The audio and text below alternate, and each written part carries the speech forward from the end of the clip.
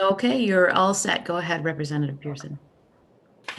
Of the House Health, Human Services, and Elderly Affairs Committee, I find that due to the state of emergency declared by the governor as a result of the COVID-19 pandemic, and in accordance with the governor's emergency order 12, pursuant to Executive Order 2020-04, this public body is authorized to meet electronically.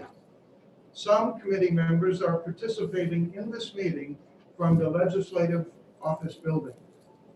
This is a public hearing on bills referred to the House Health, Human Services, and Elderly Affairs Committee. It may be followed by an executive session. Please note that there is no physical location for members of the public to observe and listen contemporaneously to this meeting. However, in accordance with the emergency order, I am confirming that all members of the committee and select legislative staff have the ability to communicate contemporaneously during this meeting through the Zoom electronic meeting platform, and that the public has access to listen contemporaneously and, if necessary, participate in this meeting by the Zoom platform or by telephone. All necessary access information has been made available in the House calendar and through the electronic calendar on the General Court website. The notice for this meeting complies with House rules and RSA 91A. Anyone who has a problem accessing the meeting should call 271-3600 or email hcs@leg.state.nh.us. In the event the public as a whole is unable to access the meeting will be adjourned and rescheduled. I want to introduce the staff that are on the meeting assisting us. Would you introduce yourselves, please? Christina Dyer from House Committee Services. Thank you. Please note that all votes that are taken during this meeting shall be done by roll call vote. We will start the meeting by taking a roll call attendance. When each member states his or her presence, please also state whether there is anyone else in the room with you during this meeting. This is required under the right to know law.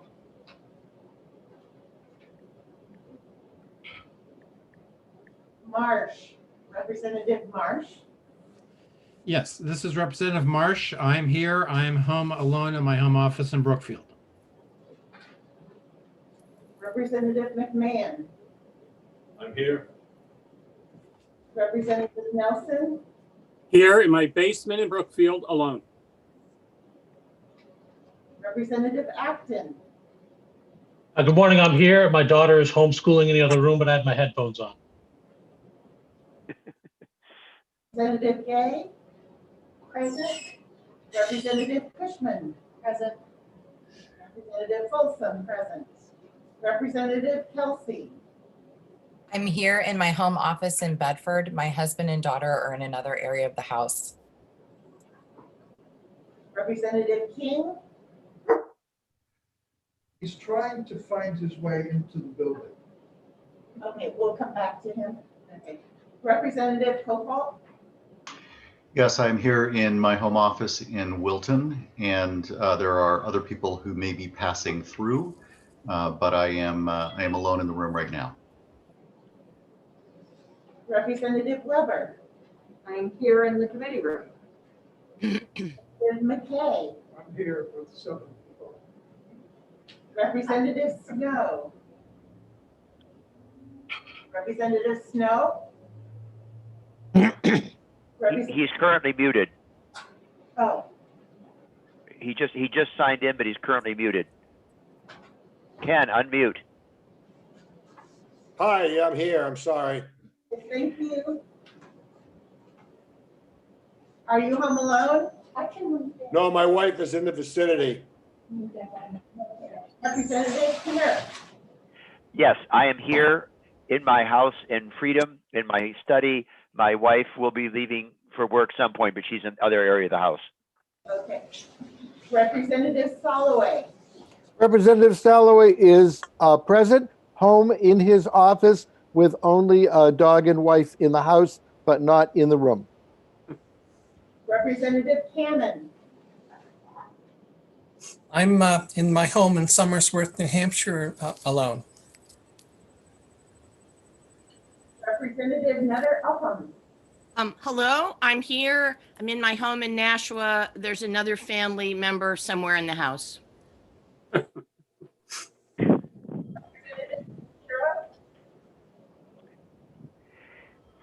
Representative Shapiro. Hello, I am in my home in an office in Keene.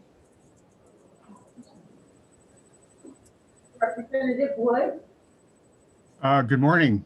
Yes, I'm here at my home in Bow, New Hampshire. I'm in my study by myself, but my wife is someplace else in the house. Representative Merchant. Yes, good morning. I'm here in my house in Claremont, and my wife is somewhere else in the house. Thank you. Representative King Here. and Representative Pearson. I'm here with some friends.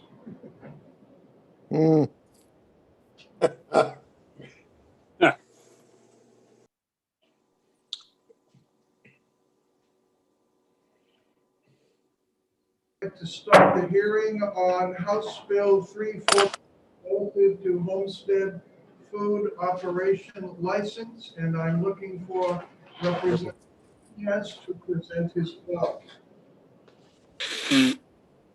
Good morning, Mr. Chairman and members of the committee. This is, for the record, my name is Herschel Nunez. I'm the state representative from Hillsborough District 37, towns of Pelham and Hudson.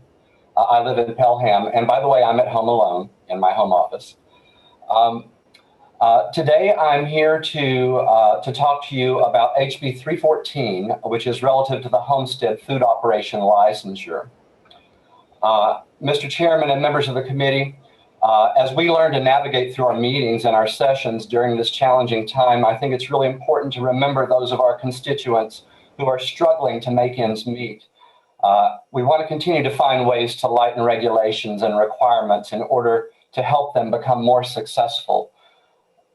First off, I want to apologize because I did find 2 small word errors in the bill, but I've already submitted an amendment to the Office of Legislative Services. And that amendment should have been emailed out. I emailed it to you, Mr. Chairman, this morning, just a few minutes ago. I received it last night late. If you would like for me to go over those changes for the amendment, I can, or I can continue on down the bill with your instruction. I'll do whatever you like. Okay, I'm going to ask Representative with Congress. I'm finding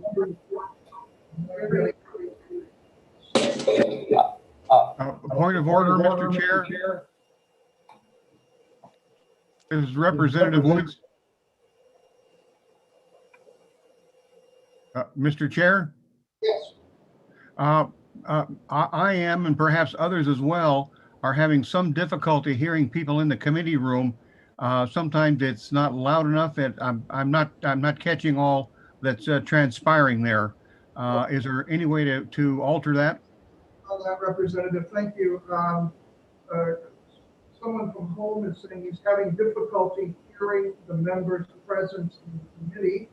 And we who are physically present are hearing some people on the screen, their voices rather garbled.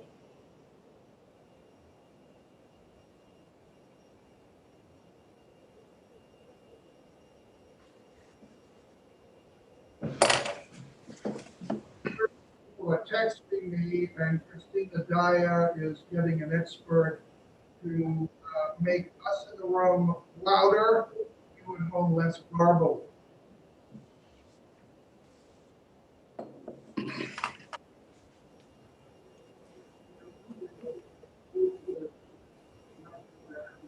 Far away, closer to where all of us are.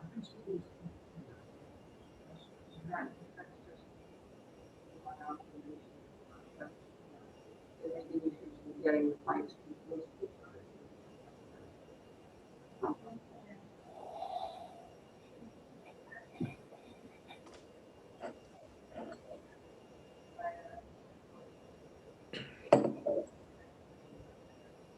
Mr. Chair, could I ask perhaps that Representative Nunes would re-forward that amendment to us? I've just looked in my mailbox and I can't find it. So if you could send it to the HHSEA committee, then we can have it to look at contemporaneously, and you could do it right now while we're waiting. Certainly, I'll get that done right now. Thank you. Sorry to speak out of. Is your computer a PC or a Mac? PC.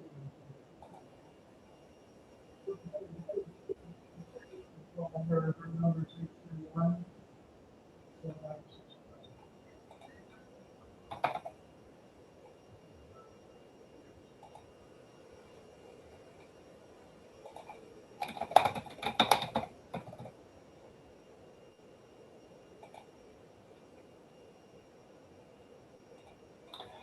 You should be receiving it now, Representative.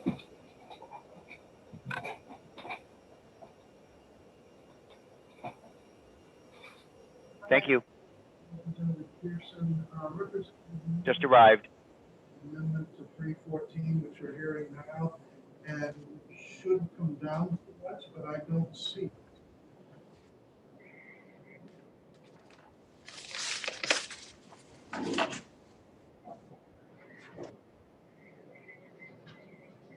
Okay. Thank you. Representative Nunes, the fourth floor tells me that they have not seen the amendment yet from OLS, but calling now to have it sent over. And when they do, they'll make copies and run them down to us here. Thank you, Mr. Chairman. And I did just email that amendment to the committee to make sure that everybody would receive it as well. Thank you. Would you like for me to continue with the bill, Mr. Chairman, or do you want me to wait? I would suggest you continue, hoping that they're working on the various problems. If it just gets to the point where we cannot hear you, we're suspending it. So, yes, thank you, Mr. Chairman. What I will say about the amendment, it just changes a couple of words in the bill. There were some words that were omitted. So I'll continue on with the introduction of the bill. And I apologize for the confusion, Mr. Chairman and members of the committee. In this bill that I'm offering the committee today, I'd like to talk about changing a few lines of the current statute that will allow homesteaders or those who live in their own homes on their own land to be able to make and create and produce food products to be able to sell from their homes and other places such as farmers markets or farm stands or retail food stores, and including by mail order or over the internet, making these food types of producers exempt from licensure. I want to talk a moment about why the bill is important. Mr. Chairman, members of the committee, selling homemade food is an important source of income for farmers, for stay-at-home parents, for the disabled, and others who need or want to work from home. When other states have expanded their homemade food laws, thousands of new home businesses were created, and this bill will help the economy. Selling homemade food is especially important during the pandemic, when many find themselves out of work. In other states, for example, out-of-work chefs and restaurant workers have been able to sell homemade food to help make ends meet. Consumers love buying fresh and local food from their community, and people should have the choice to buy homemade foods. This bill is about individual freedom and economic opportunity. Mr. Chairman, what the bill does is it changes restrictions and brings New Hampshire up to speed with the best practices in other states. Homesteaders no longer will need a license to sell shelf-stable foods. As long as you're just selling shelf-stable foods, you can sell directly to consumers, online, and to retail stores with no license required. This bill also gets rid of the sales cap. Most states do not have a sales cap. And if you do not have if you do have a license, you can sell perishable foods and meals and acidified or canned foods, but that is only with the license. That's things such as pickles or relish. And the only restriction is that you can't sell meats or seafood or alcoholic beverages. Now, New Hampshire's current law, 49 states allow the sale of homemade food, but our law is very restrictive compared to other states. Homesteaders have to deal with a lot of red tape and restrictions. Homesteaders need to get a burdensome license if they want to sell online or to retail shops, or over $20,000 in gross sales. And $20,000 can be very low. After subtracting for ingredients and other expenses, homesteaders are left with only a few $1,000s left in profit. And even with the license, homesteaders can only sell shelf-stable foods, also known as foods that are not potentially hazardous. You can't even sell simple perishable foods like cheesecake or pizza or mac and cheese. And you also can't sell acidified foods like pickles. Now, in this bill, we've added a Section 5. It has to do with poultry and poultry products. And in this bill, they can be sold if the homestead slaughters no more than 1,000 poultry raised by the homestead food operations during the calendar year. If the homestead operation does not sell products bought elsewhere, meaning they must be raised by the homestead operation, and the product is unadulterated, and nothing precludes RSA 143-A:14. Also, we add a Section 6. This bill also preempts any local government regulations prohibiting and regulating production and sale of homestead food producers, making it a bill for the state. Mr. Chairman, in times like these, living in a pandemic, many folks are trying to find ways to increase their household revenue, their income. Many have exhausted the ability to stay on unemployment, and many businesses are struggling just to keep their doors open. The supply chain has been broken, but locally, we can fix part of that. And as we do it, without punishing the homesteaders with regulatory fees and licensing costs on food products that are deemed safe by any other means. Of course, Mr. Chairman, the labeling will still need to occur. Directions for how and when to use and ingredients, all of that stays in place. And for anyone who wants to sell any food product that could be deemed hazardous, the product still needs to be licensed for sale under RSA 143-A:4. Should I say RSA 143-A:4. Mr. Chairman, that's my presentation to the committee. I'll take any questions. All right, before that, Christina Dyer, are you in this meeting?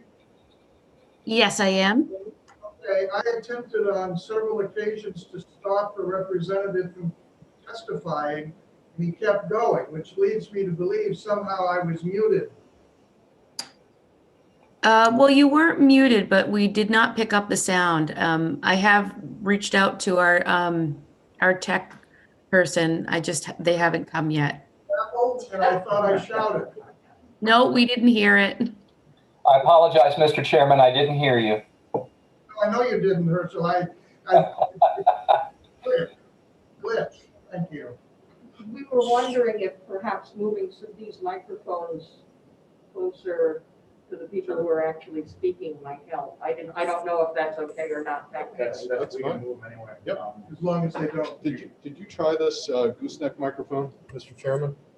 Did I try it? No, but I'd love to. Okay. Somebody must have moved it wrong. Because we put that to the chairman's. Right. Wow. Wow. With an on-off switch. Okay, red means off, right?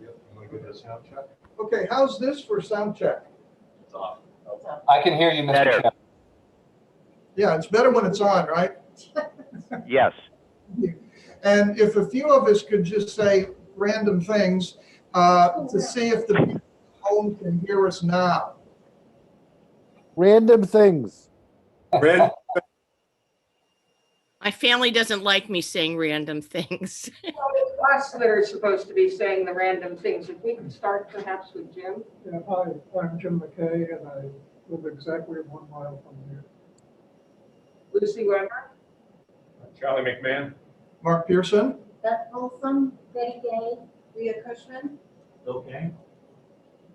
Jeff Salloway, Ken Snow, Gary Merchant. Gary Bill Knirk. Marsh, Nikki Kelsey. Joe Shapiro. Gary Woods, Jim Kofall. Jerry Cannon.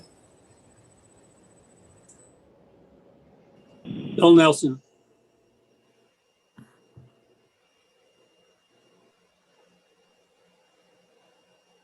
Here we've heard the prime sponsor introduce his Bill 314, and now comes the next learning curve, how I call on people to ask questions. How do I do that? How do I know who wants to ask a question? I can see people. How about if we have our hand up? Okay, well, I can't see that unless somebody shows me. All right, Representative Knirk. Okay. May I proceed then with a question of Representative Nunes? Yes, please ask your question. Okay. Thank you very much. I am a little bit confused. When you commented about your amendment, you said it just changed a couple of words, but in my mind, it seems to change fundamentally the entire point of the bill, because the bill, we're dealing with the exemptions from licensure, and the bill had that homestead food operations selling potentially hazardous food would be exempted. Your amendment said if they're selling food that is not potentially hazardous, and not is only one word, but it completely changes the entire meaning of this bill. What is it you're really trying to achieve? Thank you, Representative, for the question, and I understand the confusion there. The not is what was left out, and that's what came in the amendment. It's just a couple of words, but you're right, it does fundamentally change the bill as it was drafted. This amendment says food that is not potentially hazardous. That's what we're looking at here, food that is not potentially hazardous. Follow up? what line is that on? It's on the amendment. Oh, whoever's the one without the not. That's the bill. Mr. Representative, if you'll let me explain the amendment for just a moment. Mr. Chairman, may I do that? Yes, proceed. Mr. Chairman and members of the committee, we found two errors in the bill. When we sent it to OLS, it came back. It was small, so we missed it whenever we were going over the bill, and I do apologize for the confusion.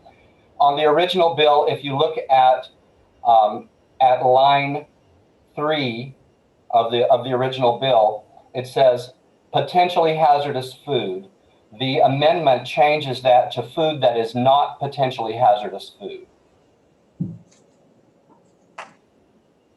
And then if you look in section 2 on line 21, again, it says potentially hazardous food, and we change that to food that is not potentially hazardous. Those are the only two changes in the amendment against the original draft.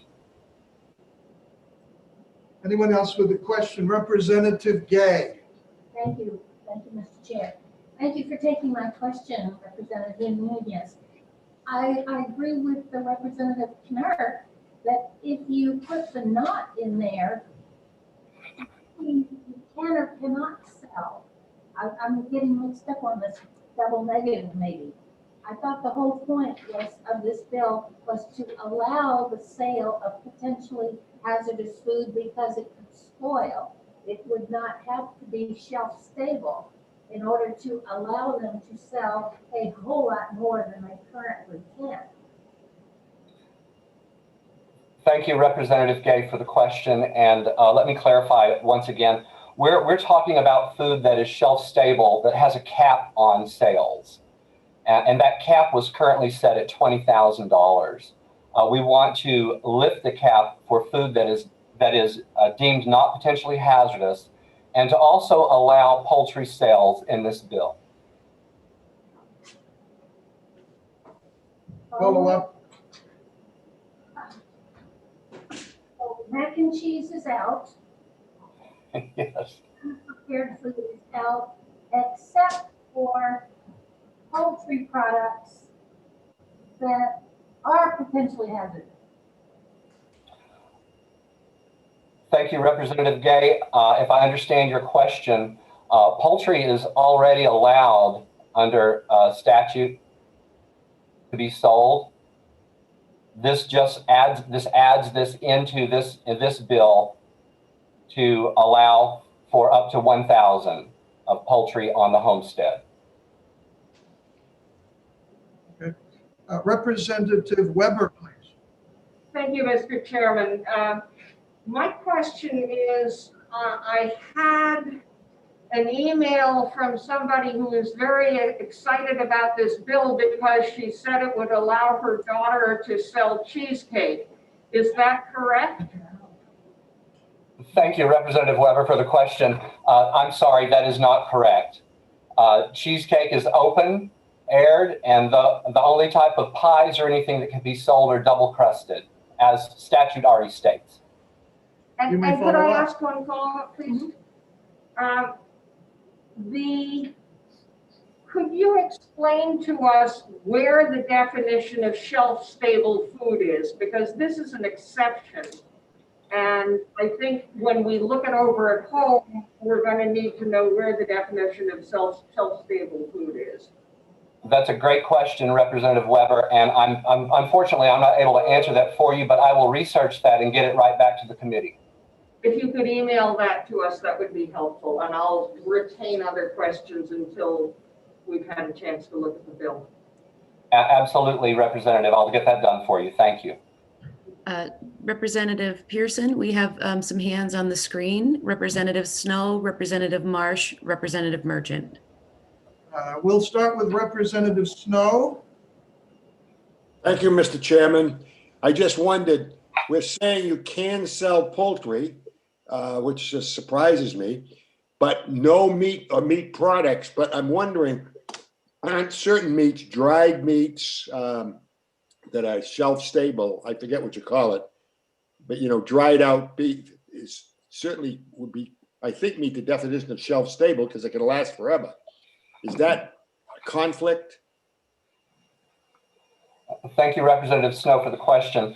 The way that I understand the statute is that any type of meat or meat products that are already controlled under potentially hazardous, in which I think we're talking about beef here, things like that, that still has to stay within the current RSA 143-A:14.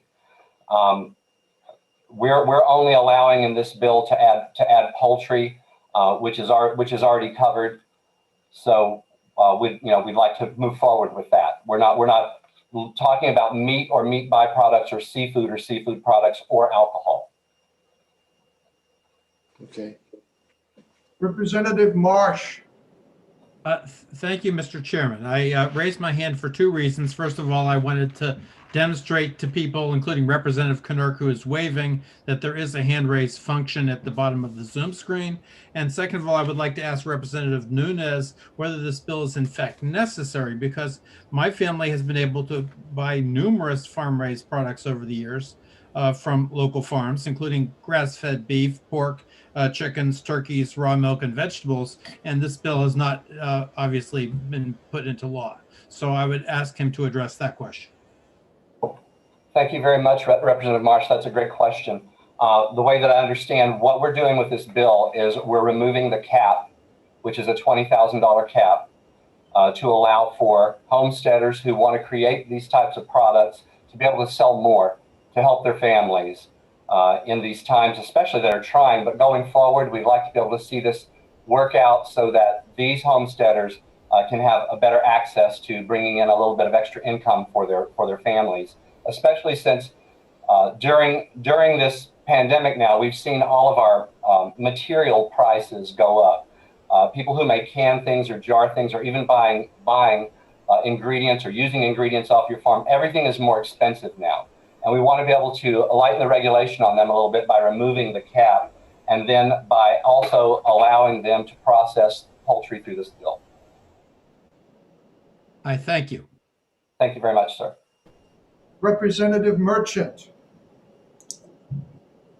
Thank you, Mr. Chairman.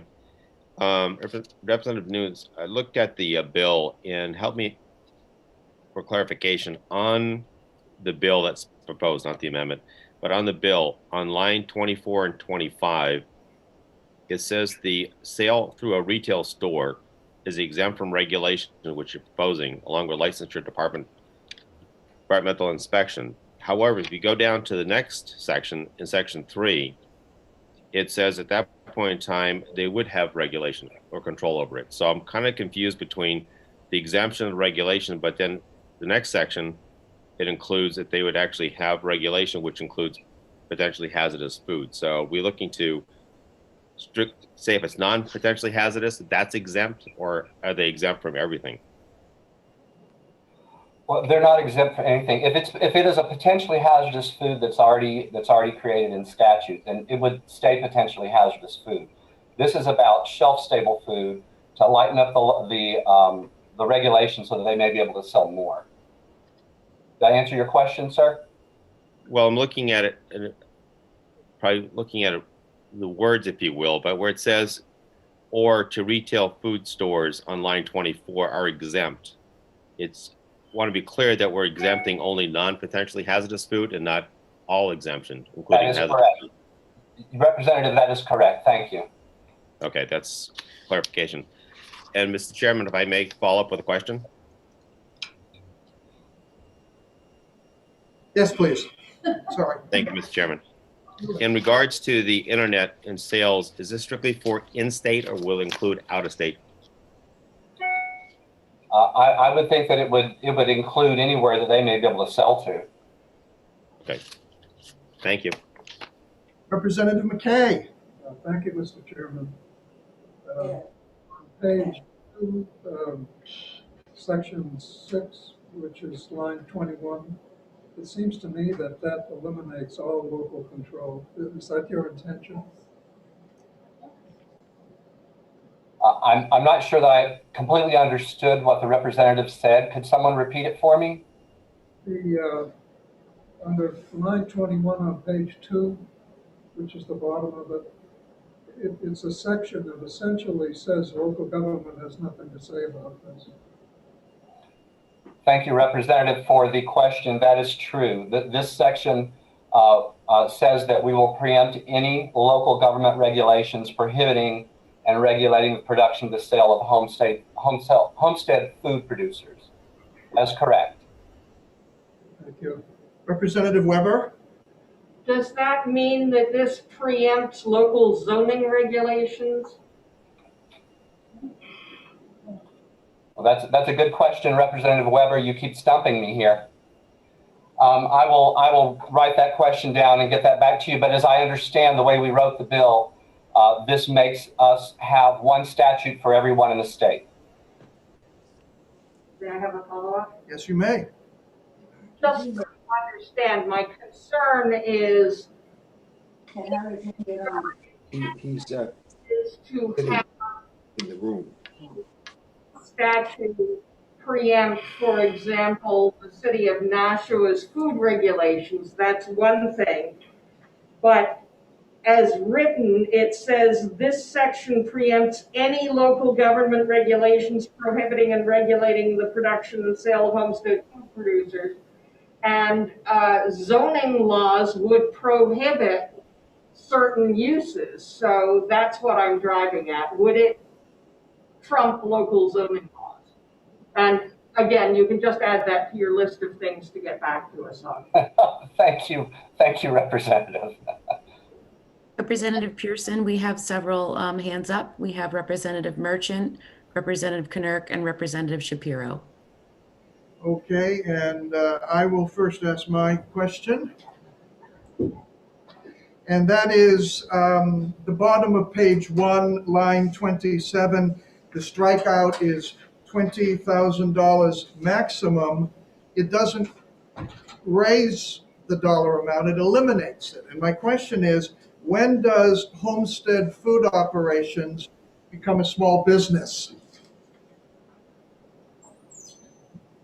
Thank you, Mr. Chair, for the question. I I believe that again, that's another question that I'm going to have to answer for you, get an answer for you. But I know that there are regulations that are out there about how we form small businesses and what those small businesses are supposed to do and not do. I will figure out that for you and get that information back to you. And I apologize, Mr. Chairman.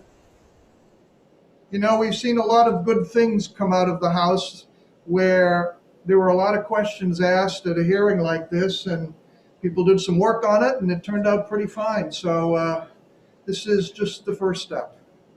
Thank you, Mr. Chairman, for your understanding. Mr. Chairman, can I ask a procedural question? Yes, of course. Thank you. Is this a bill that might go to a subcommittee? It is. And I ask that because it might be easier on people asking questions if they know that some of the wordsmithing might have another opportunity and they don't have to get everything down right now. And that might help us proceed more quickly. Thank you for that voice of wisdom and experience. Okay, Representative Knurk. Thank you. Okay.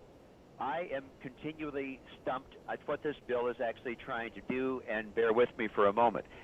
In statute RSA 143A5 gives the exemptions for licensure. The exemption in 7, and this is in either the original bill or in the amendment line 3, which strikes out the annual sales, the exemption currently says that you are exempt from licensure if you sell less than $20,000. By removing that, you've actually achieved precisely the opposite of your goal. That is, you've said that everybody, even if they sell $10 worth of materials, would be subjected to licensure. Is that not correct? Because you're removing the exemption of the cap. I'm sorry. Thank you, Representative, for the question. We're not removing the exemption for the cap. We're removing the cap. Yes, but may I, sorry, follow up? Yes. But you aren't removing the cap, because the cap refers to an exemption. If you are producing less than that maximal amount, you are exempt from licensure, which is what 143A5 is all about. Those are the exemptions. By removing that, I mean, if you go back to the statute itself, 143A5, it's exemptions. The following establishments shall be exempt from departmental licensure, and then it gives this laundry list, one of which is homestead food operations that are selling less than a maximum annual gross sales. By striking that language, you have just made them not exempt. Representative, that's not the way that I understood it, but that's a very good point. And if I'm redirected to that statute, we may need to amend something else in order to make this bill push through. Final follow-up? One more. Yeah, just look at the statute 143A5, which is what Roman numeral 7 is extracted from. And the answer would be remove the strike through, because what you've done is just the opposite. Thank you. Representative Merchant, I believe you had your hand up. No, Mr. Chairman, you eloquently asked the same question I was going to ask. Thank you. Representative Shapiro.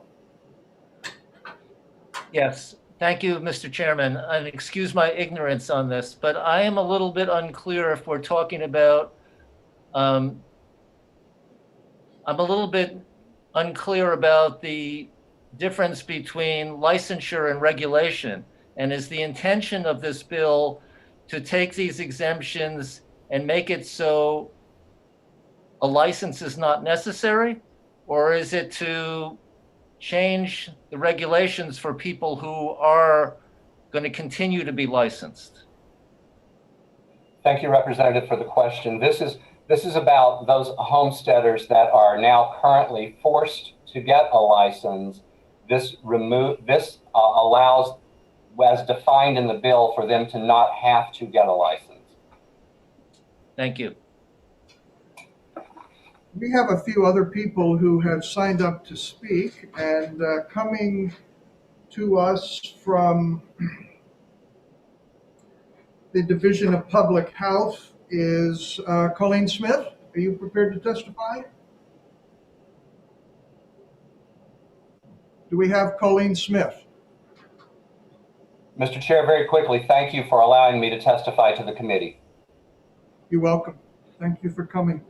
All right, Yes, my line was just unmuted. Thank you, Mr. Chairman and members of the committee. For the record, my name is Colleen Smith. I'm the administrator of the Food Protection Section. The Food Protection Section is within the Division of Public Health Services of the Department of Health and Human Services. Due to this amendment, it does change our testimony somewhat. We had prepared some testimony and submitted it to the committee in advance.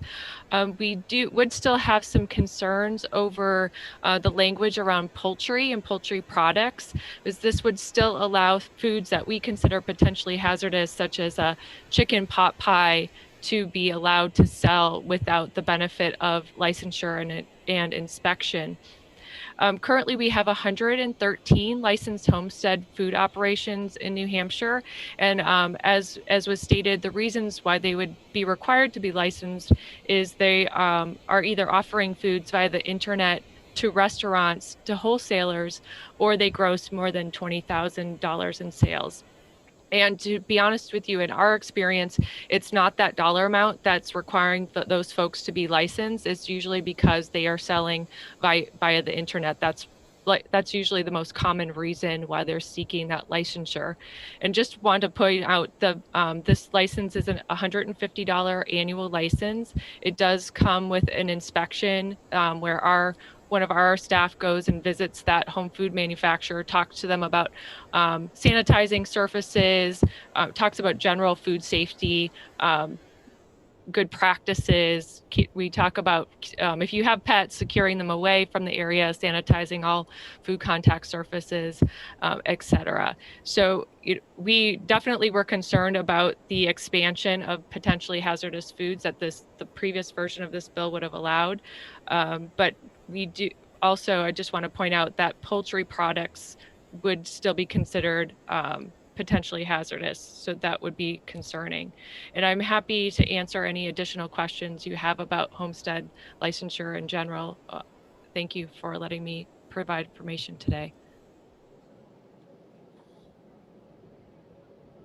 It's your testimony that the amendment to 314 mitigates some of your previous testimony? Yes, we had definitely had serious concerns about the allowance for expansion to potentially hazardous foods. We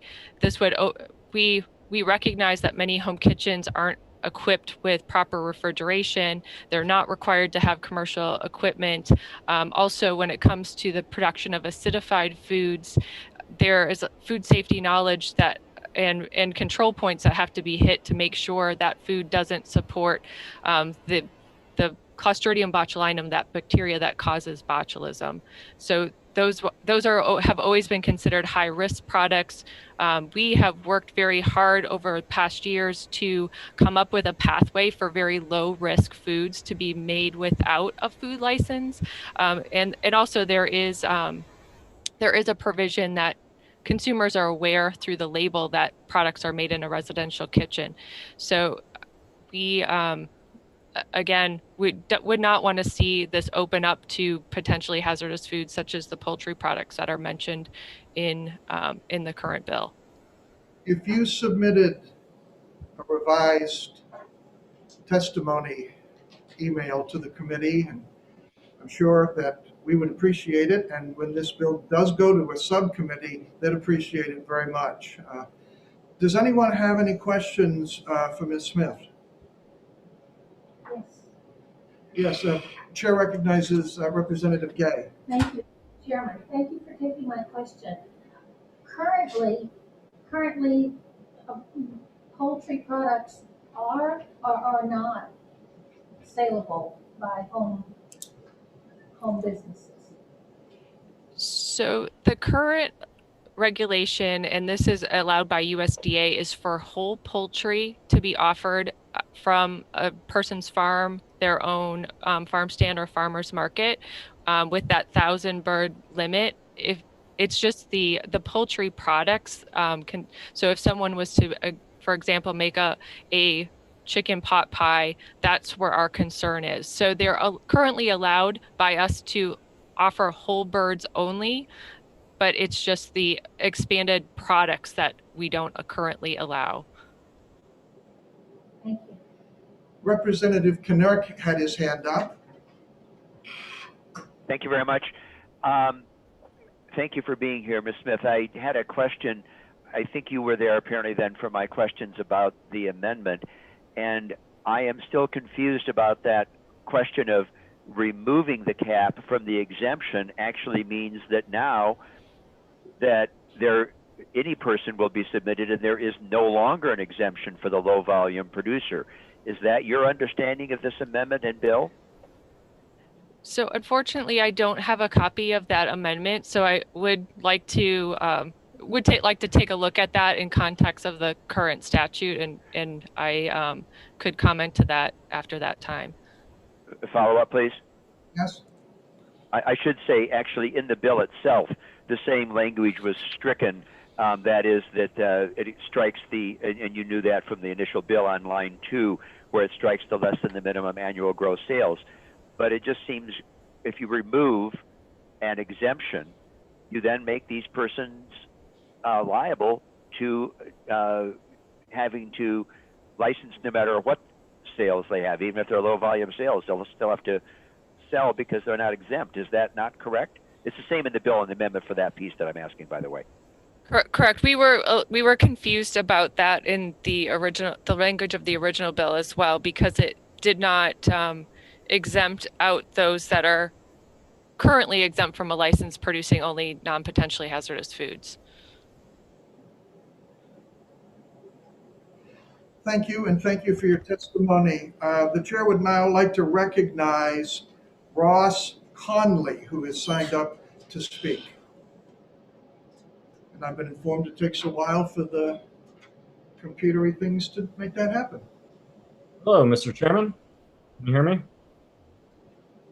We can hear you. You're a bit garbled. Oh, I apologize. I'll try to get a little closer. Everyone's dealing with this new world in Zoom. So thank you, Mr. Chairman and members of the committee, for holding this hearing today. For the record, my name is Ross Connolly. I'm the Deputy State Director for Americans for Prosperity in New Hampshire. I'm here to offer our support for HB 314. Obviously, it sounds like there's some issues that need to be worked out with language of the bill, but in general, we support the intent of this legislation. In 2011, our state made the decision to establish a 2-tiered system for selling homemade food products. For example, if a single mother decided to start selling homemade cookies to make extra money, she would need to keep the total gross revenue under $20,000, and she would not be able to sell in retail stores or online unless she acquired a license.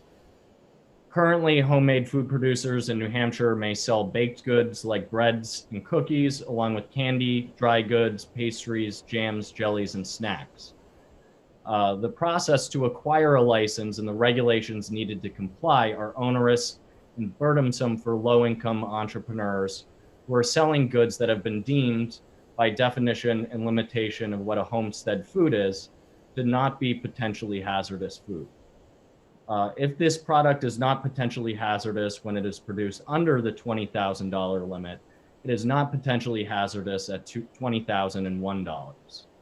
This tiered system quells entrepreneurship and holds back Granite Staters from growing their local business out of their home.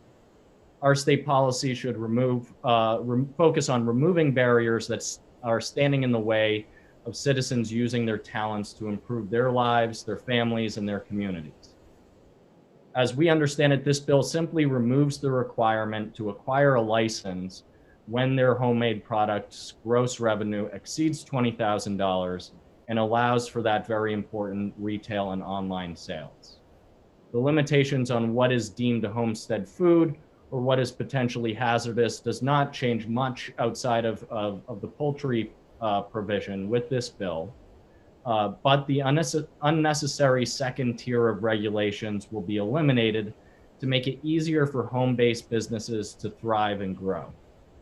And at a time when many Granite Staters have been forced to work from home, as many of us are today, and food distribution has been deemed an essential service, it makes all the sense in the world to give these entrepreneurs this needed regulatory relief. So with these grammatical changes, we do urge the committee to recommend ought to pass on HB 314. And I'd be happy, I have a little bit of a time limit here, but I'd be happy to take any questions. Does anybody have any questions for Mr. Connolly? Thank you, sir, for your testimony. Thank you, Mr. Chairman.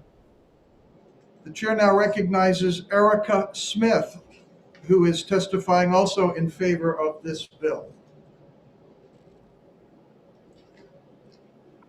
Thank you for your time. My name is Erica Smith, and I'm a senior attorney at Justice, a national nonprofit organization that fights for individual rights.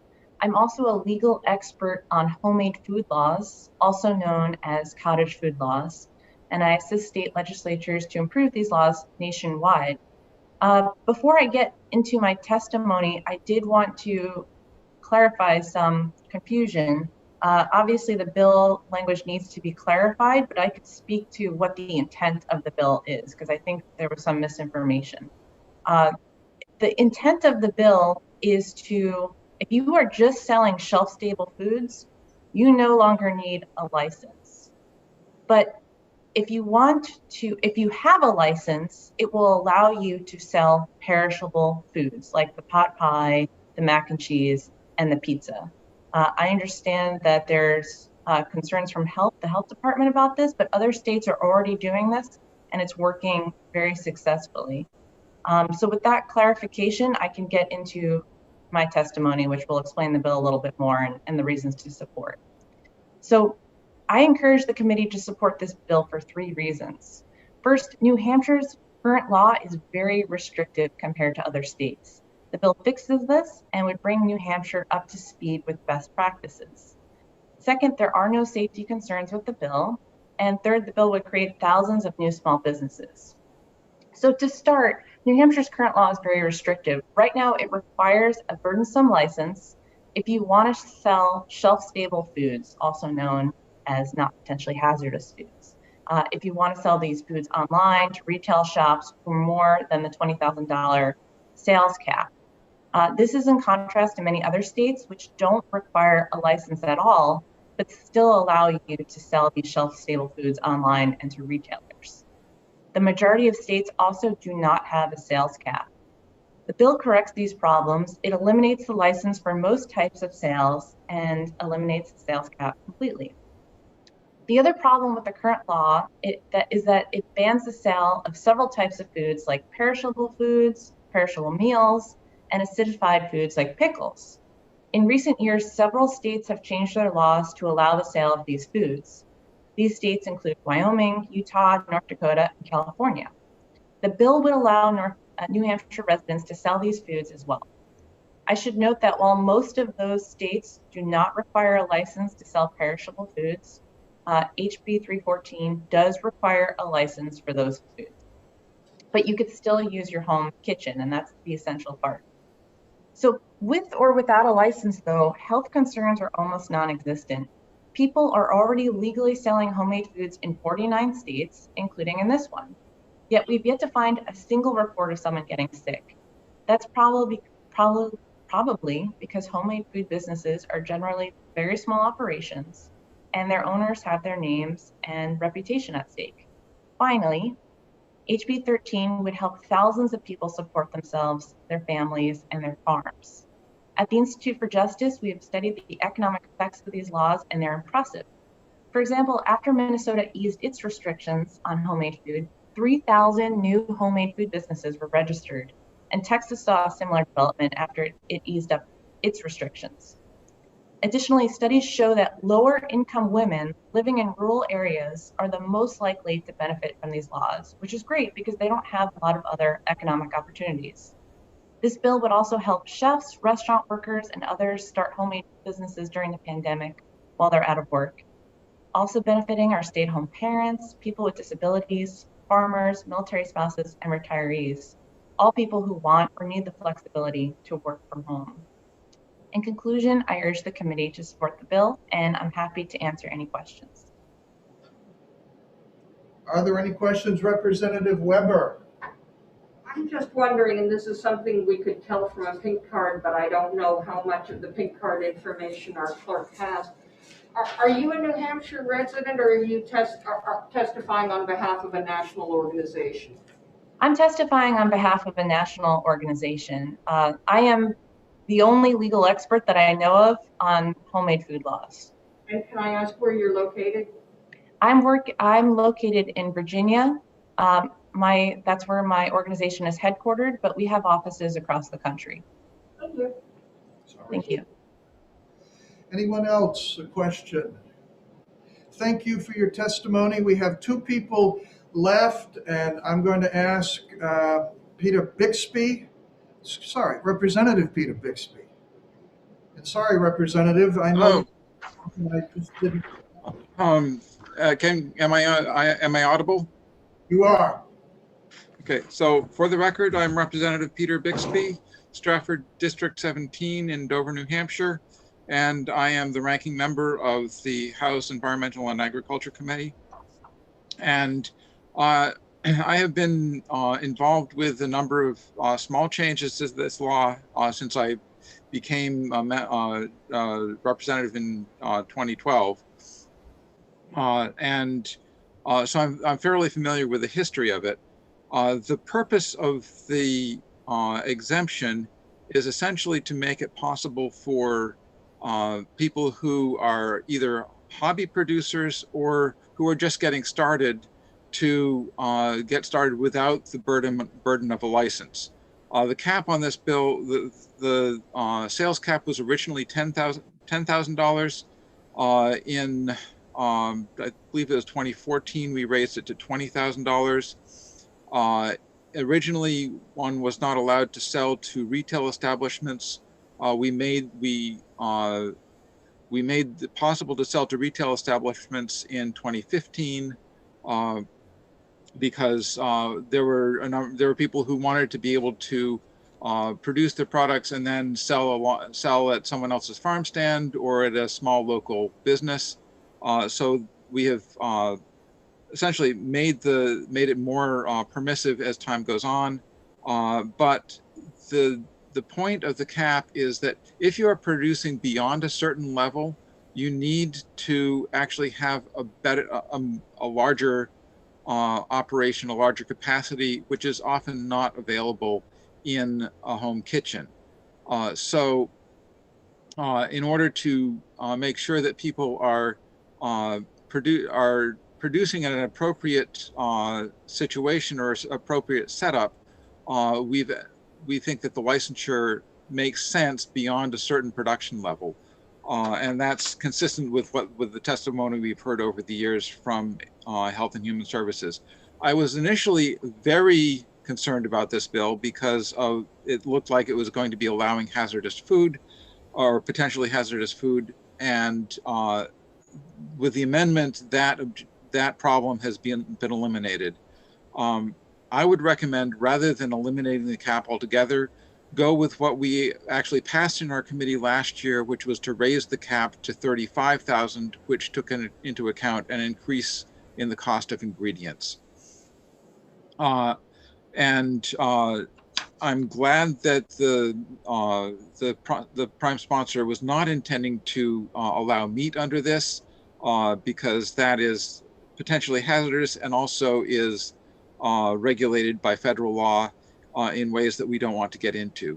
As for the poultry end of things, we actually have the most permissive poultry sales laws that we can under federal law already in RSA 427 2A Roman 3. That's all right. So kind of wrapping up the first bill.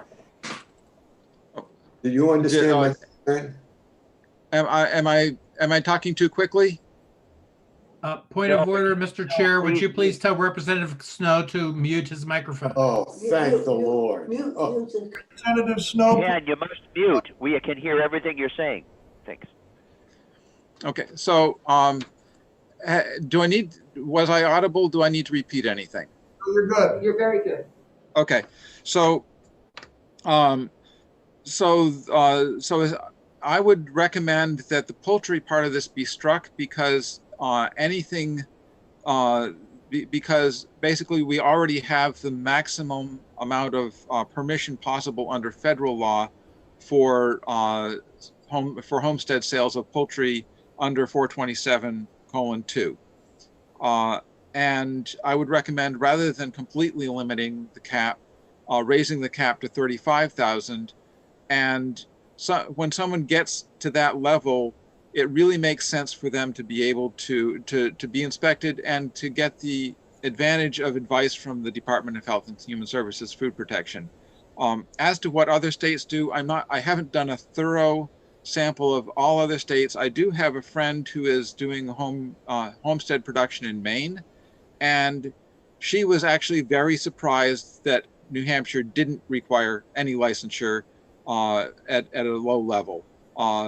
She is producing well under what our $20,000 cap, and she was required, because she was doing it at all in Maine, to get inspected, and she found that inspection actually rather helpful because she got good advice in terms of good practices.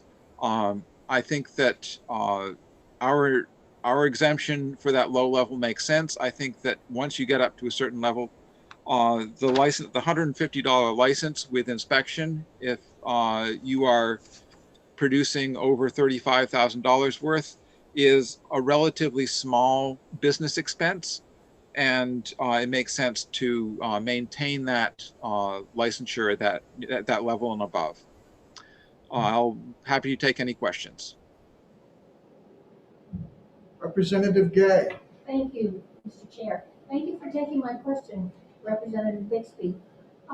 At what point do people have to have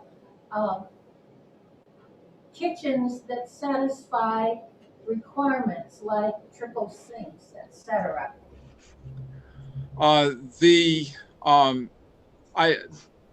I'm not thoroughly versed in the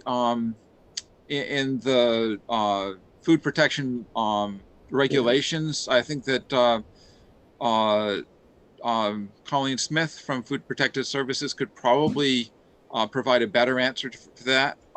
But in terms of when you are required to have certain equipment, you are not required to have that below the cap level, and it is possible that a home kitchen could be sufficiently equipped to get the license, even if without major renovations. You don't need to. Even at the licensed level, you are talking about a home kitchen. You are not talking about a commercial kitchen. Any other questions? Thank you, Representative Bixby, and once again, apologies for not calling you earlier. Thank you. And the final one to bring testimony is Thomas McLeod.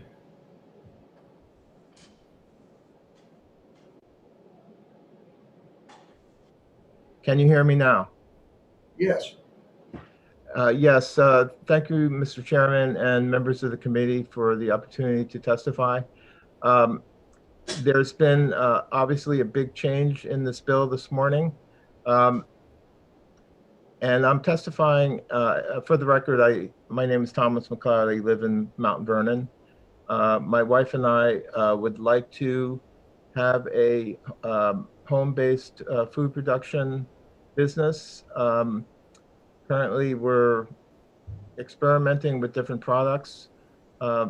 As I understand it, and I haven't seen the amended language, as I understand it, this bill would allow us to use our home kitchen for certain fermented foods, which we would not be able to do under the under existing law.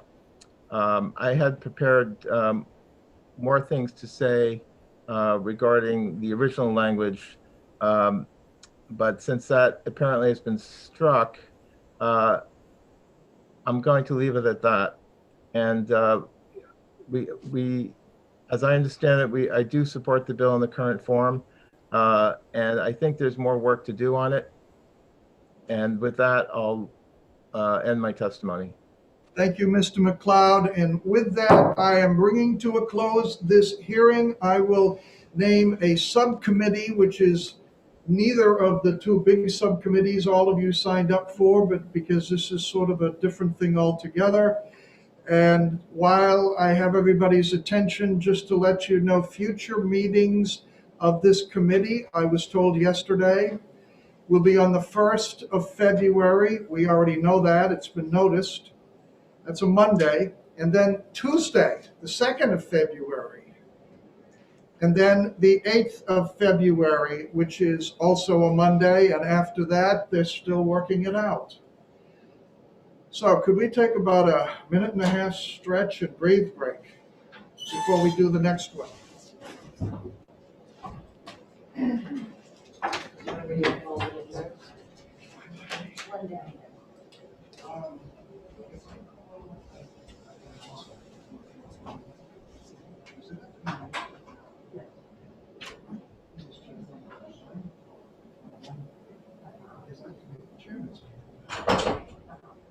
That's over, and I'm going back to 10.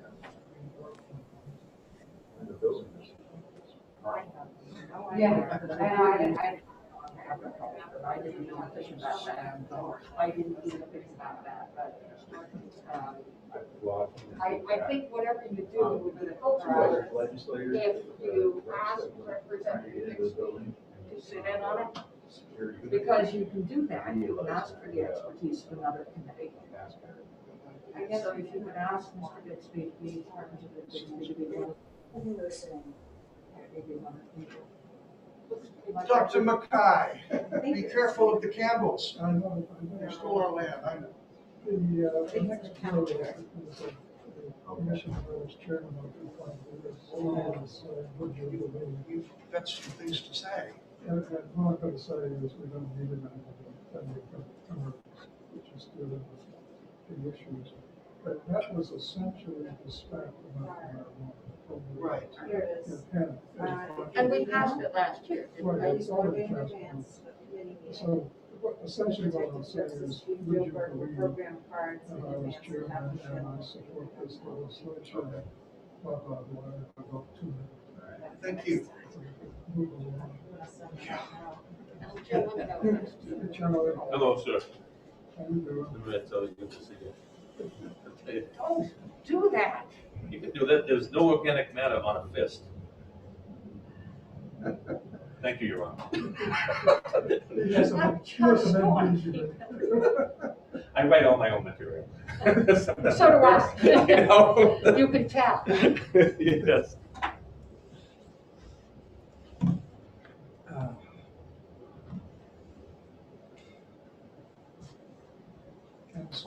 Good morning. My apologies for a bunch of deaths. First day of school. I was actually 20 minutes ahead of time. I got here an hour and 10 minutes ahead for that very reason. For a long time, then all of a sudden, bang. And then the doors are locked. So he's been quarantined for about a week now. Mr. Chairman, can you hear me? We can hear you, Ken. Mr. Chairman is, oh, yes, he is. I'm sorry. Beg your pardon. May I apologize to the committee? I attempted to mute myself when I had a call from the speaker's office and I had to take it. And I thought I muted myself, but I was already muted, so I unmuted myself. I apologize. Representative Snow, we understand, believe me. I'm sorry. We didn't grow up with this stuff. Ken, as long as we have you here, you know what you could do is keep yourself muted all the time. And when you want to speak, just hold down the space bar on your keyboard. Oh, I didn't know that. Oh, okay. Ken, that's what I do. That's a good way to do it. All right, I didn't know that was an option. It So took let me me, a long time to discover it and some embarrassing moments. So you keep the space bar down? If you hold the space bar down, it will unmute you, and then when you let it out, you stop. So you don't have to find the sweet spot there. Yeah, when you're muted, the space bar becomes a push to talk button. Okay. Okay, we are back, and this one, I hope, will go quicker. House Bill 378 from our very own committee, Representative Dennis Acton, to present the bill. Okay, good morning, everyone. Thank you for your time. We have House Bill 378, which is repealing the Therapeutic Use of Cannabis Advisory Council. Let me give you a little bit of background on why we're trying to do this. After the bill was passed, the therapeutic cannabis law was passed, there was a desire to bring together a team of stakeholders to provide advice and consult to the Department of Health and Human Services as they created the program basically from scratch. It was the law tasked this council to. Okay, so the law tasked the council of providing 4 different points. 1 is to assist Health and Human Services in adopting the rules. 2, to collect info as required in the bill. 3, to make recommendations to the legislature on the rules and possible changes to law. And 4, within 5 years, make a recommendation to the success of the program and whether the law should be continued or sunset. The council met 15 times between 2013 and 2018 and did a lot of really good work in helping Health and Human Services to create the rules for selecting and helping the alternative centers to find locations and all the rules that were involved in that. And then finally in 2018, the council issued an advisory that there were no problems with the operation of the therapeutic cannabis program, and they issued an opinion that the program should continue. So in essence, we look at it as that they have accomplished the goals of the original legislation, and therefore we're looking to repeal it. Now, what has happened is that we now have the Medical Oversight Board, which is active and providing consult to our committee and to Health and Human Services on the next phase, which is dealing with the medical conditions that are allowed and so forth. So we feel that the Therapeutic Use of Cannabis Advisory Council has accomplished its mission and therefore should be struck from the original law, and that's the goal of this legislation. Thank you. Very much, Representative. I'm going to move immediately to call on Representative McKay, who can bring some history and perspective to this. Sir. Thank you, Mr. Chairman. Would you believe that I was chairman of that commission for 5 years? It was essentially, and Representative Acton has done a great job and was positive. It hasn't always been positive comments about our organization. It had some very diverse populations. Essentially, we were to work to advise the Department of Health and Human Services about the beginning and structural steps to start the medical marijuana program. Representative Nelson was also a member of that commission. In essence, to make this very brief, we've done our job. The medical marijuana program is strong and moving along and developing. There is no need for the advisory committee to continue, particularly because the committee that Representative Knurp is, I don't know if he's chairman or vice chairman, is dealing with the treatability issues, which are very complicated as to whether or not medical marijuana is useful for certain kinds of conditions. So that's in very good hands. So therefore, I strongly support that we support this legislation and put that committee to rest. Thank you, Representative McKay. The memo that the chairs get from DHHS indicates the Department of Public Health says this Cannabis Advisory Council has fulfilled its purpose and the agency is fine with the bill repealing it. Is there anyone who needs to testify on this? With that, I'm going to close. Representative Knirk has his hand up. And no, sorry, you missed the time. Close the hearing and open an executive session. Which means we vote on it. Okay, Mr. Chair, can I make a motion? Yes. Okay, I would like to move that we accept and pass House Bill 378 through our committee. As in OTP. Ought to pass. Yes. I second. Second, I am going to give to Representative McKay because of his years of service. I would be glad to. Absolutely. I move on to pass. Second. So Representative McKay, second. Representative Acton moves. All right, when you are ready, Madam Clerk, you may call the roll. Representative Marsh, Votes yes. Representative McMahon, Yes. Representative Nelson, Yes. Representative Acton, Yes. Representative Gay, Yes. Representative Cushman, Yes. Representative Folsom, yes. Representative Kelsey, Yes. Representative King, Yes. Representative Copal, Yes. Representative Weber, Yes. Representative McKay, Yes. Representative Snow, Yes. Representative Knirk, Representative Knirk, Oh, yes. Representative Soloway, Yes. Representative Cannon, Yes. Representative Nutter-Upham, Yes. Representative Shapiro, Yes. Representative Woods, Yes.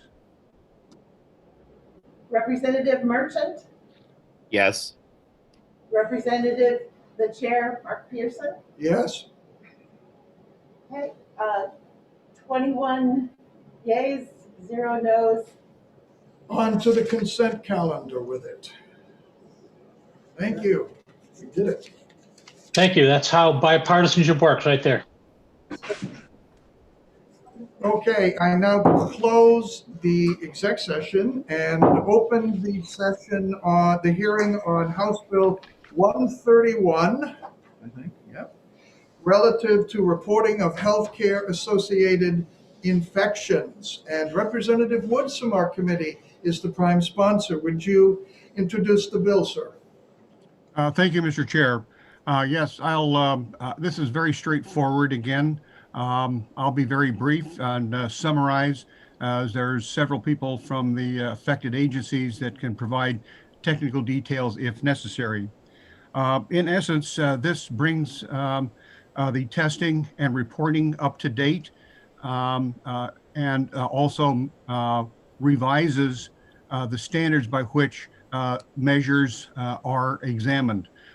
Specifically, some of the tests some of the reporting that's done is done to make sure that the particular facilities, either hospitals, day surgery centers, nursing homes meet certain standards. And once they reach those standards, which they have done in this particular situation relative to central line practices and surgical antimicrobial prophylaxis, then it's no longer needed to report both the infection rates and the process by which they're monitoring it. This bill would change that such that the appropriate reviews still look at these, excuse me, still look at these issues, which are important, but the reporting, they don't have to report sort of the protocols, if you like, so that it's a simpler administrative process for them and relieves some of the administrative burden. The second part of the bill brings it up to date in terms of identifying the appropriate agencies, CDC, CMS, hospital and reporting systems, the National Quality Forum, that are appropriate for the particular day surgery center, hospital, nursing home, agencies that oversee them. And it brings them up to those standards and identifies that those are the standards that will be met. The only other thing that it adds is that you'll see at the in section 4, reporting infections, it adds measures. And that's, again, just consistent with what the reporting process is now across the board. Finally, at the line 28, you'll notice that there is a strikeout of accreditation of healthcare organizations. That's the new name for the Joint Commission, which most of us in the medical area are quite familiar with, for better or for worse. One just last sidebar, you'll notice that on line 30, it says New Hampshire Healthcare Quality and Safety Commission. Notice that it's, the item is not capitalized. I was advised by OLS that federal agencies are capitalized, state agencies are not. So I learned something there. So basically, this is just bringing up to date the reporting criteria and the agency and federal agencies that provide the standards by which those reportings will be reviewed. So in a sense, it's just bringing things up to date and again, reassuring that the healthcare facilities really are meeting the standards we expect for our citizens in New Hampshire. Thank you. You prepared to take questions, Representative? I'll try, but again, I think there are some folks, if there are real technical issues, I'll have to defer. Okay. Representative Gay. Thank you, Mr. Chairman. Thank you for taking my question. It sounds like this is a housekeeping bill to bring us up to current procedure and current reporting. Excuse me. I just have one question about what the wording means. The coverage rates of influenza vaccination for healthcare personnel. Does that mean, like, in this hospital, what percentage of people have taken the shot? That would be my interpretation. It says coverage rates. So my sense is that the facility then would have to look at that issue of how many do in fact have that particular vaccination. Follow up? So is that a federal requirement they try to track?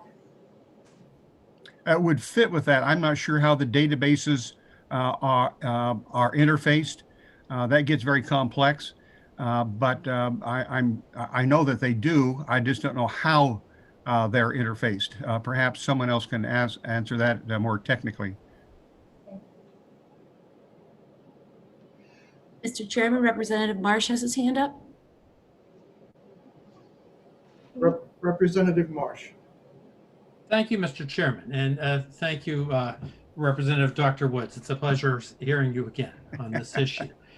And I would like you to clarify some things for me. It's my understanding that the Continuous Quality Improvement Initiative that the hospitals participate in, including my hospital, of which I am a trustee, began with a number of measures which hospitals overall were rather deficient in, including the two measures that you're striking here: the adherence rate of central line insertions and surgical antimicrobial prophylaxis, and that those initiatives resulted in the hospitals now universally meeting those standards. And by the original idea, it's time to remove those standards and replace them with new ones so that we achieve the goal of continuous quality improvement. Am I correct in that? Well, no, I think there's a misunderstanding. If you look at the RSA, it doesn't remove the reporting. Okay, those are still reported. It's just that the actual the part that's being removed, as it says, it's the report the process measures. So if you look at just above in the original RSA 151:33 A 2A, it says though there will still be reported. So we'll still be able to monitor it. So those will be just reported as numbers, but the hospital doesn't have to provide the overall processing that they used to address that issue. Follow up, Mr. Chairman. Follow up. Yeah. Is it not true that those two measures are no longer the measures on which hospitals are scored under the CQI? I can't tell you the details about the numbers. I do know that the numbers and the following these are quite high, and there are people that provided testimony to the committee that provided the numbers, and it's up in the 98% level of compliance with these with this process. So it has been quite good. As you noted, it's been very successful. Again, it's just removing the additional administrative part of demonstrating the process besides just the numbers. Yes, and thank you. And Mr. Chairman, one last follow-up, please. Go ahead. Is it true that this bill makes no change whatsoever in the reporting about influenza vaccination? Correct. I thank you. Any technical questions be held, because we will have a speaker in a minute who will be able to address them.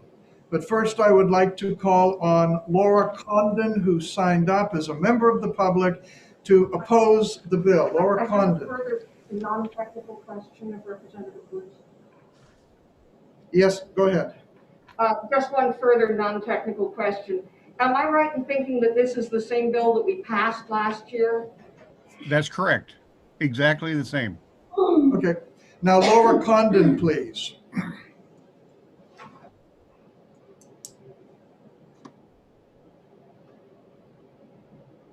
Okay, am I unmuted now? Yes. Hello. Okay, this is Laura Condon speaking, because I heard another voice that wasn't me. So all new here with this technology. So thank you very much, Mr. Chairman and committee members, for the opportunity to speak to this bill today. And what I would like to say is I'm Laura Condon from Bedford. I would like to say that I appreciate the efforts to track and control hospital-acquired infections. We know that hospitals and other medical facilities are germy places, if you will, where many people who enter such facilities without infections thereafter acquire infections. And this is a national problem that, we all appreciate the attention to mitigate that.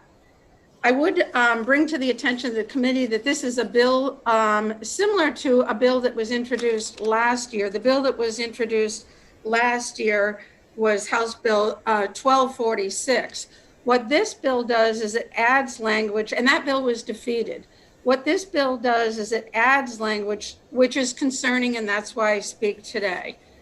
I recognize that that there still will be recording requirements for certain mitigation efforts and infection rates. But what concerns me is the added language of measures. Measures is actually not defined in this statute, but the way that it's written, it certainly would lead you to believe whatever measures are taken to mitigate infections, including, because it's listed, is influenza vaccination.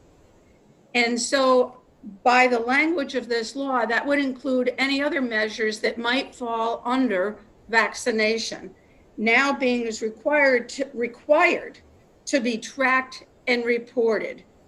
And so the concern here to me is that this measures language added would include the tracking and reporting of all vaccination measures, not just the one itemized here, because it has taken away itemizations and adding in this broad language, which essentially could result in a backdoor vaccine tracking and reporting registry somewhere, gosh knows where. It goes to these federal databases of hospital healthcare workers, patients, and residents, an involuntary tracking and reporting system. So for that reason, that added language was not there last year. I was not concerned with the bill last year. I do have these concerns now with that additional language. And so for that reason, I do ask that the committee please oppose this bill. Thank you very much for the opportunity to speak. Thank you, Ms. Condon. I will next go to, I know there's people who had hands up and we'll be getting back to you. I'd next like to call on Paula Minahan from the New Hampshire Hospital Association, a friend of some standing of this committee.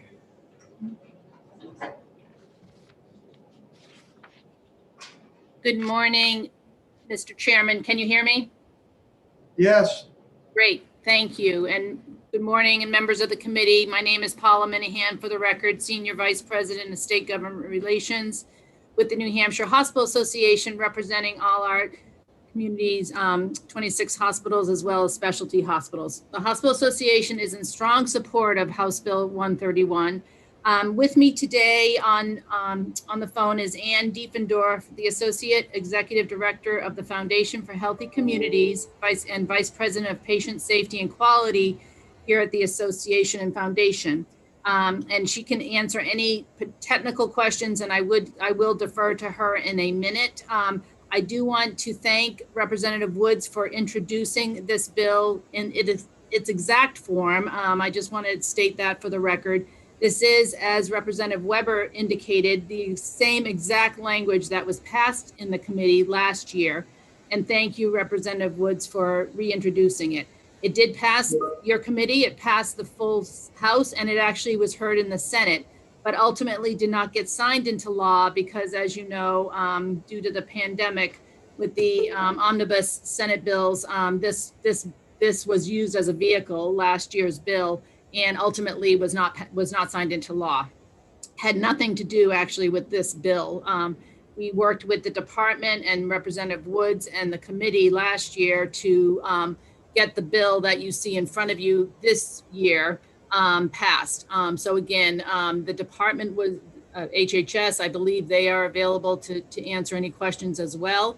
And I am going to defer to Ann Diefendorf at this point because she really is the one that works with our quality directors at the hospitals and our infection control specialists to answer any particular questions. But I just want to be on the record, indicate this was the exact same language. We went word for word to make sure there were no changes to make it easier to understand that we were just reintroducing the same bill. Could I ask Ann to raise her hand if that would be acceptable to the chair and so that she can also testify? Go ahead.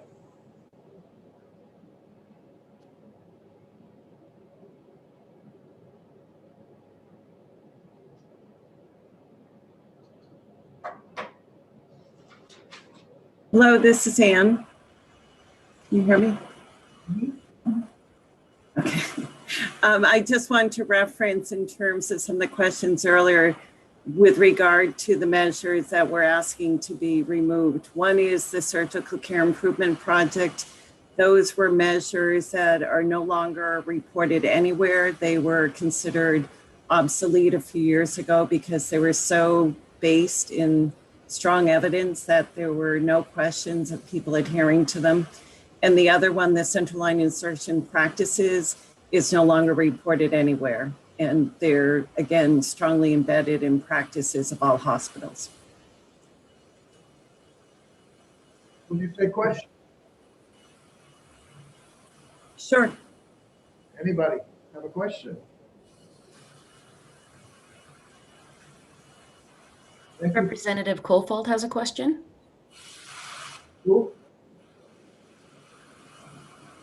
Thank you. My question is actually directed to Representative Woods. So, Mr. Chairman, I don't know if you'd like me to ask that now or wait.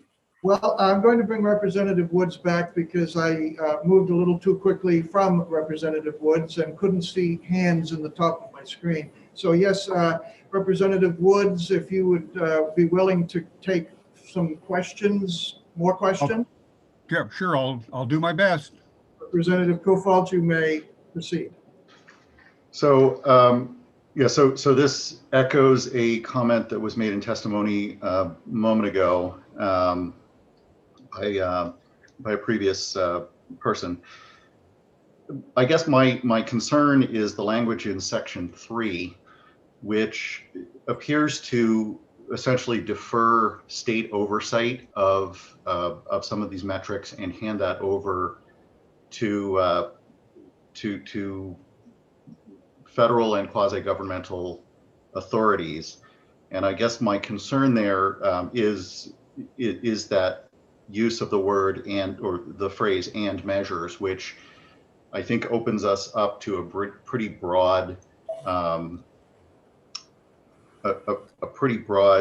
set of potential requirements that are, that were never decided or overseen by the state of New Hampshire legislature or executive branch. So I'm interested in hearing your response to that. Why we've included language that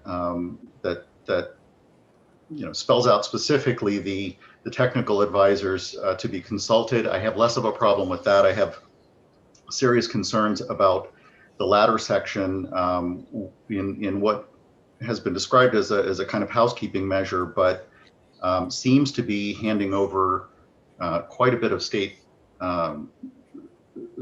control to agencies that are not elected or accountable to New Hampshire voters.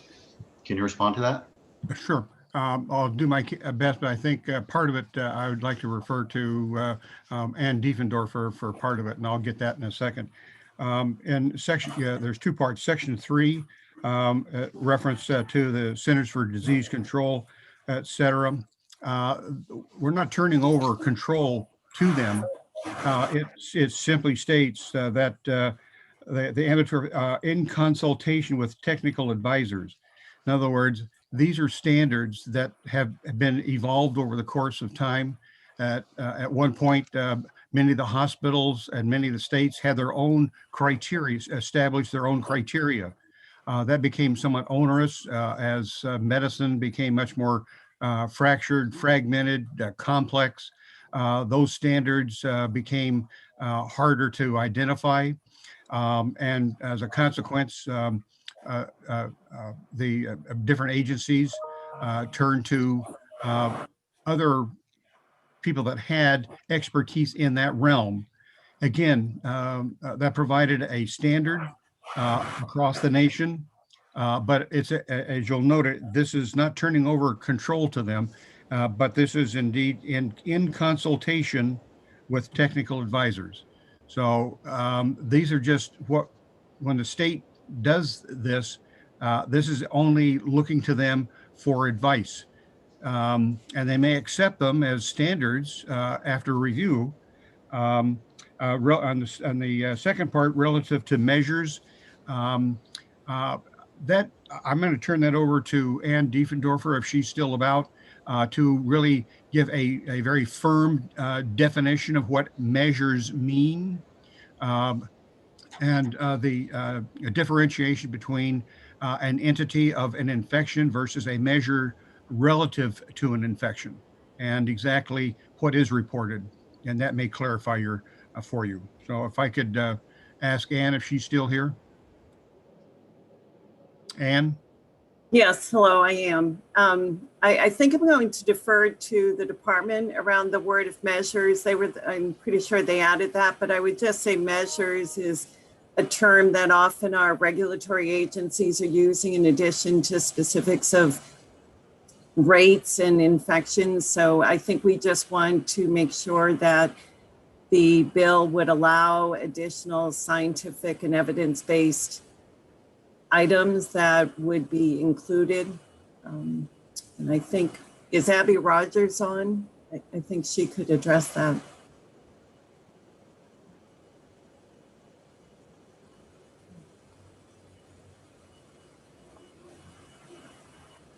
Thank you. Representative Merchant had his hand up, I think. Thank you, Mr. Chairman. In regards to the data that's being reported or collected, could you speak to whether it's aggregated data, which is patient de-identified, or is this individual patient data that's identifiable to the patient level? Yeah, I can't say specifically about the character of the data. I do know that a lot of it has been de-identified. Maybe I'll ask them to step up again.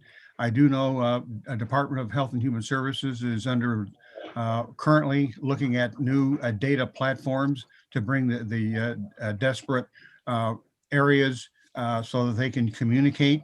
And again, one of the hallmarks is that it will be de-identified so that have more comfort level and meet HIPAA standards in a strict manner. But maybe if someone from HHS is on again, they can maybe ask or answer in a more technical manner. Is Abby Rogers on this meeting? Yes, she is. Abby Rogers, could you answer a couple I'll of bring it right on. please? Hi, good morning. This is Abby Rogers, Legislative Liaison for DPHS. I actually wanted to let you know that Katrina Hansen, who is the Chief of Infectious Disease Surveillance, is scheduled to testify on this bill, and she would be the best person to provide the information that you're looking for. Who is scheduled to testify? Katrina Hansen. She's from the Infectious Disease Surveillance section. She signed up to testify in the bill this morning. She's not on the witness list, but I will accept her as an expert witness. Okay. Well, I thought she was registered, but she should be on and identifiable. All right, are you on?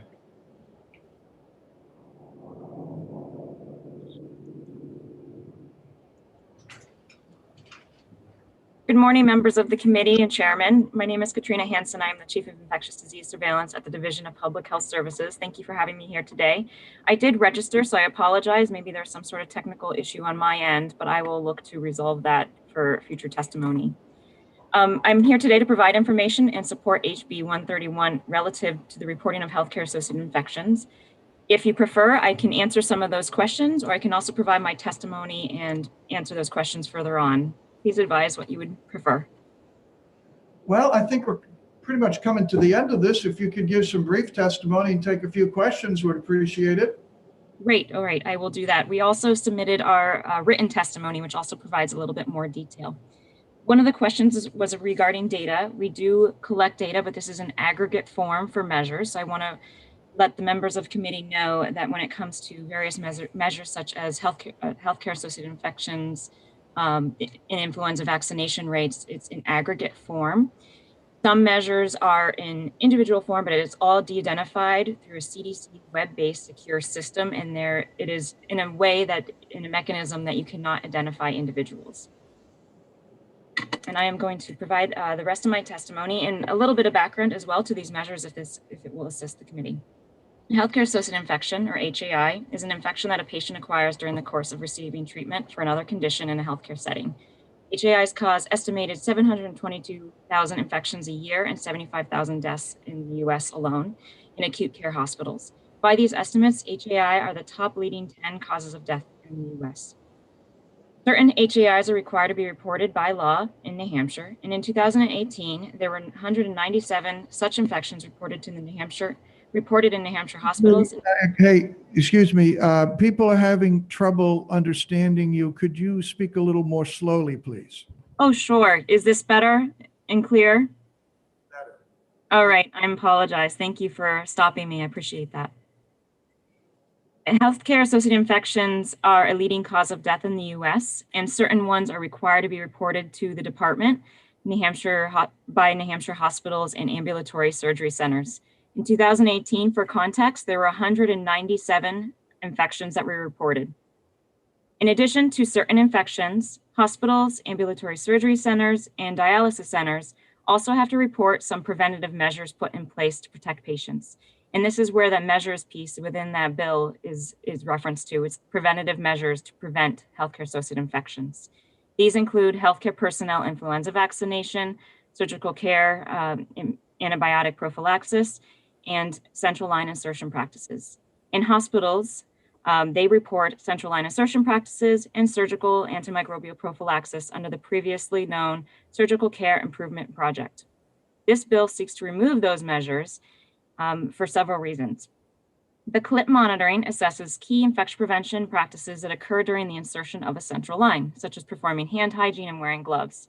Since the start of reporting of this measure in New Hampshire, hospitals have improved and maintained high adherence to recommended insertion practices, from 93% in 2008 to 98.3% in 2018.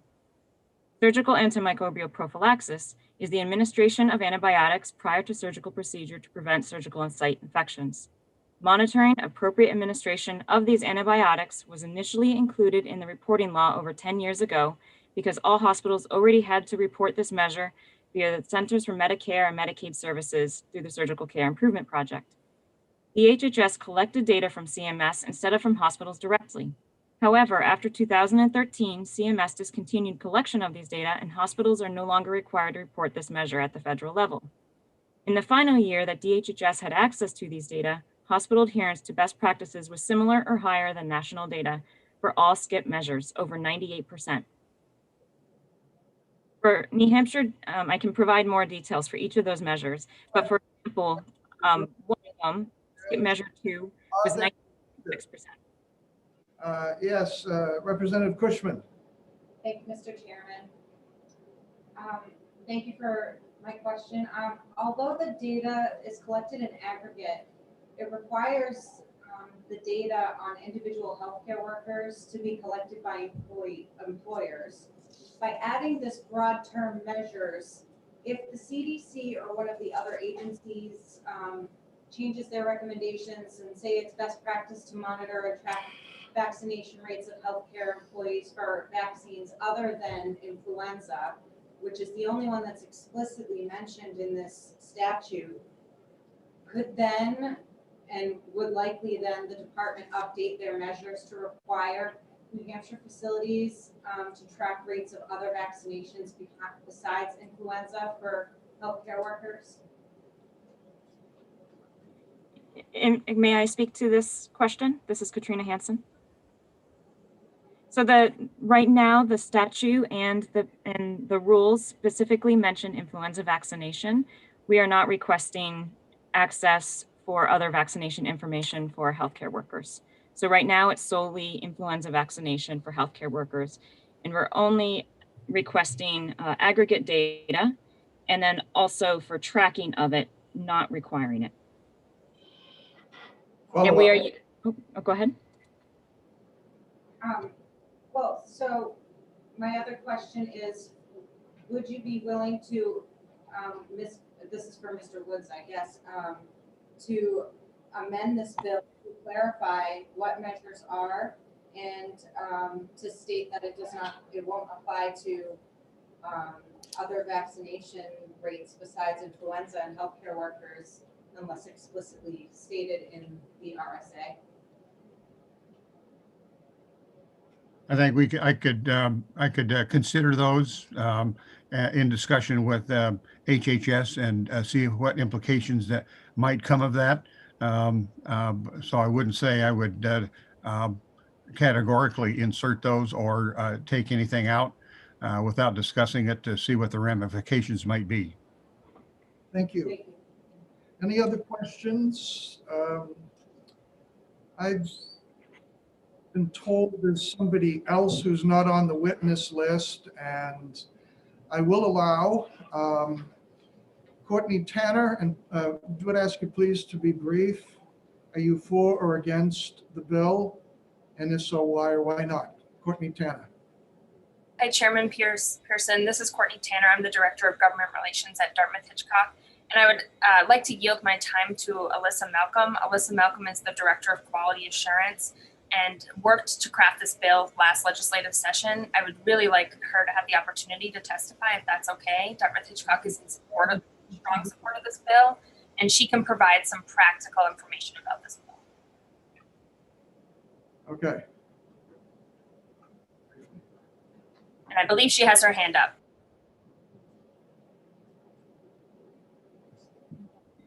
Good morning. Thank you for the opportunity to testify today. My name is Alyssa Malcolm. I'm the Director of Value Reporting and Analytics at Dartmouth Hitchcock. My role includes responsibility for all of the external quality reporting for Dartmouth Hitchcock, including infection reporting to the state of New Hampshire. Additionally, since 2011, I've been a member of the Healthcare Associated Infection Technical Advisory Work Group, which provides scientific and infection prevention expertise to the HAI program. I spoke last year in support of this bill, so if my testimony today sounds familiar, it's because I've provided it before. I support HB 131. Not only does it allow for the state to use the rules process to stay current with scientifically valid measures, but also reduces the reporting burden for hospitals. Both the state and hospitals have struggled for years on how to meet the CLIP and SCIP reporting requirements. As Katrina Hansen mentioned a moment ago, CLIP stands for Central Line Insertion Practices, and SCIP stands for Surgical Care Improvement Project, and is a group of infection prevention projects. Over the better part of the last decade, in the Technical Advisory Work Group, we've been talking about how to address the concerns with the CLIP measure, both its weakness as a metric and its time-intensive nature to report. It's a low-value measure, and I want to stress that the concept of CLIP is really good. The idea of a bundle of actions to prevent patient harm is really important, but I would argue that what CLIP measures is our ability to document what has become standard practice for line insertion. With SCIP, CMS retired the measures years ago. Nationally, as mentioned, the measures had topped out, meaning the performance was so high and the distribution so tight that meaningful distinctions between hospitals could no longer be measured. Hospitals cannot continue to abstract measures when definitions are not being maintained by measurement science. It serves neither the citizens of New Hampshire nor the hospitals whose performance is on display. This bill fixes the issues with both of these measures. Furthermore, you'll note that they're both process measures, as we've talked about a little bit earlier. They focus on the steps in the process rather than the outcome or the result of the care that's provided. For years, Medicare, CMS has been placing heavy focus on outcome measures and moving away from process measures. So HB 131 helps line the state up with CMS current practices and allows the state to be flexible as infection measurement changes over time through alignment with CDC, CMS, and the National Quality Forum measures. I'm going to stop you now. We've got the gist of what you've had to say. We appreciate it. And I am going to move on this bill and suggest that Representative Woods considers input, particularly Representative Cushman's question regarding the word measures. And Representative Woods, when you have done the asking around you told us you would be doing, let me know, please, when the bill will be ready to exec. Thank you. I will do that. And with that, I'm closing the hearing on this bill. Now, only a half an hour behind. House Bill, I'm introducing now House Bill 290 and Representative McLean.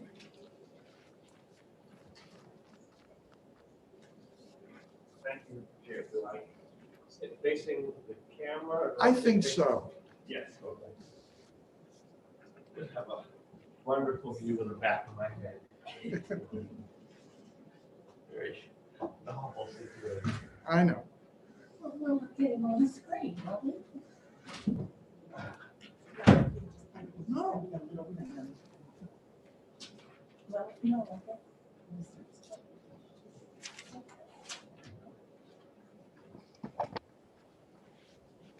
Yes, Representative, sorry, Representative McLean, please introduce your bill. Thank you. Mr. Chair and members of the committee for taking my testimony. My name is Mark McLean, representative from Hillsborough. We can't hear well enough. Speaking up. You're gonna have to speak up because you've got your back to us. Or get a microphone closer to him.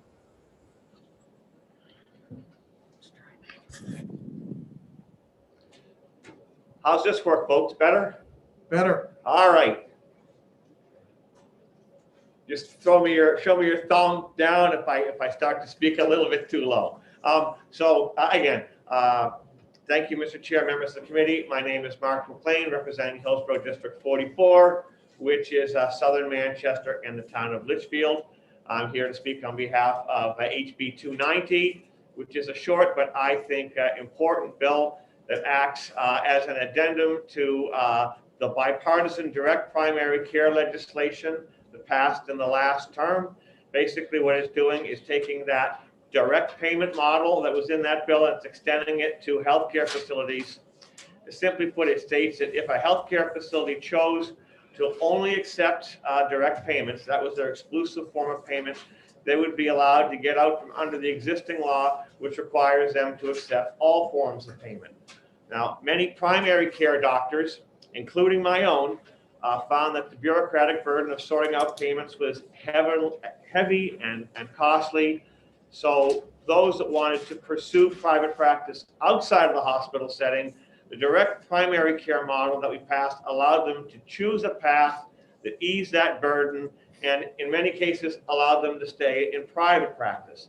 And extending the direct payment model now to healthcare facilities allows for, among other things, an opportunity for those providers to kind of band together to provide an expanded canvas of offerings.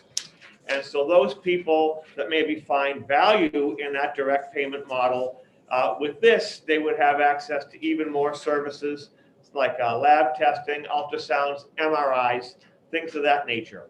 And I think it may even lead to an increase in the services being offered in the more rural areas of the state.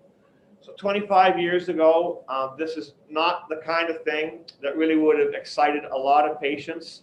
I know 25 years ago, I would never have looked at it. I had employer-based insurance, and I was very happy with that. I got done what I needed to get done. I paid a small copay, and I moved on, and I didn't even think about it.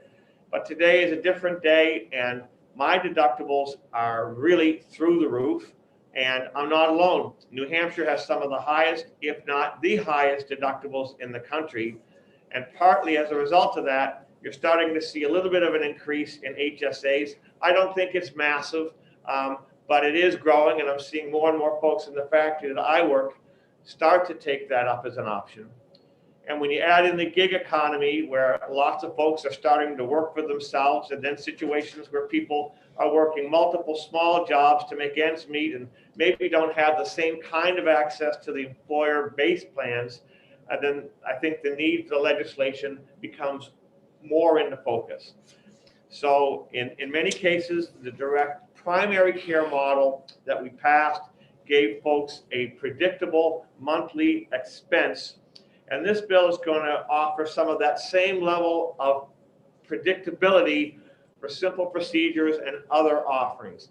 And the upfront nature of the pricing really, I think, creates incredible transparency. You're coming outside of the reimbursement model, and that's going to allow consumers to plan and, more importantly, have confidence in their plans. So in the past, that lack of confidence might have led people to shy away from the care that they might have had. I don't know what this is going to hit. Can we really kind of go down that path? But with the passing of HB 290, a growing number of residents, they're going to have new options, maybe some new confidence, and it might just work for them. So I hope that you will support passage of HB 290. And that's my testimony. So if there's any questions. Thank you very much, Representative McLean. Are there any questions for him? I'm sorry? Representative Knurk has his hand. I see it. Thank you. Representative Knurk. Sorry, I was not unmuted. I wasn't expecting. I thought that Representative Marsh had his hand up before me, so I wasn't expecting that. Thank you for taking my question. I was curious if you could explain to us what you would expect the effect will be on our critical access hospitals and other small facilities that are licensed and accepting all patients as a result of siphoning off the high-paying business. Can you explain to me whether you think that the critical access hospitals will survive this? Well, I was looking for the take-up data coming off of the direct primary care and looking at other states just to try to see if I could look at, is there some hard data that I could present? Because I would anticipate that question. And unfortunately, I wasn't able to really find anything. But what I have seen, because it's not massive and there's not a lot of data, I don't think that the take-up rate on this is very high. I think the bulk of people still are either on Medicare, Medicaid, or they still have the employer-based insurance. So for a lot of those people, I think that the hospital route, the traditional form of care, is still going to be more beneficial to them. But I think, you know, down the road, I don't know, as the deductibles continue to increase, you know, that may change. But one of the things that this may do, because of the nature of the transparency of the pricing, is it may actually start to have some lowering of the prices in the hospitals. But I don't have hard data that would tell me one way or another what the impact is on the critical access. A follow-up? Yep. Yes. Mr. Chair, may I follow up? Yes. Okay, so my concern is, since currently various licensed facilities are sharing the burden of the low-paying customers, when you siphon off the high-paying customers, can you not conceive that that may have an effect on the viability of our critical access hospitals that have margins running off in 1% or less or in the red? If you suddenly saw a massive take-up on this, I think that could be possible. But the reality is, when I'm going around and I'm doing the literature research, I'm not seeing any of that happening in other parts of the country. And I just know, from my own experience, when I talk to the people that I have working with me in the factory, we've introduced HSAs, for example, for a long, long time. And they really haven't been taken up with any real a degree as a percentage of the plans being chosen. So I really don't think, my gut is telling me that there's not going to be a lot of penetration when this first comes in. Employer-based insurance is still the way most people are going to be accessing.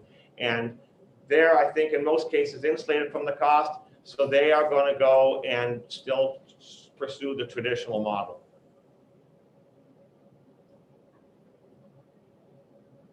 Thank you. Representative Marsh. Thank you, Mr. Chairman, and thank you, Representative, for taking my question. As you know, I'm a supporter. It was my direct primary care bill we passed last session. I support transparency in healthcare pricing, and note from the data that you're correct that has resulted in Oklahoma, where the Surgery Center of Oklahoma's transparency has resulted in decreased prices on some surgical procedures in the state of Oklahoma.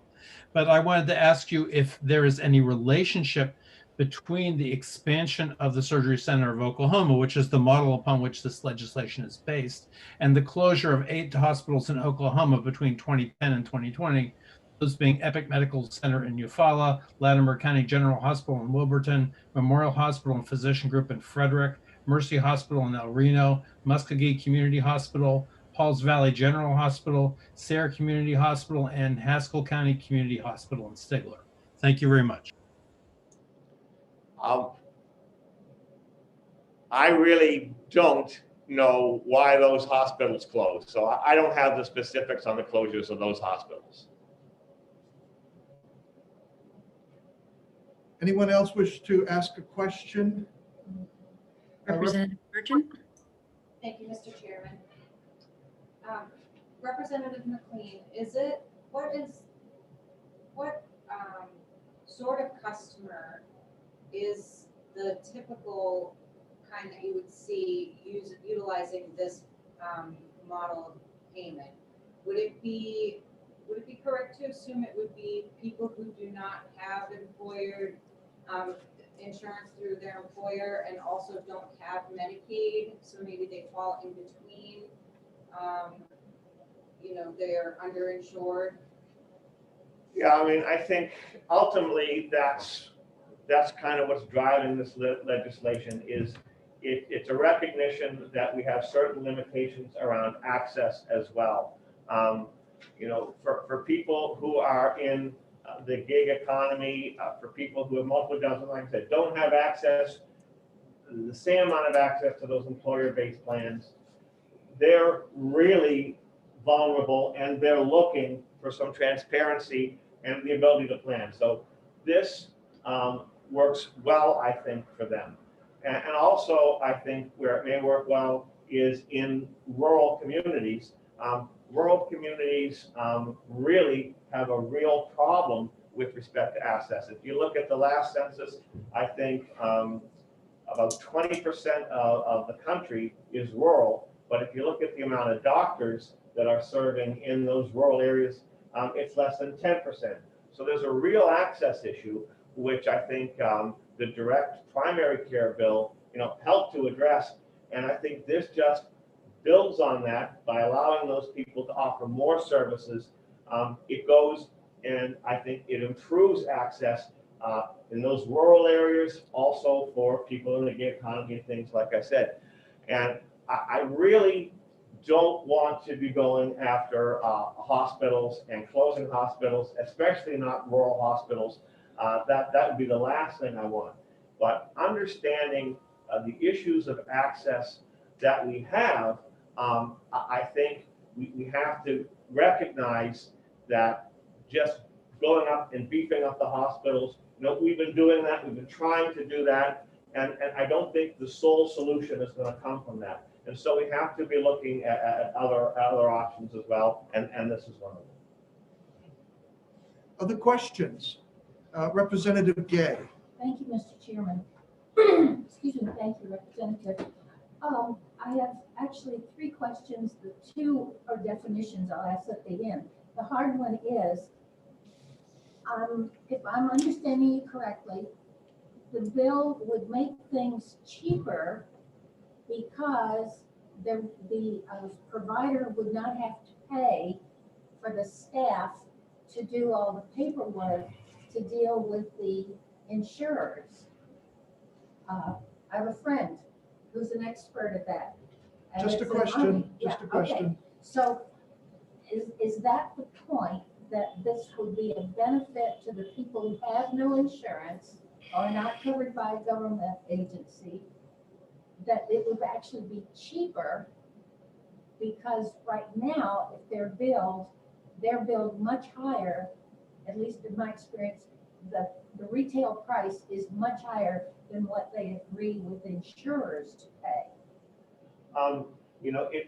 It may be cheaper, that's the thinking about it, and it will also be more predictable. And so in the case of my primary care physician who chose to go the direct primary care model in this path, she wanted to have her own practice. She wanted to be outside from under the umbrella of a hospital. This allowed her to do that because she didn't have this whole infrastructure that was required, with the insurance and the Medicare models and all of those things. And it did allow for her to really drive the price down. But it also, it's not just that the price is lower, but is that it's predictable.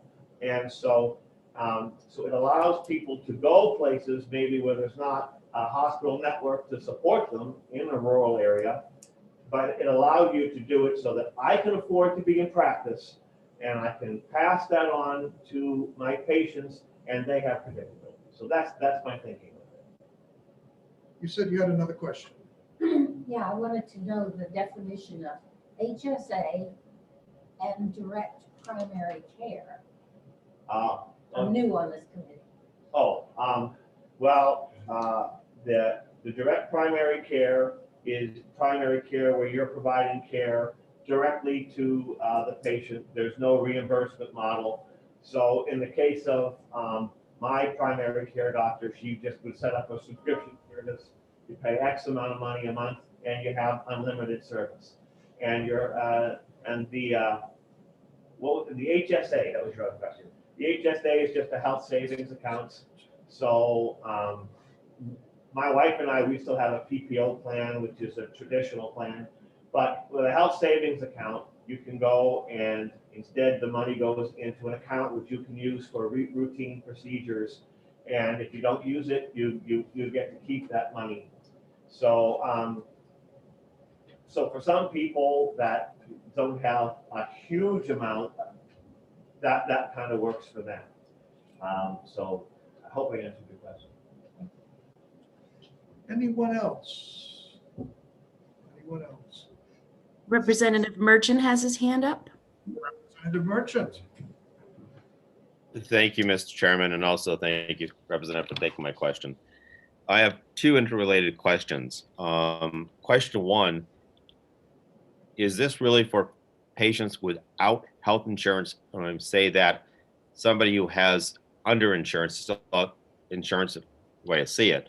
So are we looking for an audience that doesn't have any health insurance and only has an HSA account, or are we talking about both? It could be utilized by anybody. It could be utilized by a person who has insurance, a person who has HSA, a person who has no insurance.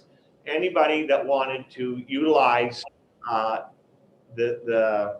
those services at a facility that offers that could use it.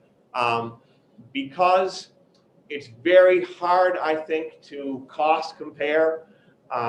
If you had a full employer-based plan, you would probably still be going to something that offers the reimbursement model, because it's not easy to compare what I would be paying, say, at CMC versus what I would be paying at a clinic that would offer this.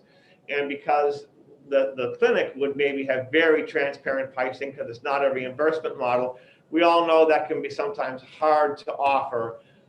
So because it's going to be difficult, I think, easily for consumers to do that direct comparison, it is my opinion that people who are on the traditional employer-based plans, for the moment anyways, are still going to be kind of going down that path.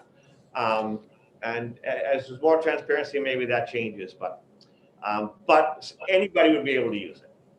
Mr. Chairman, if I may, one second question would related to it. My second question, Representative, is that in the event you have a patient that has insurance, even though it's a high deductible, like $10,000, which is common, who is going to track the expenses that they pay out of pocket? Because they're not going back to the insurance company. If all of a sudden, heaven forbid, they get hospitalized and they have a $50,000, how are they going to take the $5,000 they paid out of pocket to go towards that $10,000 deductible? How is that process going to work? So what you're saying, somebody that has a traditional plan chose to take part of their services on a direct pay mode and another part of their services with the more traditional insurance mode? Is that, and how do you know what was spent where? No, how is the insurance company going to take the $5,000 they paid out of pocket and apply that towards a $10,000 deductible if there's no way to track it? Well, in anything that you would spend to a direct to a clinic that only took direct payments would not be counting towards your deductible. That's something that exists completely outside of the relationship with your insurer. So, to you, if I may, Mr. Chairman, I think it's important if we look at this, the patient fully understands that that $5,000 they just paid out of pocket, they're going to have to pay again when they go into the hospital, because a $10,000 deductible is going to then incur when they go into a hospital admission for whatever reason. So they're going to have to double dip then and double pay. Yeah, that is a correct statement. What they pay to the direct payment facility is outside of your relationship with your insurance company. Thank you, Representative Merchant, for your questions. Does anyone else have a question? then the chair will call on Greg Moore, who is signed up to testify in favor of this bill. And welcome, Mr. Moore, and tell us whom you represent. Sure. Can you hear me? Thank you. My name is Greg Moore. I am the state director with Americans for Prosperity here in New Hampshire. And I'm thrilled to be here, Mr. Chairman, members of the committee, to speak in favor of House Bill 290. As Representative McLean mentioned, this bill builds on the progress of the direct primary care bill from 2 years ago that was broadly supported. We are strong supporters of that model as it gives patients an option for high quality, personalized, patient-centered care that's affordable. And it's also a model that practitioners like. This was a point that was driven home to me when I was at a policy conference in Colorado back in October of 2019, back when we went to events. And there was a panel on direct primary care. I certainly was interested, particularly given the passage of House Bill 508. And one of the physicians on the panel said of direct primary care that this is why I went to medical school, and got broad approval. That same panelist also was talking about some of the challenges for passing direct primary care. He mentioned the insurance challenge, and thankfully we have made that change here in New Hampshire 2 years ago. But he also mentioned some of the challenges in dealing with facilities and the inability to have access to certain basic facilities like lab work, like radiology, medical imaging. And this bill addresses that. We're hopeful that this model gains traction, particularly as a sponsor pointed out, with the gig economy creating more and more people who aren't necessarily getting traditional employer-based health insurance. However, one barrier that for long-term success of direct primary care is lack of having access to those certain procedures. You could certainly envision multiple direct primary care practitioners coming together to form a practice and then looking to add the capability to do things like blood work, take an X-ray or an MRI. Unfortunately, all of those services require a facility license under state law. And in order to get a facilities license now, you are required to take all forms of payment, Medicare, Medicaid, and private insurance. When the section of this bill that we're working that would be modified under this current law was passed in 2016, there wasn't any discussion of direct payments or any thought at that time of direct primary care.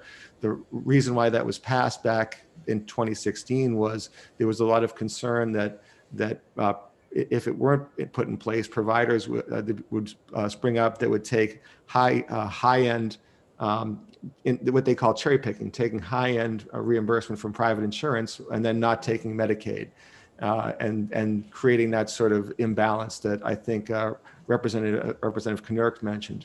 The direct primary care model is very different from a third-party payment model, and this legislation recognizes that fact, similar to the way House Bill 508 did 2 years ago.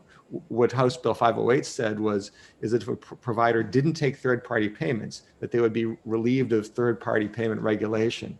And this bill does the exact same thing, just at the facility level. Now, to be fair, no one's going to be building a direct primary care hospital, nursing facility, or rehabilitation center. There's just not the market to sustain something on that scale.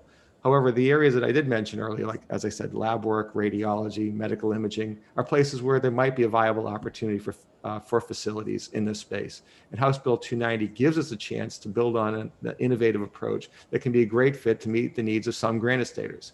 And I'd encourage this committee to strongly consider it. I'd like to speak a little bit to Representative Knurk's question, which relates to critical access hospitals. Nothing in this bill changes the section in RSA 151 that provides the 15-mile radius around it. So facilities this would still apply to facilities within the 15-mile radius. So that's still in place. And I think that's an important thing to keep in mind. And as to Representative Marsh's question, I still don't see a viable case for something like the Surgery Center of Oklahoma coming to New Hampshire if this bill passed. And the reason for that is because there's another section that was as part of Senate Bill 481 back in 2016 that says that anyone who wants a hospital license, and in order to have a hospital license in New Hampshire, it's a facility that keeps a patient for more than 24 hours, either needs a hospital license or a skilled nursing facility license. or long-term care be licensed under those. So the current law says that if you have to get a hospital license, then you need to have a 24/7 emergency department. And so I just don't see a case for a business model to make sense. So I think you really are talking about those types of facilities that do this type of work in this space. Like I said, medical imaging, lab work, things like that. So I think that's really the scope of what we would be talking about if this bill were to pass. Thank you, and I'd be happy to take any questions. Any questions for Mr. Moore? Representative Yes, Marsh? Representative Marsh has his hand up. Go ahead, Representative Marsh. Thank you, Mr. Chairman, and thank you, Greg, for taking my question here. And my question relates to your statement that you don't see a model for something like direct primary care in facilities. And it seems to me that the idea of paying facilities on a retainer by a large group of people, cutting out the insurance middleman, would be a very viable financial model and much more akin to the direct primary care model than the model that's being proposed in this bill. So could you address that, please? I'm sorry. Maybe I misunderstood your question, Representative. Let me rephrase it then. Would it not be possible to have a model whereby that would be very comparable to the direct primary care model, whereby a healthcare system took payments on retainer from people who subscribe to their services and then no longer billed fee for service to those people who paid the retainer on an annualized basis, and they set the retainer fee at a rate such that they could pay all their expenses? That could easily become a less expensive model for healthcare than the model for healthcare that we have today. Oh, Representative, we were in violent agreement. Unfortunately, in order to get a facilities license, you have to take all payers, and that's sort of the problem. So the subscription model that includes facilities would still have the same challenge as a result of this the section of laws that currently exists. You couldn't do it. You could not move forward with that model, and I agree 100%. I think that would be tremendous cost savings, tremendous opportunity for more personalized patient-centered care, but it can't happen as the current law lays it out. A follow-up, Mr. Chairman? Follow-up, yes. Might that perhaps be something that we think about for filing in the future? We would support that 100%. I thank you. Any other questions? Representative Kohlfeld has his hand up. Representative Kohalt. Thank you, Mr. Chairman. And thank you, Mr. Moore. You were talking about direct primary care, and I'm just wondering if you could elaborate a little bit on the economic model and sort of what are the mechanics of cost savings around direct primary care, and that would perhaps help us to better understand the implications of this. Absolutely. It's important to understand that there is an enormous amount of overhead that goes in place when you implicate third-party payers. Every single practitioner has a small army behind them of people who have to support their work. There's a physician group trade association that uses it as a best practice model that for every physician there should be 2.5 full-time employees just doing medical billing. Add on to that things like revenue cycle, add on to that compliance, and understand that those overhead costs are mirrored on the third-party payer. So, for example, in the Medicaid program, you have claims representatives, medical loss people, you have auditors, and so that massive overhead just sort of sits atop the healthcare system. There was a peer-reviewed study that came out a year ago, and I think it was the Annals of Internal Medicine. I'm not 100% sure about that. That said that 35% of healthcare costs are overhead, or $800 billion a year.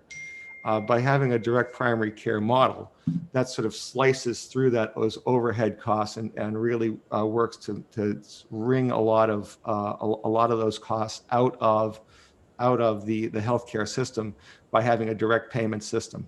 The other sort of factor that's in place that is a hangup from a facility standpoint for the direct primary care, beyond the fact that you can't just offer it, is that under state Medicaid laws, that's RSA 126A, you can't offer a lower price below your Medicaid rate. So even if you were able to wring all the costs out of the overhead and say 30% off of what other facilities would charge, if that price dropped it below the price of the Medicaid cost is a floor, because under state law, you cannot offer a lower price than the Medicaid price. So I think that's something to consider as well. Why this would potentially offer the opportunity for substantial cost savings. Thank you. Thank you, Mr. Moore. Thank you. Next up, Paula Minahan from the New Hampshire Hospital Association, who signifies she is opposed to the bill. Good morning, Mr. Chairman, again, and members of the committee. Again, from the record, Paula Minahan, Senior Vice President, State Government Relations with the New Hampshire Hospital Association, representing all our hospitals in the state. We are opposed to HB 290. We see this bill as really negatively impacting access to a healthcare facility if they did not have required to have charity care policies. Those are fundamental to ensuring that all patients, regardless of their ability to pay, have access to care. So, while, we respectfully disagree with the sponsor and Mr. Moore, and our position is that charity care policies protect the patients, especially those that are uninsured, by having those in place and being required to have those. It was unclear to me I did not really understand exactly what the approach or the intent of the bill was. I understand it better now after hearing the testimony. I do want to make clear a couple things. One is that the state of New Hampshire, under health facilities, I listed in my testimony, some of the facilities that require a license. I think it was stated that MRIs and radiology requires a health facilities license. In our state, it does not. I just wanted to make that point. I understand direct primary care. I'm not really testifying on that. That is a completely separate healthcare model. But health facilities where our hospitals are licensed is kind of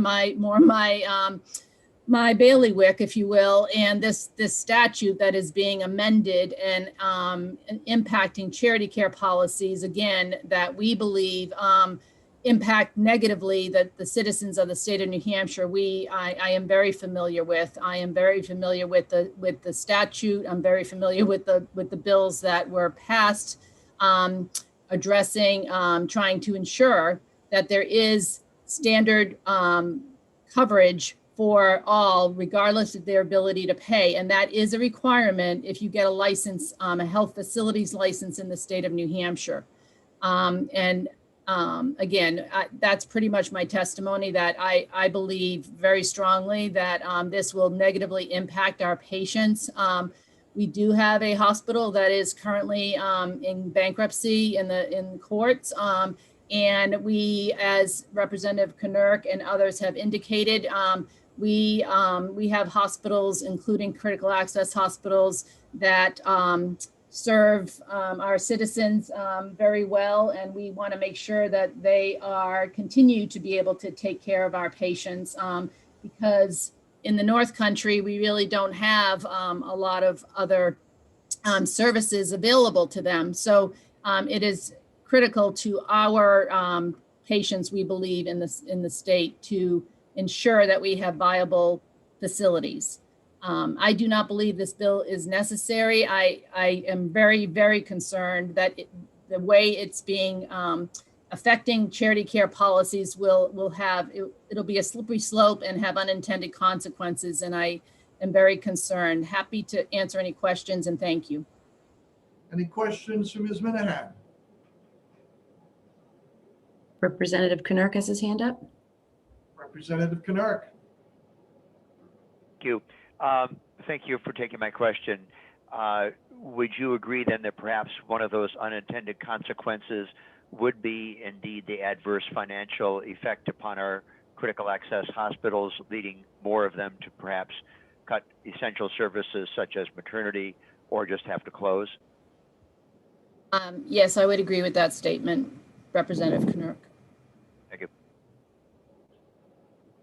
Anyone else? Thank you, Ms. Minahan, for your testimony. Thank you, Chairman. Chairman, I do see that Representative Love is in the attendees and he has his hand up. Who's this? Representative David Love has called in. That is for the next bill. Is there a Melissa St. Cyr? Yes. Present. I call on you. Yes, hello. Thank you. My name is Melissa St. Cyr. I am the Chief Legal Officer for the Department of Health and Human Services, and I just wanted to clarify something. We remain neutral on the bill, but the testimony earlier regarding who this bill would impact currently, the way that the statute is written, it is only for those facilities under our sub A and sub D, which includes hospitals, but it also includes facilities such as outpatient rehabilitation clinics, ambulatory surgical centers, hospice, emergency medical care centers, drop-in or walk-in centers, dialysis centers, and birthing centers. I'm having trouble understanding you. It's garbled. I apologize. I will do my best to, let me see if I can. Is this better? Well, say a few things. So the facilities that fall under this provision to ensure that they have a policy for non-discrimination for source of payment, the hospitals are under this. It's those that are part sub A and part sub D in 151:2. So it's hospitals, also facilities that are outpatient rehabilitation clinics, ambulatory surgical centers, hospice, emergency medical care centers, walk-in centers, dialysis centers, and birthing centers. So these are the only facilities right now that are required to have such a policy under our licensing rules. And that does not include our laboratories. And Paula Minahan is correct. We do not license radiological services under our health facilities. The equipment is licensed under public health, but it is not. It is not licensed under RSA 151, which is what we are amending in this bill. So I just wanted to make sure that I gave the committee that information for your thoughts. Thank you. Does anyone have any questions? Could Ms. Representative Weber. Oh, I beg your pardon. That's okay. Could Ms. St. Cyr email us those points so we will have them in writing, which will help both the clerk and the rest of us? I'm happy to do so. Thank you. That's just helpful for the references to the other sections, which it's hard to keep up with. Sure. Does anyone else have a question? Representative Marsh has a question. Representative Marsh. Yes, thank you, Mr. Chairman, and thank you, Melissa, for taking my question. And my question relates to access under the Medicaid program, specifically to ambulatory surgery centers. If this bill were to become law, do you foresee that there would be an access issue for the state Medicaid program to ambulatory surgery centers in the state? And would that cause a change in the cost and the amount that the state has to finance in order to fund the state Medicaid program? So I'm not the foremost expert in our Medicaid program. Henry Littman is, and I can certainly take that question back to him. I do believe that this, the requirement to have a policy regarding not, allowing or caring for all individuals regardless of the source of payment doesn't necessarily just pertain to Medicaid. It pertains to all payers, and so in having that policy and how each facility addresses that policy, they have different ways to approach that, the creation of that policy. And what we do is we look at the statute to ensure that the policy just meets the intent of the statute, meets the language of the statute. But how that would necessarily impact our Medicaid program, I don't know if I can speak intelligently to that right now, but I can certainly take that question back. Thank you very much, Melissa. Could you also ask Henry to give us some idea of what percentage of the state budget currently is the state Medicaid program? Because I think that may be relevant to this topic. Specific to ambulatory surgical centers? Just Medicaid in general. I believe it's a large percentage of the state budget, but I don't know off the top of my head what percentage that is. Okay. Sure. Any questions? Last call. Then I end the hearing on House Bill 290. The committee will take about a 4 or 5 minute walking around recess. We'll be back at 11:45 for House Bill 247. It is my intent to go to 12:30-ish and then break for lunch. If we're not done, we will have a continuation of 247. So we are adjourned for the moment.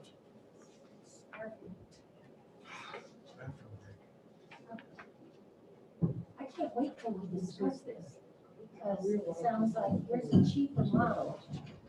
There's a cheaper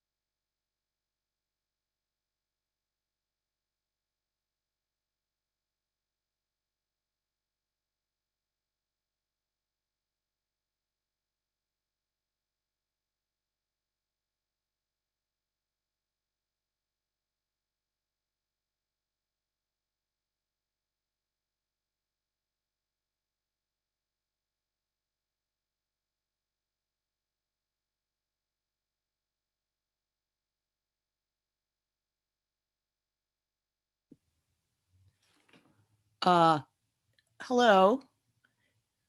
What are we doing right now? I had to step out for a second.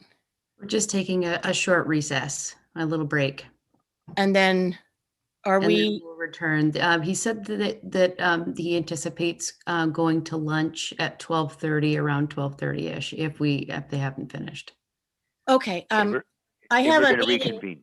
I have a meeting at 12 to 1 I need to attend, so I will come back. Oh, I'll come back That at would be 1. fine. Yeah, you should be able to come back. No problem with the same link. Yes, okay. Well, all right. Sorry. Thank you. No problem.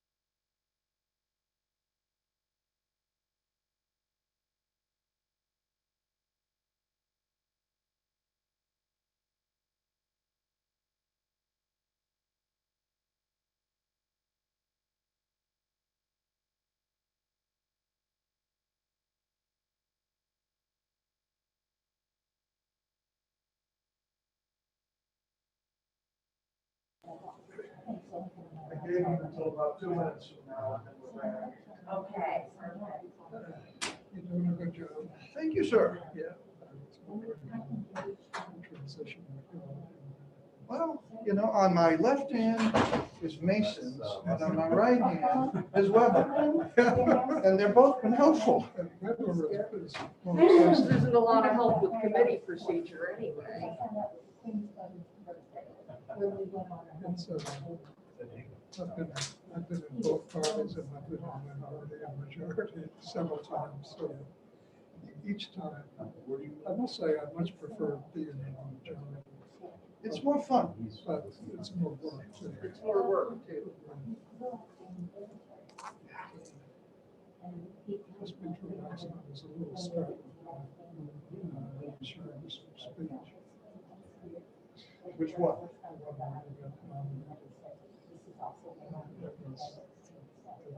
Democrats are going to do this and this and this and this and this. It was a campaign speech. It was not a speech to be the speaker of all the members of the House.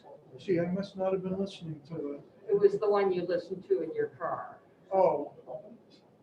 Sure we did. Yeah, that didn't sound like him to you? Maybe he's scared to death. This is what you do when you are.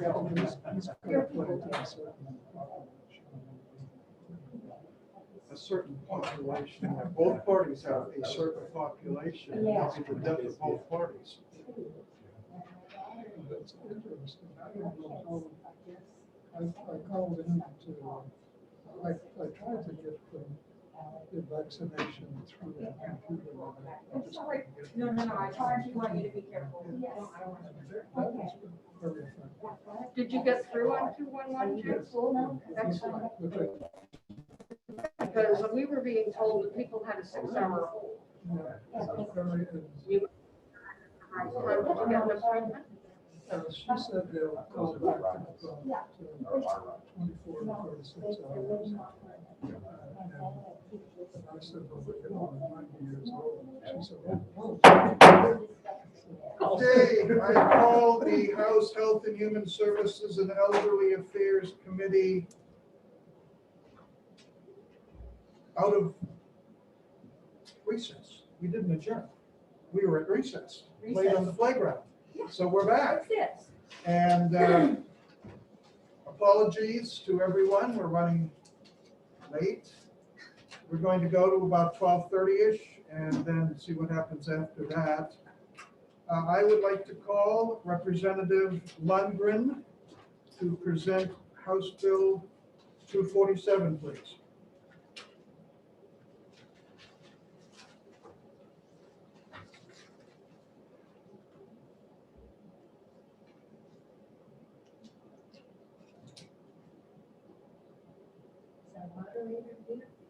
Is Christina Representative- Dyer?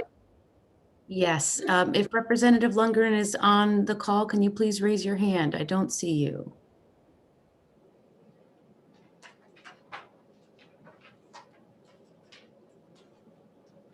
Okay, here we go. Thank you.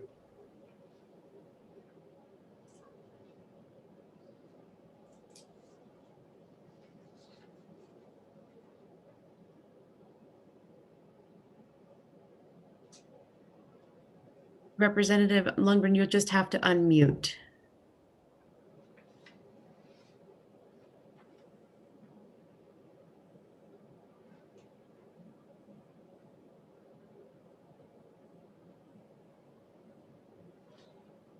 If you're calling from the phone, that would be *9.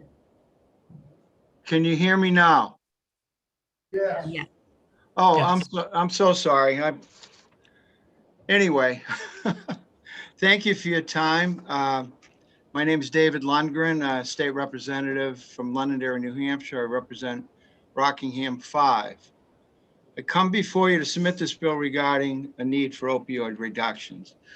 I've worked closely on a similar bill with 3 colleagues from the state of West Virginia, which is the second worst state in addictions in the United States, followed by New Hampshire. We were able to present this bill at a delegation in U.S. Congress, both representatives from New Hampshire and West Virginia. And while in Washington, we were able to actually meet with the Secretary of Veterans Administration, who believed that this bill warranted a distribution to all the VAs in the country. As a doctor of chiropractic treating severe patients, I've seen a drastic reduction in opioid use with my VA patients as well as my regular patients. And it shows that there is a proven method to alternative care. Statistics shown between 2017 and 18 is a 70% increase in opioid-involved deaths in the United States.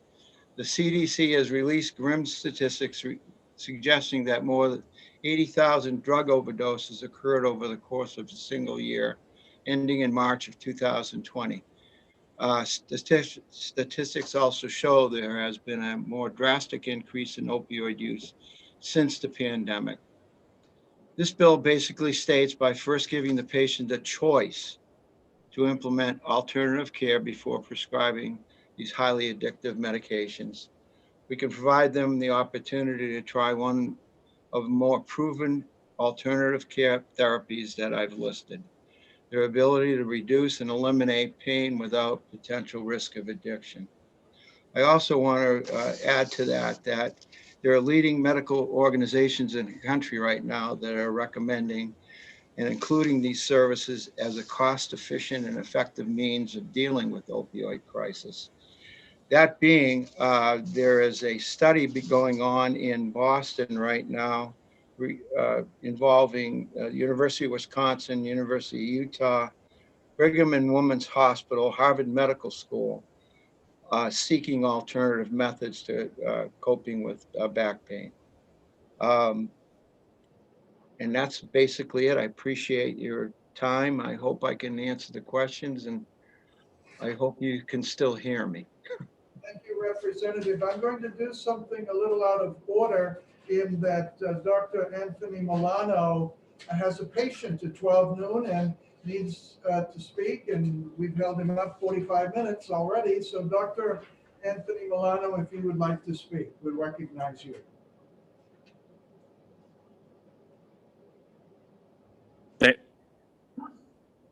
Thank you, representatives. Is my volume and microphone working? Yes.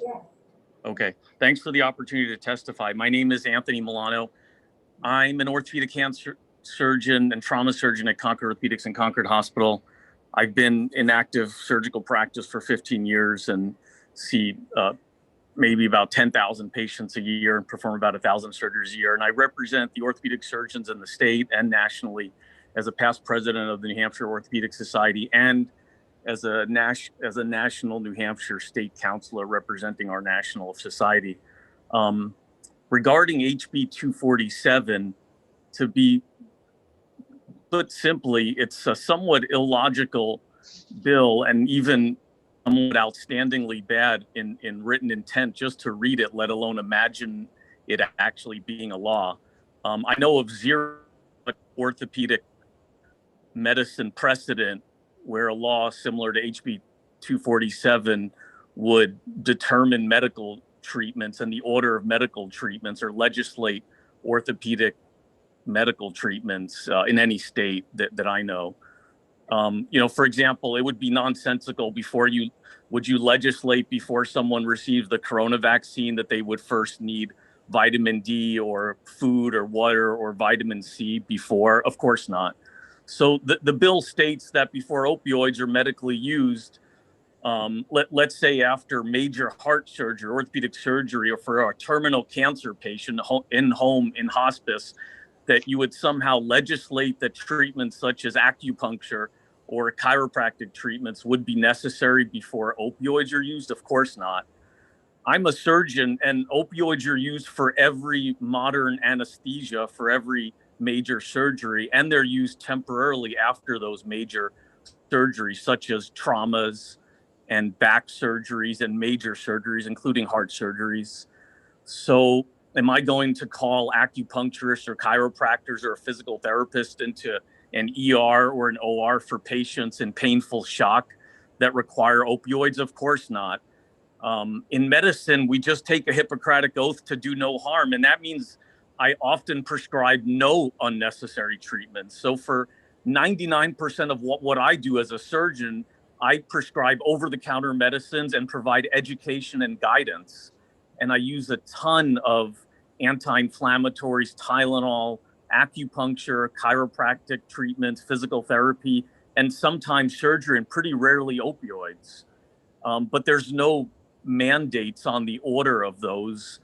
In conclusion, really, orthopedic musculoskeletal care in any modern state or society needs to have the treatment dictated by medical and science rationales and not any nonsensical legal directives on the order of treatments like in HB 247. Thank you. Nonsensical. Yes. Nikki Kelsey, Representative Kelsey said that her video feed is not working. Representative Nikki Kelsey says her video screen is not working. If Christina It may, sorry, Chairman, it may be a problem on my end. I'm trying to fix it, but I just want you guys to know I am here. Sorry for the interruption. And others can see. So. Questions for Dr. Milano? Representative Knurk has his hand up. Yes, Representative Knurk. I'm sorry, that was actually a question for the sponsor. And I thought maybe we'd be going back to the sponsor, but perhaps Dr. Milano could answer this question because I share something with him as a retired orthopedic spine surgeon. My concern, and I'm wondering if you think the language might be acceptable if we segregated out acute and chronic pain, because currently it says any of the myriad conditions that cause pain. And I agree with you completely that it's illogical to use alternative treatments for kidney stones and for hip fractures and so on. In chronic pain, there may be a role. Do you think this bill would be acceptable if we said only in chronic pain management? I am not a chronic manager of pain, and it sounds like you probably weren't either. And I think chronic pain treatment rationales exist, and it exists to minimize opioid use. In principle, it's always existed, and we've evolved to minimize opioid use. And despite trends that have existed in West Virginia and our state, I think a lot of angles on the opioid epidemic have been tackled. But of course, for chronic pain, there would be a big difference to state that alternative treatments are critical to use, not even to just legislate. They're just critical to use to reduce opioid dependence. Could I interject something but here? it's not something to legislate. The chair is Representative Weber for question. Mr. Chairman, I have first a question of the chair and then a question of Dr. Molina. Yes. Is this a second committee bill and is it going perhaps to commerce on the insurance aspects after here? I believe so, but I don't know 100%. Okay, thank you. Welcome. And then my Your question for Dr. Molina is, if we separated the bill out a different way and removed the medical mandate, but simply allowed the part of the bill to proceed that requires coverage for certain non-opioid modalities that are not now covered by insurance, would that be acceptable?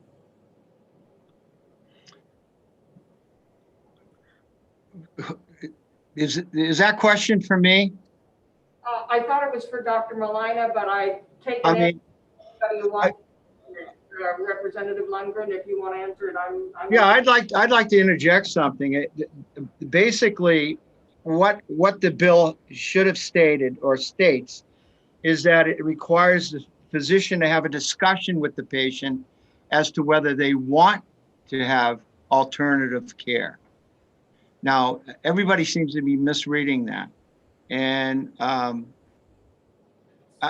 I think the bill is very sensical. I'm sorry, I disagree with the doc. But it's a basic bill that gives the patient the opportunity to make a choice in their care. Plain and simple.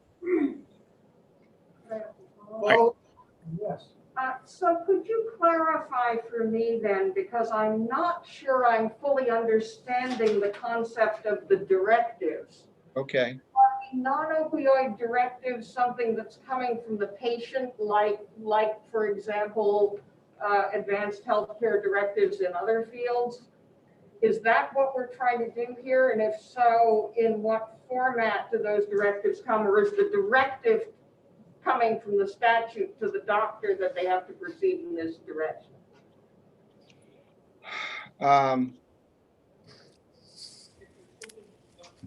I wouldn't go that far. My intention with this whole bill is to be able to have a conversation with a patient and allow them to make a choice whether they wanted to take the medication or if they wanted to proceed with alternative care, maybe for a 2-week period, etc.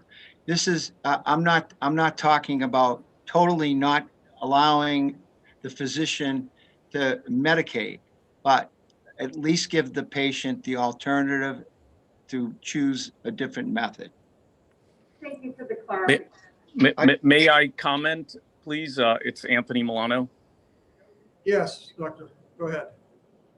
I again need to state there's no precedent for legislating orders of medical treatment such as aspirin use by law before heart surgery or aspirin use before opioids for heart surgery, or it's somewhat nonsensical. It's valid. It would have been a wonderful effort 30 years ago before OxyContin was created, but now we're in a very much more modern treatment paradigm to reduce opioid use. It's a multimodal world of treatments we now have, and we all as physicians have a substantial amount of continued medical education to reduce opioid use. And it's the intent to reduce opioid use is appreciated, but there's no medical rationale on any order of treatments and to legislate before opioid use. And you could legislate that a conversation be had, sure. If you really want to legislate that, you could legislate that a conversation needs to be had, but that's the directive of the physician-patient relationship. And that is between the physicians, treatment providers, and patients. Thank you, Dr. Milano. I'm told that you have a 12 o'clock. Yeah, thank you for your service and your time. Thank you. And I'll bring back Representative Lundgren that we took a little detour from. Right. Presentation. Thank you, Mr. Chair. I'm having a real hard time with this Zoom thing, so I'm sorry, but I just wanted to reiterate that what the bill intends is for pain of the spine and neck. Okay, that doc's going on and on about heart conditions and this and that. It's got nothing to do with that. Now, as a practicing chiropractor, I can bring up the fact that I've had a patient that fell off a ladder, went to the hospital, was diagnosed, no broken bones, sent home with meds. Okay, after 1 day of use, he called me, says, I'm loopy and I don't know what to do. Well, come on in, we'll give it a try. Well, thank God, and I mean that, thank God, 10 days later, the man's pain-free. But he was given 92 pills. Now, I keep hearing that it's getting under control.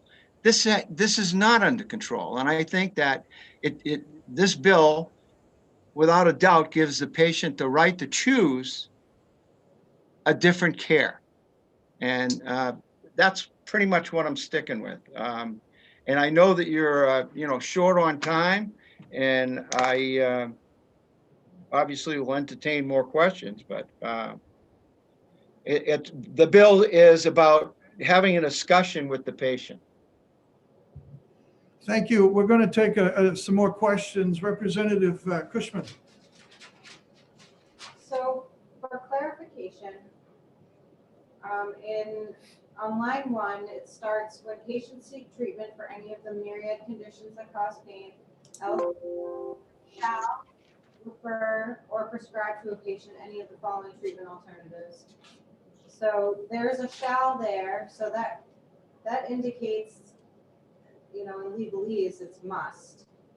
And then based on the practitioner's clinical judgment, that seems to leave room for, if they believe that opioids would be the first line treatment in their clinical judgment, they don't have to, so the shall doesn't apply. And then availability of treatment before starting a patient on opioid. So I think that's where the idea that this is mandating certain medical interventions prior to others comes from. So perhaps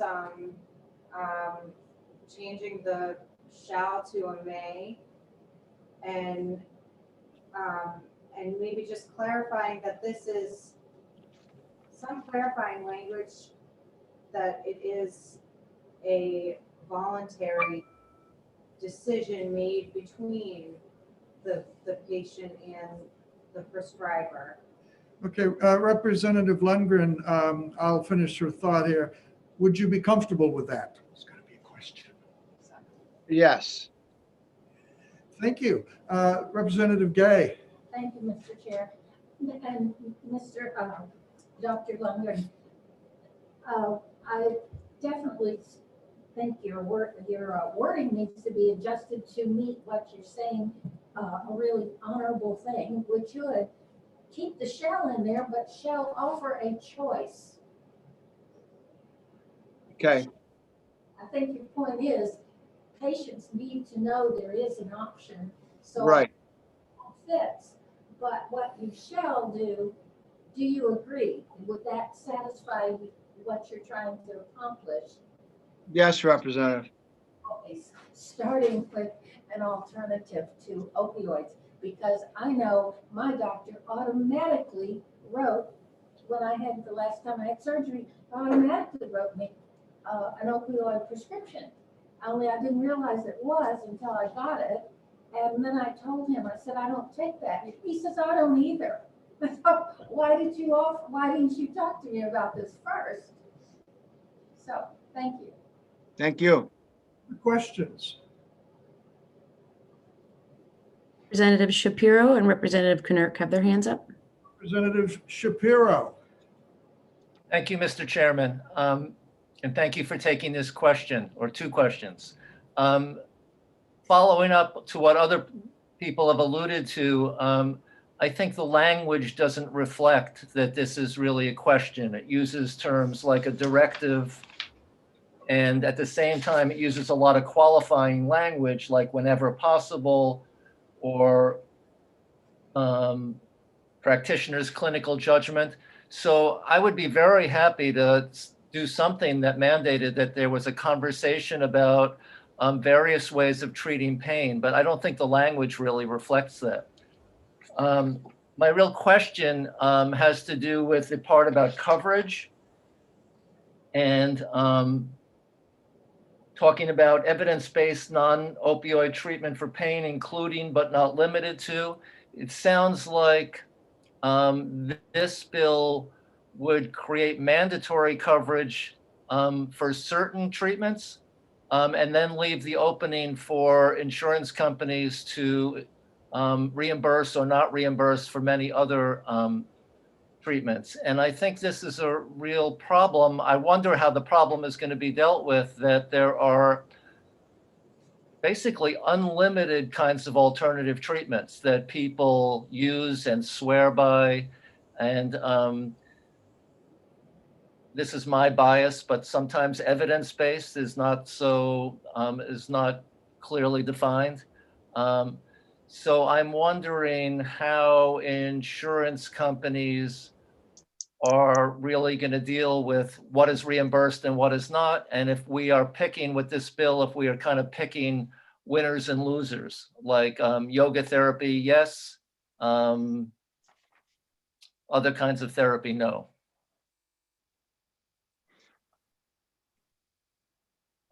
I totally understand what you're saying. Can you hear me? Yep. Okay. Yes. I realized from what I did in West Virginia with gentlemen that there was no increased cost to the patient. I look at it this way, is that my medical doctor that I go to, if he gave me the opportunity to make a choice, and he recommended essentially my going to an osteopath, that my insurance coverage would be applicable. And there would be no extra cost to me as a patient. Did that help? Okay. I guess my question is more addressed towards if we're going to mandate coverage of certain alternative treatments, how are we going to decide which ones are really effective and which ones are not? I'm sorry, I can't answer that. Any other questions for Representative Lundgren? Representative Knirk has his hand up. Go ahead. Yes, thank you very much. Thank you, Representative Lundgren. I am still very stuck on the language because you made a comment that this bill was for neck and back pain, again, the area that I worked in. But the Right. bill doesn't say that. The bill says any of the myriad conditions that cause pain, which led to Dr. Mello's testimony Right. of using it with hip fractures, kidney stones, pancreatitis, and so on and so forth. We would have to either, I'm wondering which we'd be more comfortable with, question, and that is changing it from acute pain to chronic pain, which is an entirely different issue than Right. acute pain, or confining it to back and neck. But even that has some difficult problems because if you fall out of a tree and have an acute compression fracture, that's different than 30 days of back pain. So which would you feel more comfortable with moving to if we were going to try to salvage this bill to make it workable? I think I'd rather see the chronic pain addressed. Thank you. Did you? Okay. Actually, can I do a follow-up? Follow up, Representative. Okay, my follow-up actually comes back to what Representative Shapiro just finished with, and that is, I think maybe this is what he was driving at. We say evidence-based, and there's a laundry list, and the question is, whose evidence? Right. I think that's one of the difficult questions because we know that people can interpret things differently. Is it going to be a matter of the insurers doing that? Because I know that process. I've actually participated in helping to develop policies on that based on evidence. That's certainly not an unreasonable option, but we have not defined whose evidence we're using. Well, I mean, let's get back to the chronic and acute. I've got evidence based from Dartmouth that for acute care that chiropractic has reduced 56% Yes. of the opioids. Yes. Did that help? He- May I follow up? Yeah, yes. Yes. I mean, this is my concern about the acute and chronic, because I agree with you. I would much rather send a patient, even though I was a spine surgeon, to a chiropractor than to give them an opioid for acute back pain. It was Okay. far better. So that's my difficulty with trying to come up with what language you think could work. The acute and chronic has some sticky parts in it as well. Right. I think, and after looking at all that, I think probably the acute would be the better way to change the language. I'm sorry.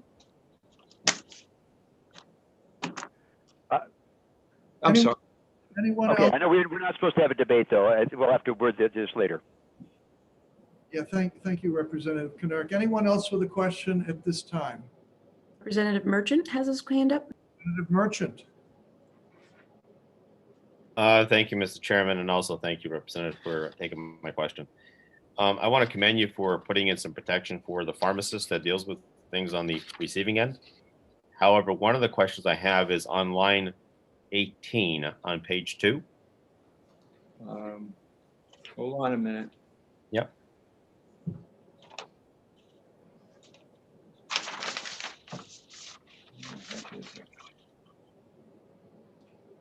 What did you say, line 18?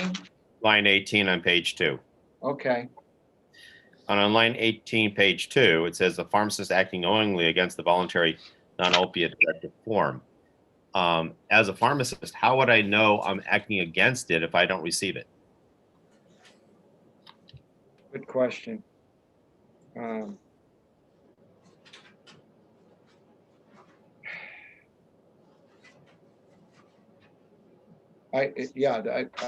don't know how to answer that. I'm sorry. But that's a good question.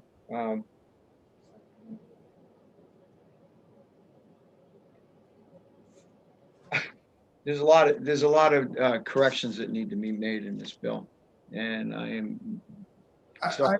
I apologize, is that I do not know if this is what is called an early bill.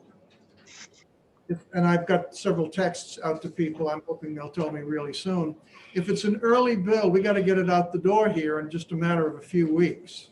Okay. If it's not an early bill, we can keep it and work on it for a while if there are people from this committee who would like to work with you on that. I think what I'm hearing is many of us see merit in the bill, but problems in the bill. So I'd be willing to do that, Mr. Chair. all right, and I would be interested in knowing if there are people on this committee, and I'll round out that group, but people on this committee who would be interested in working with you. Is there anyone here? Okay. Mr. Chairman, this is Representative Merchant. I'd be willing to work with Representative. Are there others? Mr. Chairman, I would suggest, I know it's not time for a motion, but this bill would be retained rather than try to work on it at this phase, because there are way too many problems in this bill to be solved. We might tweak some small things, but we should not do a complete rebuild of this bill. Of course. Which it requires. Would you be interested in helping? Perhaps, but I would think it should be a retained bill, unless there's something that will allow us to get it done that quickly. But we are under the gun with a lot of bills to be done, and if a bill isn't really ready for prime time, retention may be our better option. Thank you. That's a good thought. And Mr. Chairman, Representative Weber. if you need to balance the numbers, I'd be glad to work on this as well. But I think that the point about the amount of time that it's going to take this is, we can't just go in the room next door and notice it and have it done. Right. So it's difficult. Of course. So I will have to determine whether this is a second committee bill, which means we've got to do something with it very quickly, or if this is something that we can keep and work on. I'll get back to everyone on that, but we do have a few other people who signed up to testify, and we do have some time. Representative Terry Roy.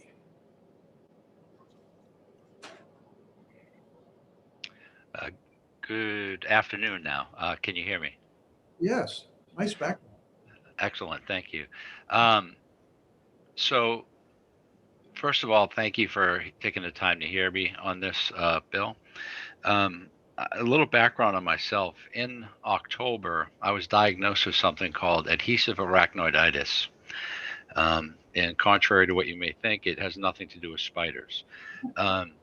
If you look it up, it's a chronic, uncurable pain condition where the nerves in your lower spine fuse together with scar tissue. There is no other treatment for it save painkillers. And were it not for opioid medicines, I don't know what level I'd be able to function at today. I have encountered from doctors all the way to pharmacists this stigma against patients who require this medication. And I would caution the legislature to stay as far out of the doctor-patient relationship as possible while still being able to oversee it in a responsible manner. So I would encourage you all to Google what I just said, adhesive arachnoiditis, and understand that there are chronic pain conditions out there that there are no other treatments for. Now, that having been said, this bill looks to me like you've been handed what I might call a fixer-upper, and I'd be happy to work on it with you to help fix it up, because there are some great things in this bill.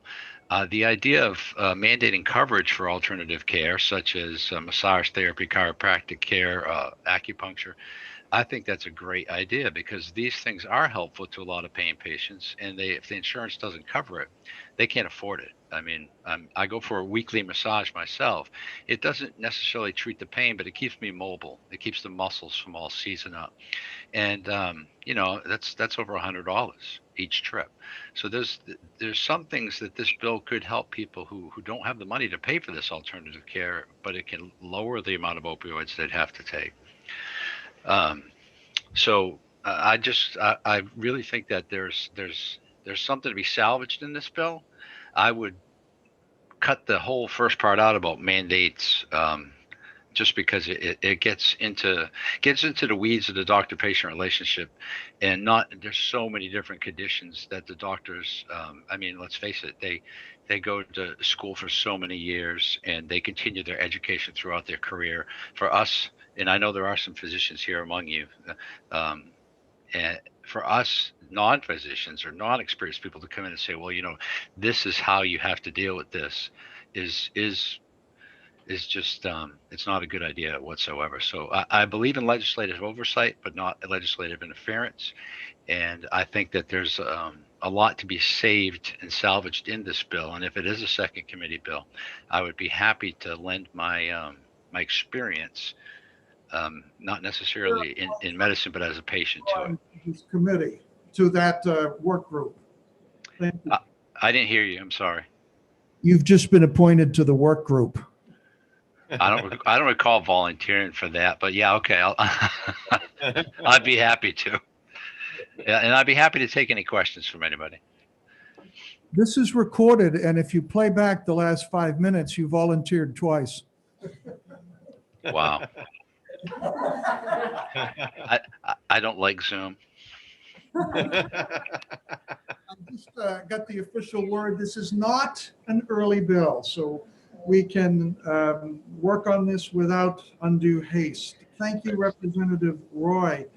I'd like to, yes, Representative Weber.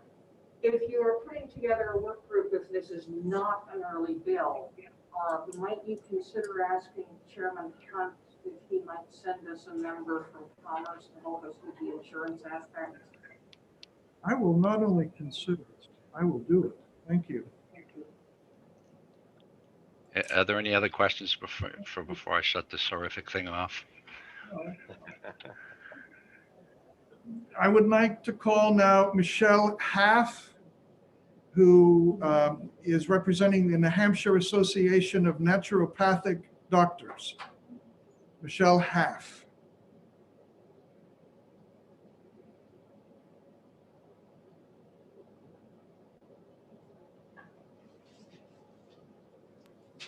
If you're online, oh, there you are, Dr. Half. Here we go.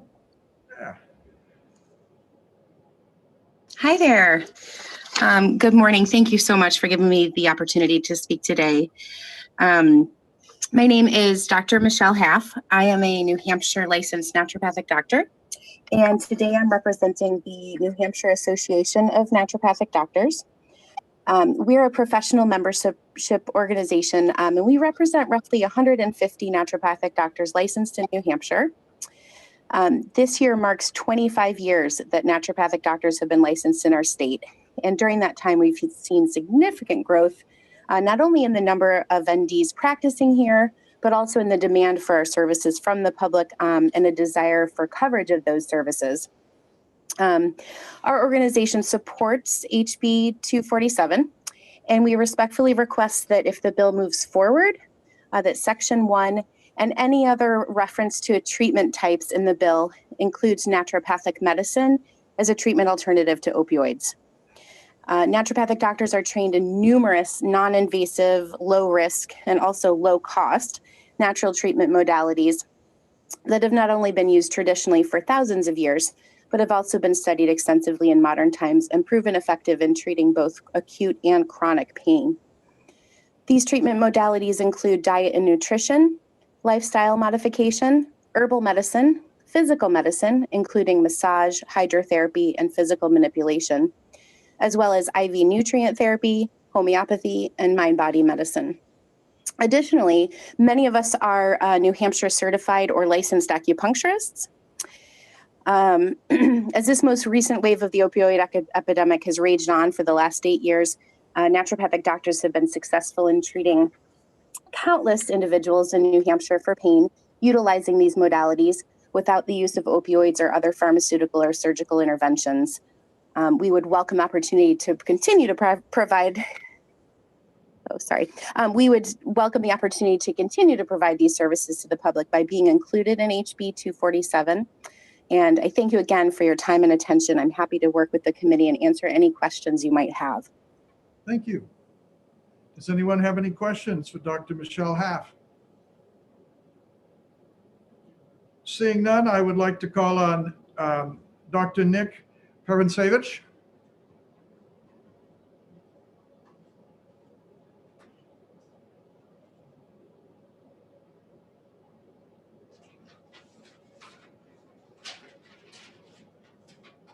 I think I just became unmuted. Can you hear me? Yes. Thank you. I submitted, I hope, through the Mike Padmore and the New Hampshire Medical Society, a one-page written testimony. And basically, Dr. Kirk and Dr. Milano covered pretty much everything I was going to say. I'll be very brief. Basically, and I was very glad to hear the sponsor of the bill, Dr. Lundgren, talk about converting this to spine and back, because as a general surgeon, I'll give you a little background. I've practiced general surgery in Concord for over 30 years, and I retired from clinical practice about 6 years ago, but I still teach Dartmouth medical students 3 times a week. And I also teach about 15 times a year in the gross anatomy lab at Dartmouth. And the pain that we're all talking about here is what's called somatic pain. And from teaching anatomy and physiology, there's a type of pain called visceral pain also. Somebody alluded to pancreatic disease. That's visceral. Your GI tract, your gallbladder, all those things are visceral. These alternative treatments, I don't think have any evidence-based information based on visceral pain. When you're laying on hands, which all these conditions are talked about here, all these alternatives, including naturopathic medicine, you can see where that may have some basis on somatic medicine, or somatic pain, which is bones, joints, and so forth. But there's a whole field of pain out there that we're not even getting near. And the fact that the sponsor is willing to define that is probably the most important thing if you're going to continue to work on this bill. There are other comments talked about, and I want to be brief. It said, shall prescribe based on judgment of the provider and whether these alternatives are readily available. Judgment of the provider is something that the Board of Medicine deals with about 500 times a year. That's the number of complaints and lawsuits and so forth that we have to deal with. I spent 17 years on the Board of Medicine until last year. So when it comes down to judgment, if there's concerns about that, and sometimes the judgment to use something is not correct, that's where the Board of Medicine is for. And I think that would be a good idea.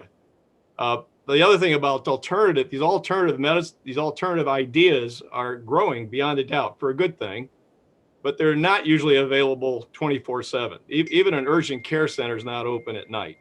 So one of the biggest volumes of work in an emergency room at night is patients that come in with pain, and all these alternatives are really not available right there and then.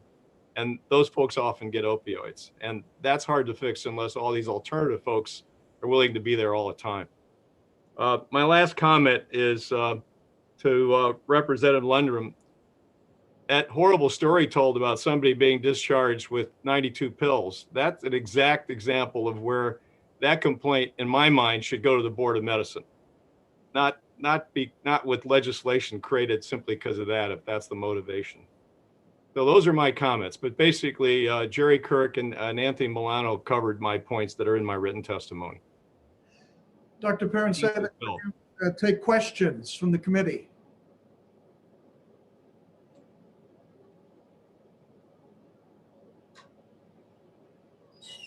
Thank you.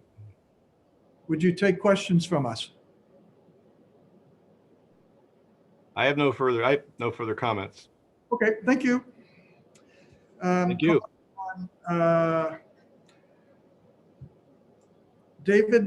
Representative David Love, are you on the call?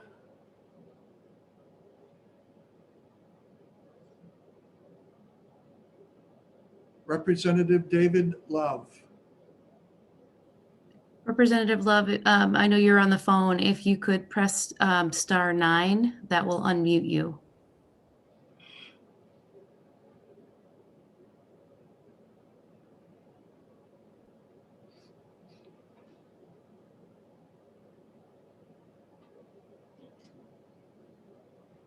I believe *6 may actually be the right combination for unmute. Hello. Hello. Hello, this is Representative Love. Can you hear me? We can hear you, Representative Love. Oh, good afternoon, Mr. Chair and committee members. My name is Representative David Love. I represent Rockingham 6, and I'm co-sponsor of this bill. I want to give you a little personal history. Back in 1972, I had extensive knee surgery after a motorcycle accident.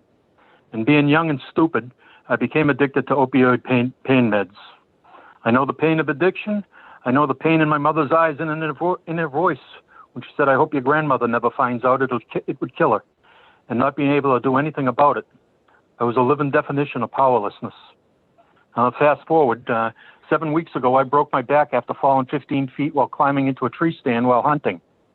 I was prescribed Percocet 5 milligrams at first at the hospital.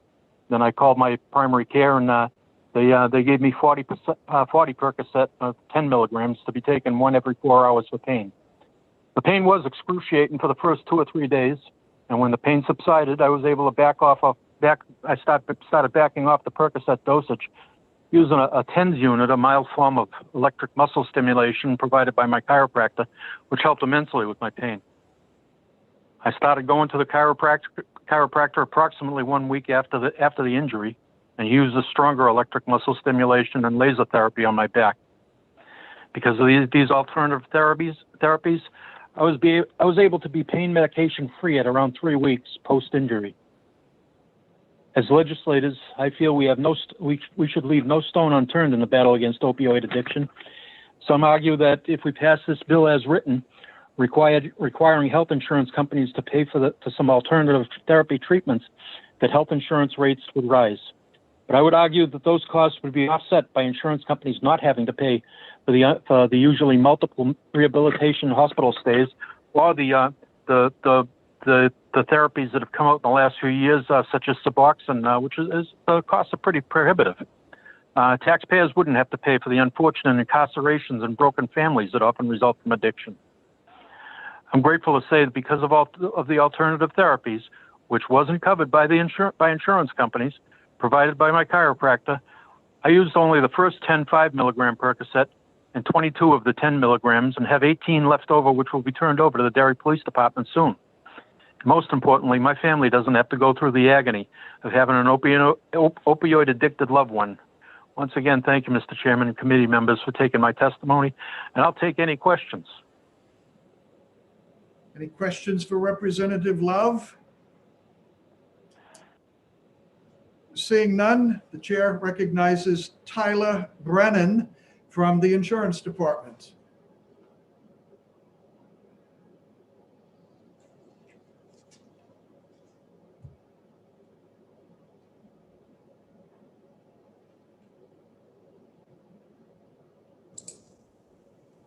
Hi, Tyler Brennan from the New Hampshire Insurance Department. I am the Director of Health Economics with the department, and I'm going to focus just on the insurance provisions of the bill.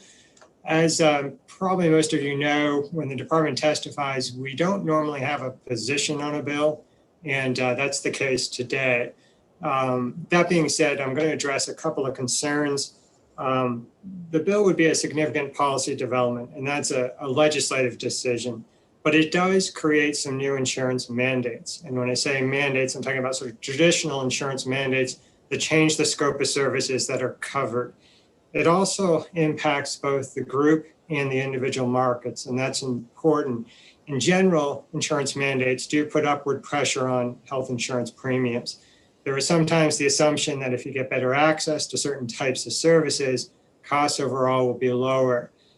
Because people who might not otherwise use the services now use them, when you look at costs at a population level, they often go up, even when you might think otherwise for particular patients. Because it impacts the individual market, the federal government has said that when a state passes a mandate, the additional costs of those mandates, because the federal government pays premium subsidies in the individual market, those additional costs need to be made up for by the state. So it could incur a liability for the state. It's one of the big things that we have to deal with mandates these days. And often legislation is modified so that it doesn't impact that particular market and create the state liability. Some of the services listed are a little unclear because they're not traditional medical services that insurers get billed for. That creates a dynamic in terms of how you track those claims, how the claims get submitted to a insurer, and even how the services are described. And yoga therapy and acupuncture are probably good examples of that. But because the legislation is pretty open-ended, there could be a number of other services that would be of concern. The good news is New Hampshire actually has a process for reviewing mandates, and the chair of a committee can request that of the department. We have an actuarial firm that's on staff. They can do a mandate review, tell you more about the costs, and there's a specific process for doing a mandate review that includes looking at the social benefit. There is also the issue with creating sort of a payment parity with visits to a primary care provider. So because there are screening services that are not subject to cost sharing or deductibles, if you create this type of parity, you're going to run into problems with the high deductible health plan HSA type arrangements. These are tax favored accounts, but they have to have cost sharing. Deductibles apply to any service that is not considered screening or preventive. That's by the federal government. So you'd have to exclude those types of products, which again is not unprecedented, but it is something, a dynamic that would need to be considered. The same issue exists for catastrophic health insurance products that also require cost sharing, full cost sharing for most services.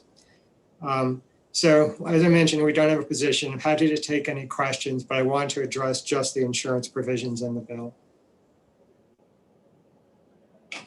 Questions for Tyler Brennan, Representative Weber. Thank you, Mr. Chairman. Thank you, Mr. Brennan.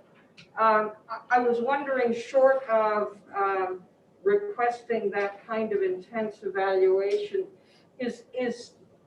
was there supposed to be a fiscal note on this? And maybe that's a question for the chair rather than for Mr. Brennan, but I'm just wondering, I don't see a fiscal note, so. Yeah, we do get, and I can answer in terms of fiscal notes in general, we get requests for fiscal notes. The Life and Health Actuary reviews them. I take a look at them just to make sure that it's appropriate for the audience of the legislature. But the fiscal notes typically say it may have an upward pressure on claims. It's indeterminable about how much. And we're only looking at this from a premium tax point of view. So in general, they don't go into a lot of depth. There's not the kind of deep analysis that would be a part of a mandate review as a part of the fiscal note process. Thank you. Any other questions? Representative Shapiro has his hand up. Representative Shapiro. Thank you, Mr. Chairman, and thank you, Mr. Brennan, for taking my question. In regards to the mandate review, is that a part of a state agency that does that, or is that an independent contract? And second part of the question is, you said that part of that review is looking at value and cost. Would it also evaluate the effectiveness of the mandates that we're actually talking about? So the request would come to the insurance department. The insurance department has a contract with a private company. They have analysts and an actuary on staff. They would produce their own report. So in a sense, it's done by a third party, but it would be done through the insurance department. The opinions would be theirs. The specific part of the statute, which is RSA 400A39B, it does include a number of things, and it spells out saying the report shall include at a minimum, and to the extent that information is available, the social impact of mandating the benefit, the financial impact of mandating the benefit, the medical efficacy of mandating the benefit, the effects of balancing the social, economic, and medical efficacy considerations. And for the purpose of this section, a mandated benefit proposal is one that mandates insurance coverage for certain conditions, specific health services, specific diseases, or certain providers of healthcare services. Thank you for that incredibly detailed response. Sure. Anyone else? Representative Knurk has his hand up. Representative Knurk. Yeah, yes, mine is very fast. I would just ask, I looked at my mailbox. I did not see this testimony from Tyler Brannan. I was wondering if he could submit what he said in writing, if he has it prepared, because it was thorough and I was taking notes, but I'm not sure I got it all. Thank you. I would be happy to send my notes. They're in bullet form, but they'll cover what I said. That's fine. Thank you. Now the chair calls on Mr. Adam Lerner, and he's representing himself, and you've got a couple of minutes. Mr. Lerner. Hello, can you hear me? Yes, sir. Great. So I'm actually not representing myself. My name is Adam Lerner. I am the president of the New Hampshire Acupuncture and Asian Medicine Association. We are the association of acupuncturists all throughout the state of New Hampshire. Additionally, I've been in practice since 2005, and I just want to speak briefly to lend our association's support for the bill, as well as with a clarifying amendment that we offered in our written testimony that was sent yesterday. And that clarifying amendment just goes to, in section 2 of the bill, when they're talking about insurance coverage, acupuncture is listed multiple times as a covered service, but in the exact line when they're talking about 20 visits being approved, that acupuncture is left off that list. And it seems that given it's mentioned in multiple other places, it seems like it was probably an afterthought. So in our written testimony, we propose a clarifying amendment to that. But, you know, so many people in our state have been touched by this opioid crisis. I know there's so many stories, but as a practitioner, I would be remiss if I didn't take this quick opportunity to tell you Michael's story. You know, Michael is a patient of mine, and when I met him, he was in his late 40s. He was a very successful professional in the Seacoast area of New Hampshire.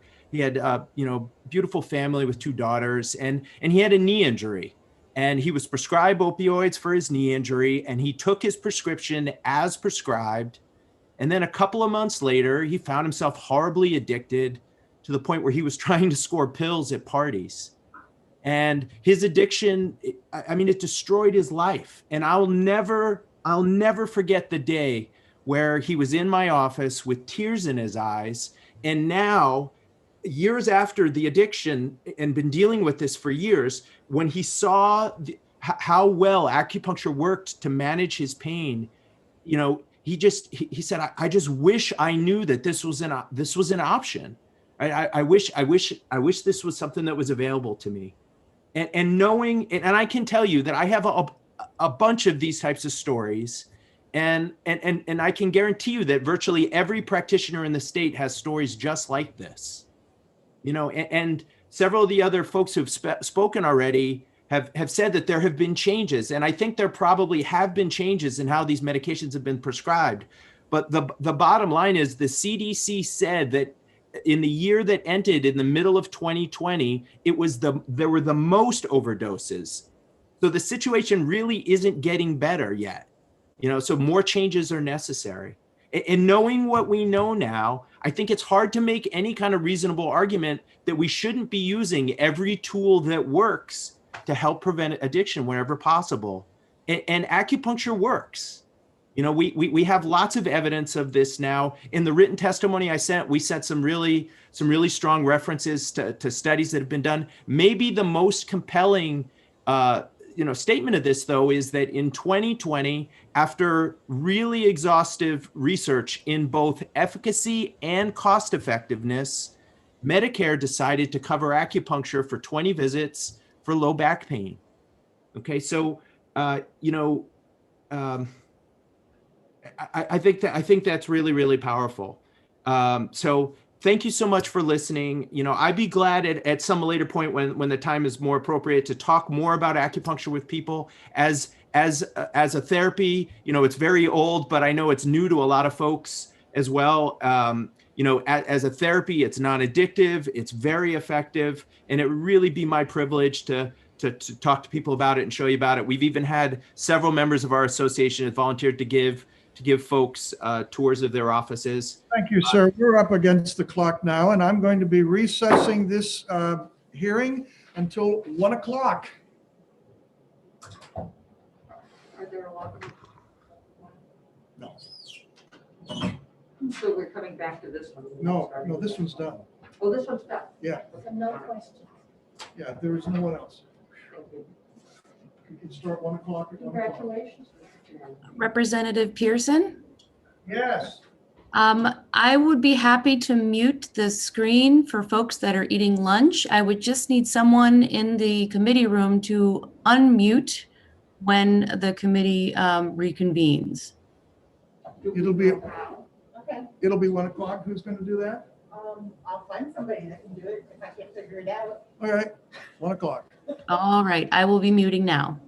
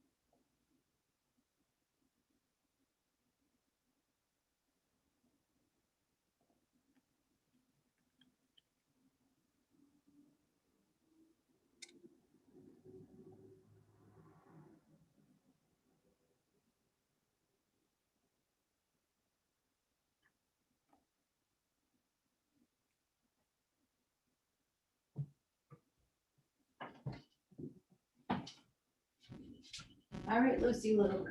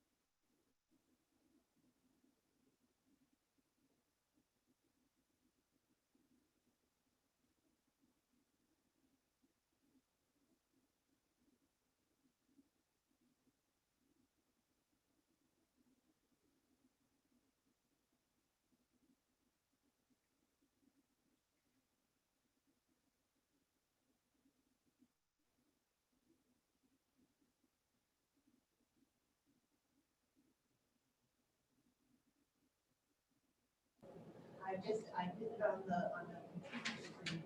Yes. I believe we are unmuted. Yay.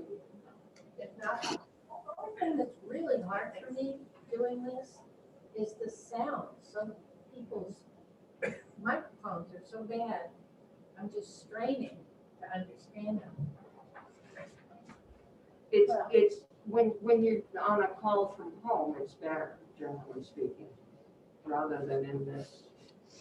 Because I haven't had any problems before today, understanding anybody, and today it has been difficult. Oh, good. So I haven't lost my hearing. Well, Mr. Chair? Mr. Chair? Representative Pearson? Representative Knurk. Yes, thank you. I got a phone call while I was making my peanut butter and jelly sandwich. Mayor Andrew Hosmer, who represents Anthem, had signed up electronically to testify on 247. He called me because he never got recognized. He would still like to do so if you're willing to reopen that for a very short time. He has a short testimony. And he is still on the call. Yeah, I don't see him on my call list here. Yes, well, that system has some glitches, as we spoke about 2 days ago. Okay, and apparently I skipped somebody else too. All right, so we are out of recess and back, it looks like, very briefly, please, into the hearing on House Bill 247. And Representative Knurk, who is the person I'm calling on? Andrew Hosmer. All right, the chair recognizes Andrew Hosmer to speak on the bill. Well, thank you very much, Mr. Chair, and thank you very much, Representative Knurk, for assisting me there. Good afternoon, Chairman Pearson and Vice Chair Marsh and members of the Health and Human Services Committee. It's nice to be back in front of you and working with you. My name is Andrew Hosmer, and I'm representing Harvard Pilgrim Healthcare, New Hampshire's largest not-for-profit health insurer, and serving over 2 million customers throughout New England. Harvard Pilgrim is focused on the health and well-being of our members and always open to innovative ideas that allow us to better serve those that we cover. Harvard Pilgrim currently supports the idea of finding alternatives to the use of opioids, but as written, we oppose HB 247. We'll draw your attention to specifically sections 2 to 5.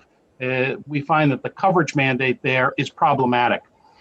Just to be clear, we currently offer plans that cover chiropractic care, osteopathic manipulative treatment, and acupuncture treatment. So mandating this type of coverage seems unnecessary. Harvard Pilgrim also covers physical therapy and occupational therapy on all of its plans. Harvard Pilgrim also covers a range of safe non-opioid medication options and has been supportive of that for quite some time. Specifically to the yoga coverage, it reminds us of the bill that was filed last year. We do not cover yoga because there is no licensing or credentialing of yoga instructors, unlike the other services mentioned in the bill, which makes it impossible for us to determine if an instructor is qualified and or effective.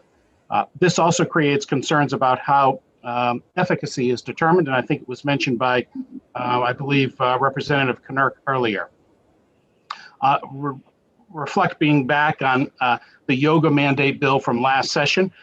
These were also the concerns we had last year, and that's why it was recommended for no further legislation on a 14-to-1 vote by the Commerce Committee. So we also would agree with Tyler Brennan's assessment that this new insurance mandate will create a cost for the state, as federal law requires any new insurance mandate passed by the state to be covered by the state for any individuals purchasing insurance on the exchange. Again, though we support innovative ideas and discussing alternatives to opioids, we oppose HB 247 as written and ask that this bill either be rewritten, retained, or and preferably ITL'd by the committee. Thank you very much, and I appreciate the opportunity to speak. Would you take a question? I'll do my very best. Yes.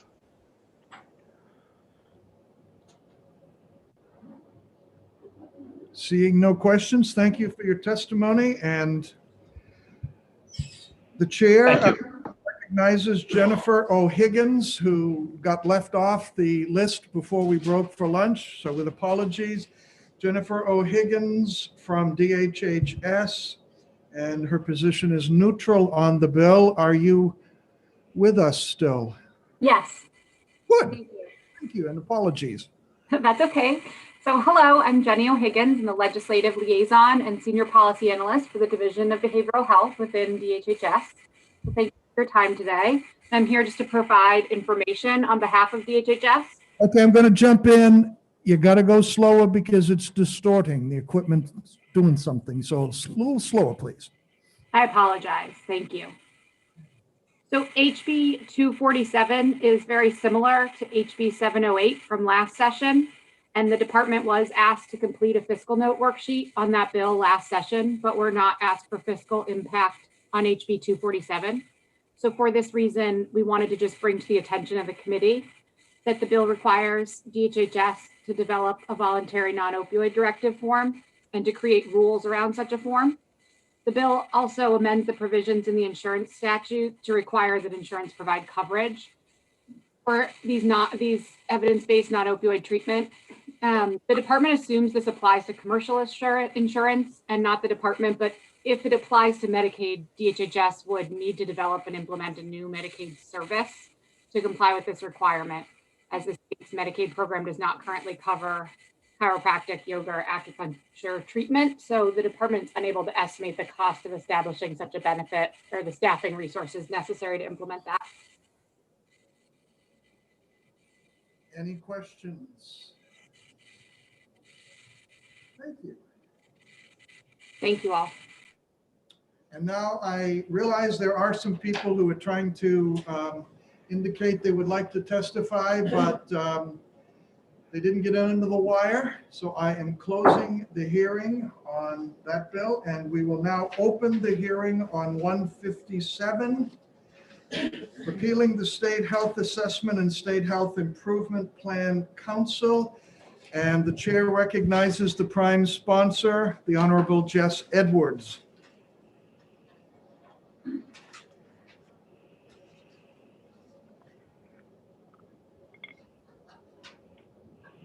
All right, I think I'm unmuted. Can you hear me? Yeah. All right, I don't think you're able to see me though, which is a shame because I got dressed up, at least from the waist up, for this august group.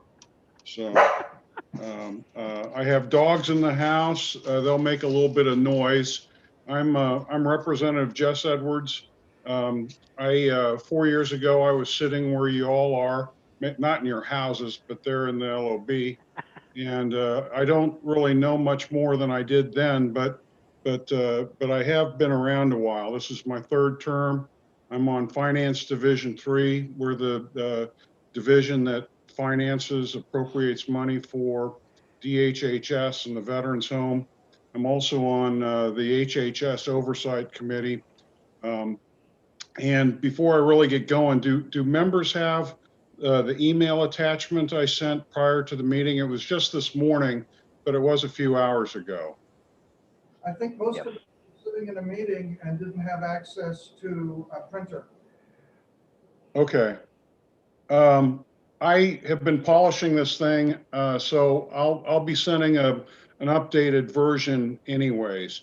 But so what House Bill 157 does is it repeals the current legislative requirements and specifications for a state health assessment that's in our RSAs, and it also repeals a brand new state health improvement plan council. My reasons for this, if you were to summarize it, it would be redundancy and making sure that the lines of communication and accountability are clear.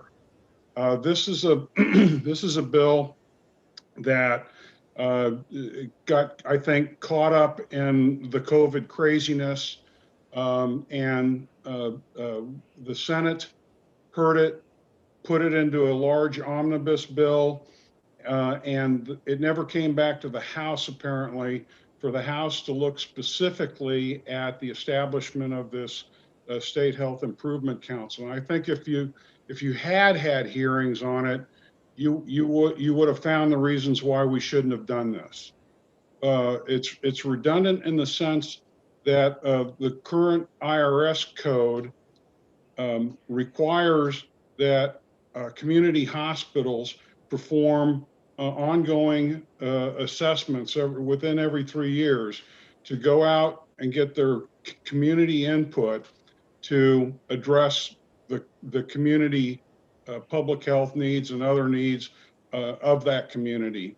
They put that into a report. They provide a copy of that to DHHS, and so DHHS already has sort of this boots on the ground, bottoms up driven set of reports on the health assessment of each community.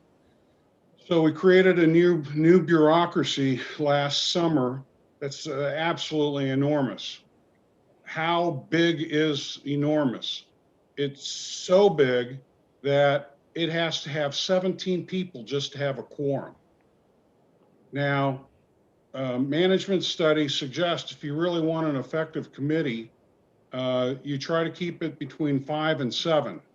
So 17 as a quorum number is just unwieldy in my view. So we've got a pretty large council that's been set up now, and it isn't just the fact that it's set up so big; it's that it supplements and stands as a side-by-side separate organizational structure that's supposed to do these state health assessments and develop the state health assessment plans. And so the commissioner has this bolt-on bureaucracy that needs to be contended with that is sort of in between him or her and the public health employees that the state employs to do this sort of thing. And so what I'm going to use a military term, but it's the same whether you go study business organizational design and behavior. The whole concept of unity of command gets thrown off because you don't have a clear line of sight from the commissioner to his public health employees, and therefore you're also breaking the expectation of the governor to be able to reach out and do a one-stop shop with his or her commissioner to find out where things go. Interestingly, if you go read the specifics around the plan, this council actually has more authority than the commissioner does when it comes to creating this plan because of the use of the word shall. In the law, it says the state health improvement plan shall guide the department in assessing, planning, implementing, and monitoring improvement in the health and well-being of New Hampshire's population. Well, that shall means the commissioner shall take the plan and implement it. And I'm sorry, I keep screwing up on the gender. I'm from the Midwest. They're all you guys. So the guy is confused about whether or not he or she is in charge of this plan or not. But when the plan is done by the council, the law says it shall be complied with. So I would say for those reasons, it's just bad organizational design. Now, if you actually get to the plan itself, it hard codes, to use a software term, it hard codes things that the plan should cover and strategy imperatives of the plan. It effectively takes the legislative priorities of 2020 in the midst of a pandemic and puts them into the law. And so therefore, if we were to come back in 2030 or 2040, it's likely that this plan will have become kind of stale in the sense that it's no longer responsive to the needs of society in the moment, because the boundary conditions are very well defined in the law, and I think too well defined. I'd say that strategic planning is a key part of why we hire commissioners. Like, for example, our commissioner of DOIT, he does Commissioner Galay, he does a strategic information technology plan. He's not required to do that by law.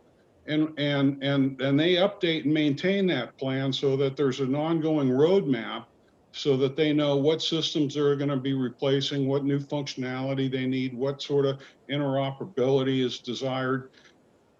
But in the next year, the next iteration of the plan, if the priorities shift, they can do that.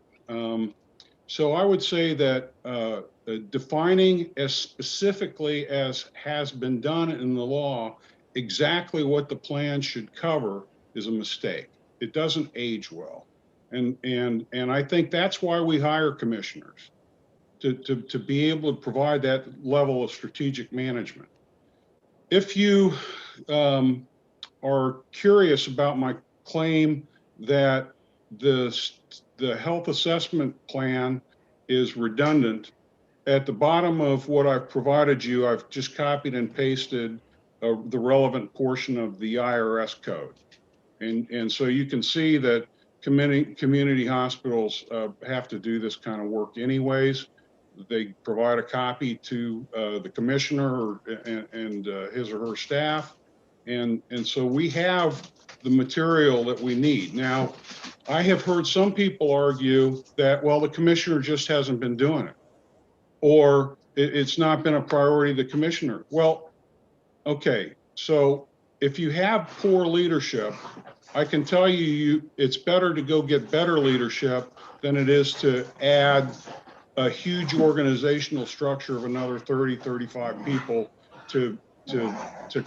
hey, my dogs are going nuts. Sorry, they're happy though.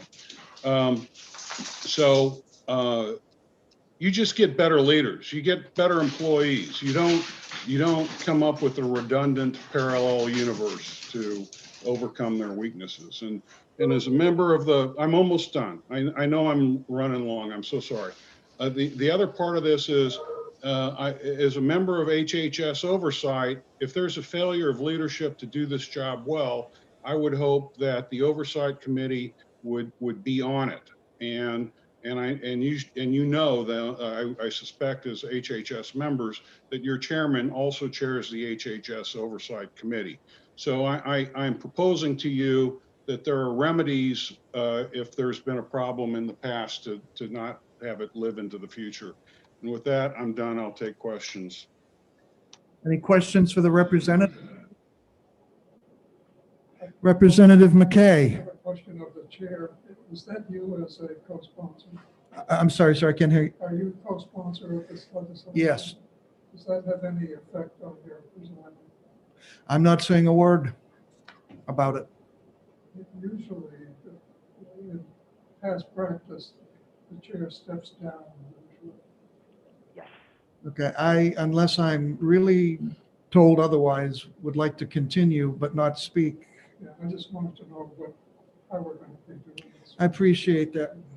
So Representative McKay, just a thought on that. I didn't coordinate any of my prepared remarks with your chairman. He was clueless on what I was going to say and probably worried. Have in the past, when the chair is a sponsor, the chair has stepped down. Okay, I have no. That sounded like Representative Weber. Was that for me, sir? No, we're having a chat here. Does anyone have questions for Representative Edwards? Representative Merchant and Representative Woods. Representative Marsh? My hand is not raised. Representative Merchant? Thank you, Mr. Chairman. And Representative Edwards, thank you for taking my question. Is it my take from what you're testifying that you're in support of a plan like we do in the Department of Transportation, have a 10-year plan so we actually look at things on a 10-year horizon, and the same thing we do in healthcare, or you opposed to the process to get to the plan and allow the commissioner to have latitude to develop the plan, but we still want a plan? I think I'd say something sort of different, but very similar to your second set of comments there, Representative Merchant. I would say that it is an inherent and vital task of a commissioner to do strategic planning and to do strategic planning well. And I think when we go out and we recruit and we hire a commissioner for DHHS, their ability to think strategically and to act tactically is a huge part of the job qualifications. So I just would not legislatively bind his or her hands to stipulate exactly what the contours of that strategic plan ought to include, and sort of by assumption what it does not include. Mr. Chair, if I may, Chairman? Yes.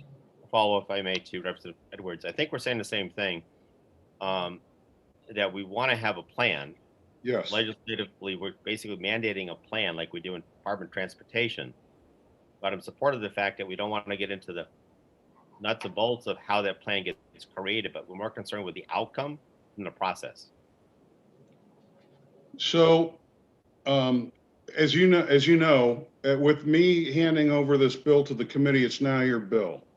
If you were to say that the part of the statute that demands that there be a plan developed, I'd be fine with that, but I would suggest that you pull out a lot of the kind of terms and conditions and details and specifics that have gotten hard coded into the bill or the legislation, so that the commissioner has flexibility on the contours of the plan. That's all. It's too much micromanagement put into law for me to think it's good government. Thank you, Mr. Representative. Any other questions of the representative? Representative Woods.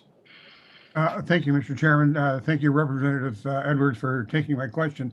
I'm looking at the back side of your printed testimony you sent out, and you referenced the IRC articles. What facility is performing each of these 6 tasks? And where does that information, to whom is that information transmitted? So I understand that all 26 of our community hospitals are required to do this under the IRS code, and that its distribution, I can't tell you. I have got to imagine that a copy would be available to DHHS for the asking if it's not already done. But there's an assumption in my answer, sir. Okay, well, that would be interesting to follow up whether, in fact, these go to DHHS and currently are used for statewide community planning. Certainly, each individual facility making a community plan would maybe differ rather substantially from a statewide plan would seem. Would that be correct? I wouldn't dispute that. I would say that when I talked to some members of DHHS prior to this meeting, there was concern that the department hadn't been exercising effective leadership in this area. And I believe that there are other checks and balances in the system that, to the extent that this is a priority and a smart thing to have a strategic plan on, that an effective commissioner and the checks and balances would ensure it get done properly. Thank you. Yes, sir. Any further questions of the representative?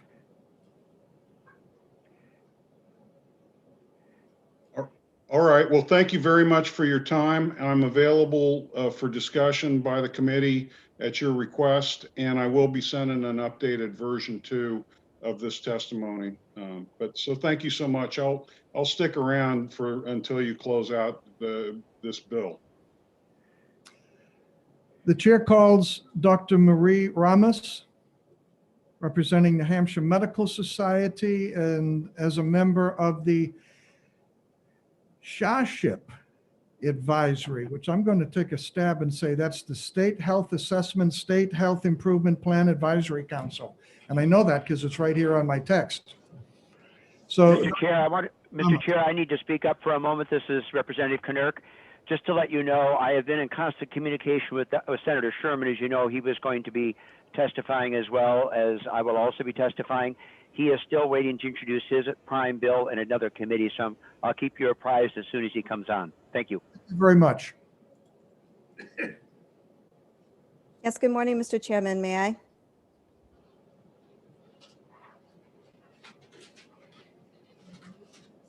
She's waiting for your permission. Oh, yes, sorry. Please make your presentation. Thank you very much. I do hope that the committee has received my written testimony that was submitted earlier this morning.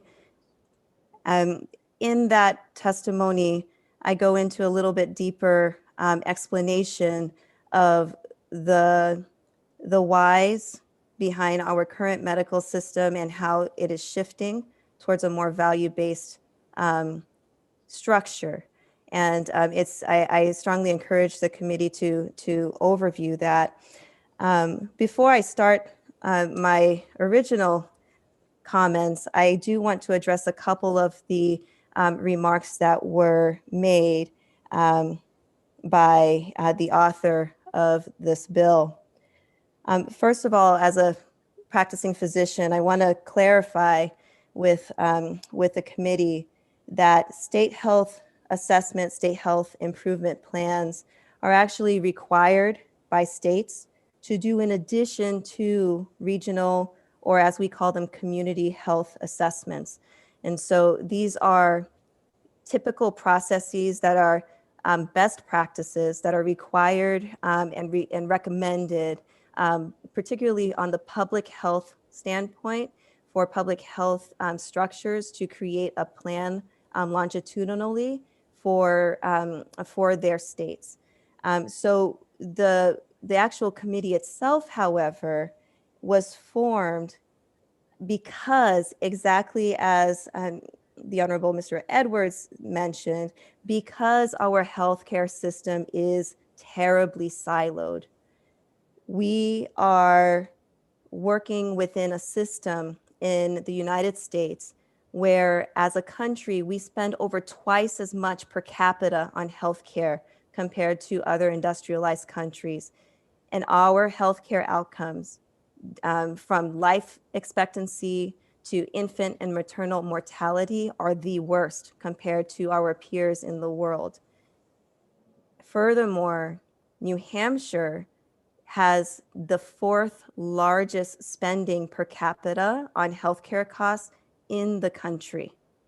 And so we definitely have a problem. And part of that problem is because of the siloed structure of our healthcare system. That's known, it's been done, and it hasn't been working. And so the precise reason, as to Mr. Edwards' commentary as to why it is so important that we have a convening of thought leaders who are representative of the diverse and textured community members that comprise our state, is absolutely integral. As a practicing physician, I do not necessarily get communications from the public health standpoint on the decisions that are made on how to improve the general communities and populations' health. That is not part of our current structure of systems. The second thing I'd like to point to the committee's attention is that as a result, public health plans don't collaborate with all of the other areas that we know contribute to a patient's health and well-being. The last thing I want to discuss is he mentioned an interesting phrase, a redundancy of parallel universes. And for those who aren't practicing physicians, I want to say welcome to my world as a practicing family doctor, who on a day-to-day basis, I have to be on the front line and am told and dictated by insurance companies what medications to change my patients on who have been well controlled on their chronic medications. I'm constantly barraged with laws and plans and policies that are made by people who are, although well-intentioned, may not understand the downstream consequences of their decisions that directly affect everyday Granite Staters on a day-to-day basis. And so it is imperative that in this very complicated health structure that we have, both in New Hampshire and nationally, that we have a place where we can convene all of the stakeholders that are necessary in creating a well community. It is well understood and accepted within the medical and public health spaces that the way to improve healthcare outcomes, reduce overall healthcare spending, and narrow disparities is to shift our focus from the current fee-for-service, a la carte model of health delivery to a more global, preventative, and value-based care system. And contrary to some criticism, this approach has actually proven to encourage healthy economic competition by incentivizing high quality and low cost care in the market. In fact, this is precisely why the Center for Medicaid and Medicare Services has changed its reimbursement structure to incentivize robust primary care delivery, important population health outcomes, and, improved population health outcomes, and bolster coordination of care for patients. And this shift of medical reimbursement has not only saved Medicare and private insurers billions, literally, dollars a year. Moreover, it means that Granite Staters also will save money and have the ability to direct their care in the way that they see fit. And so our health and wellness encompasses all aspects of our lives. As a matter of fact, a person's health actually is dictated by 80% of a person's health outcomes is actually derived outside of when I see them in the doctor's office. That means how they live, work, and play. And so along with its peers, as a former board of director of the American Academy of Family Physicians and a current member of the AAFP, the Academy of Family Physicians Commission on Health of the Public and Sciences, I strongly encourage this committee to consider the vitality of the convening of the State Health Assessment, State Health Improvement Plan Advisory Council. As a result, this is actually a body that is multidisciplinary, that reflects the textured experience of the residents in the state. It puts into action the very recommendations of our trusted leaders that are bipartisan and both on the healthcare and economic, as well as public health spectrums. And certainly in the face of COVID, where we are seeing such stark disparities, it is important to create a diverse, bipartisan, and representative think tank that can help define what health and wellness actually means for the faces of the New Hampshire residents and how they experience an integrated and concentrated definition of wellness. That is what this group is convening, is doing. It is taking the already required state health assessment and improvement plan that is required of the state, and we are actually taking it into our hands as a state in a collaborative effort to look at all the stakeholders that we know affect healthcare, and we are defining what health and what wellness means for us.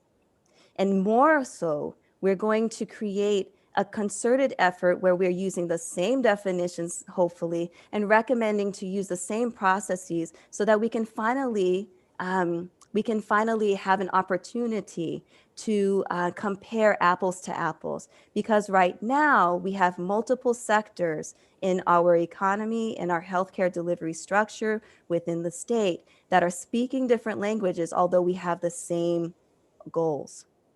The New Hampshire Medical Society is part of this group because our members need integrated resources to help our patients stay out of the ER and enjoy the wonderful amenities our state has to offer.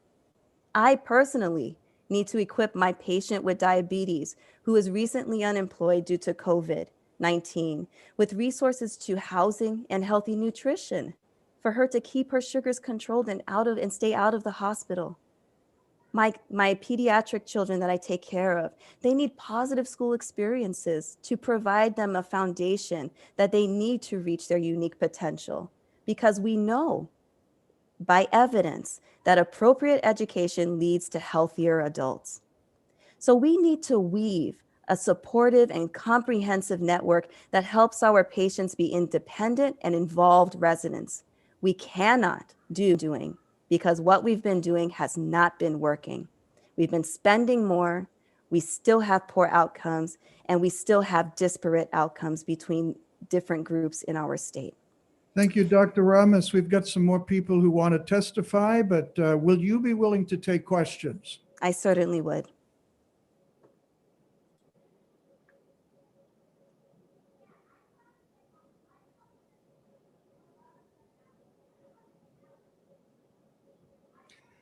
Thank you for your testimony. I do appreciate it. Thank you, sir. Next, the chair is going to call on Christine Stoddard from the Bi-State Primary Care Association, a lobbyist, it says, and you're in opposition to the bill.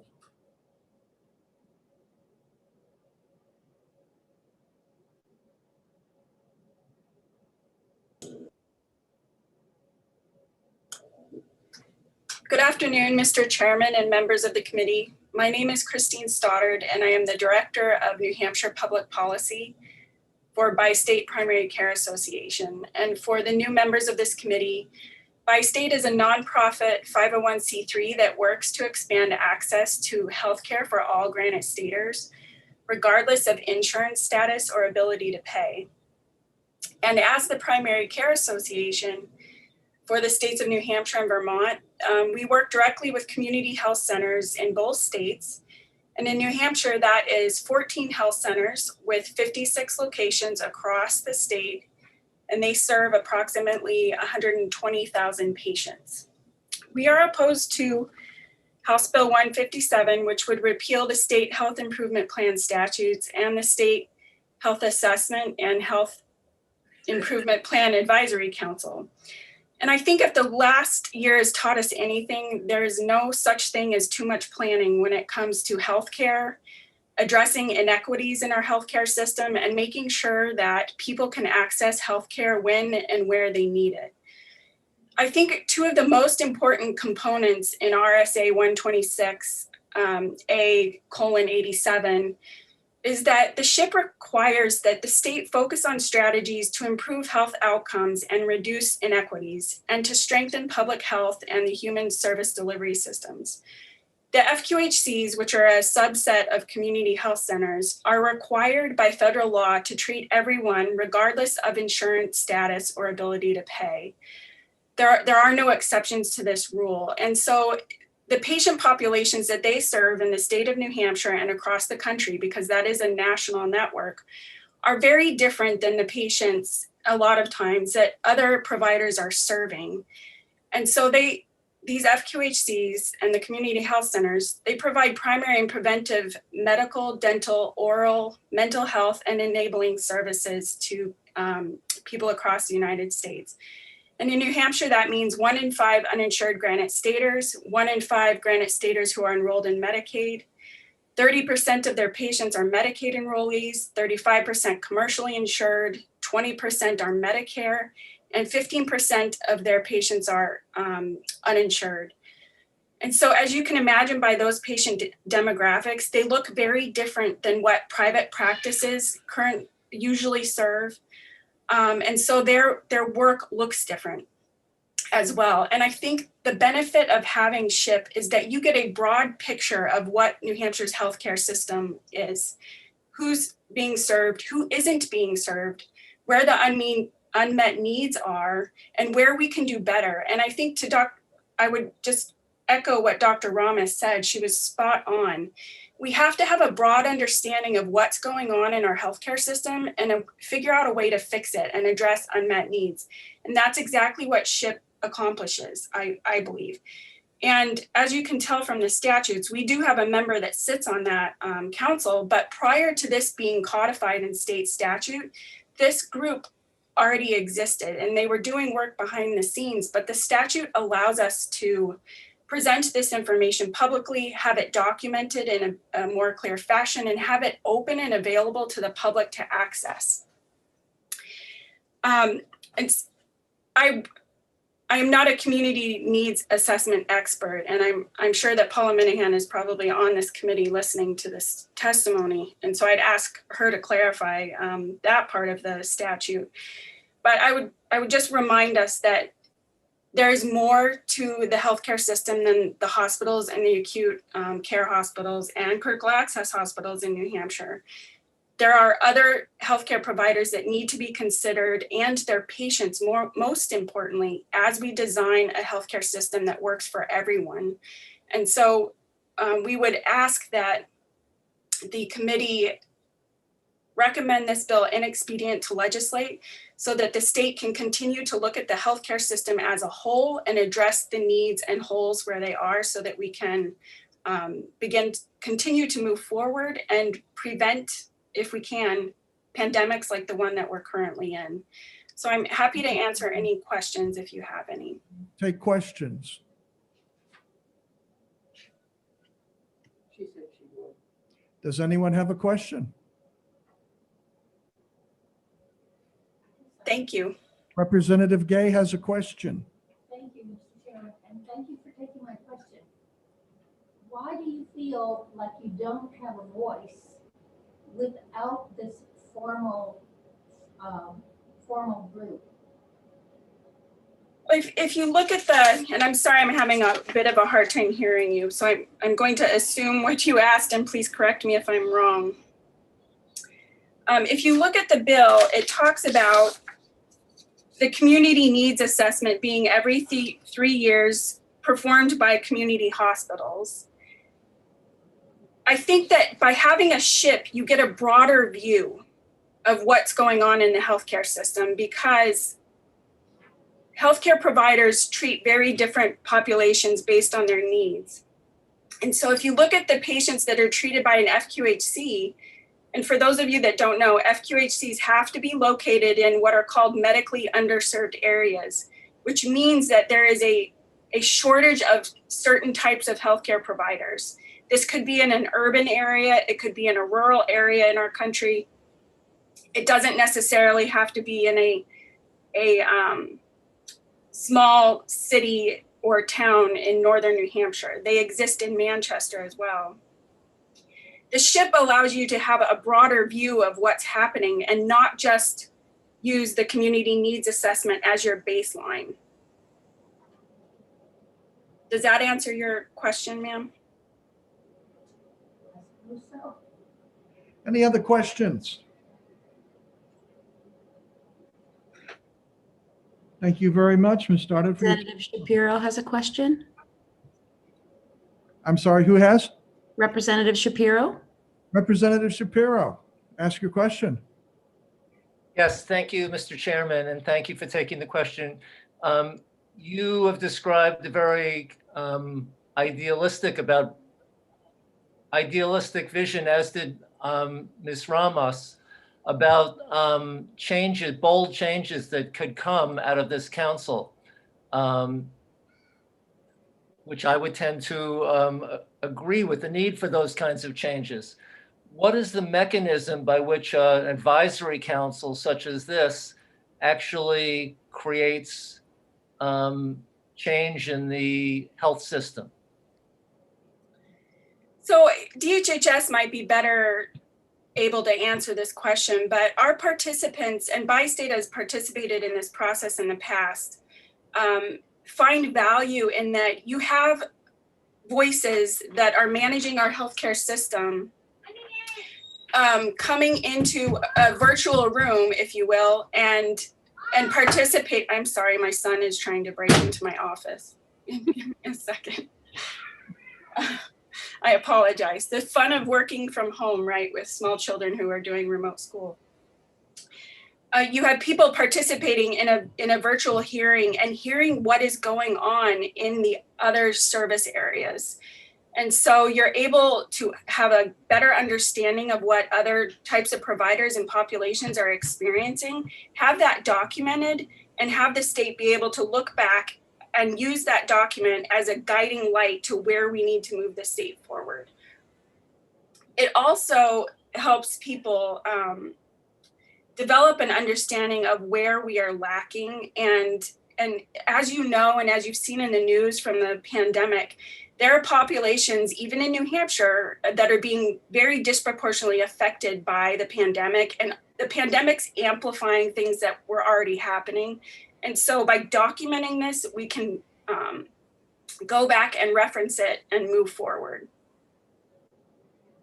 Follow up? Follow up. So would I assume from what you've just said that it would be likely that there would be ideas for legislation that would come out of this council? That is how I would use it. And I envision that is how my members that participate view it. To me, it is a guidebook and how we can improve our service delivery system in New Hampshire. Thank you. Sure. Further questions?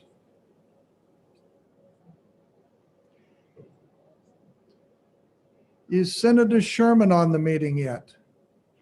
Yes, he just texted me. He is here now. And so he and I both are available. Okay, the chair recognizes Senator Sherman. Thank you, Mr. Chair. And as always, when I'm in House Health and Human Services and Elderly Affairs, I feel back at home. Having served on the committee for 2 terms. This is probably, in my book, one of the most important areas of work that we have done looking at how we deliver healthcare in the state of New Hampshire. I was in the House when CON sunset, and this council has absolutely nothing to do with CON. It's not regulatory. It's not, and so this is not CON related. I also have participated in our hospital assessments, community needs assessments. And while very effective, it targets each of the hospitals and does not look at the state as a whole. So many years ago when I was in the House, or several years ago, we did, oh, by the way, I'm sorry, I didn't introduce myself. I'm State Senator Tom Sherman, District 24, 11 towns on the Seacoast. I'm also a practicing gastroenterologist at Exeter Hospital. So when we did a hard look at healthcare in New Hampshire, one of the things that keeps coming back to me is that there really is no way to look at not just healthcare, but wellness and prevention and support across all of the populations, towns, rural areas, cities. We just haven't done that as a state, except through this mechanism of state health assessment and state health improvement plan. So fundamentally, the 2 drivers of this are, 1, to improve the health of the state by looking at where there are gaps and where there could be improvements, but also how do we do that as efficiently as possible? How do we look at where there may be redundancies, where there may be multiple people working on the same process? And that is cost saving. We have one of the most expensive healthcare systems in the country, our state. We spend more on healthcare. Our insurance is expensive. Our cost sharing is prohibitive. And there's a reason for that. And we don't understand all of the reasons for that. There are certainly insurance, but this understanding of how do we provide support for people in public health and healthcare across the state is something that really we don't have a good handle on, but the state health assessment will allow us to pull that together, understand it, with no power for regulation, but certainly a power to say, well, how can we do it? That's what the state health improvement plan is all about, is how do we do a better job? How do we coordinate care? How do we close gaps? And none of that is telling anybody what they have to do. It's an advisory council. But if successful, the goal will be over time to lower the cost of healthcare, improve the quality, and improve the efficiency.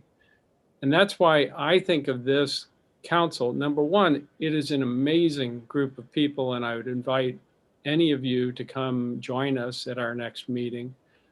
Several of you actually sit on the council from both parties. But it is an amazing group of people, all dedicated to doing a better job of providing healthcare and the provision of public health in the state of New Hampshire.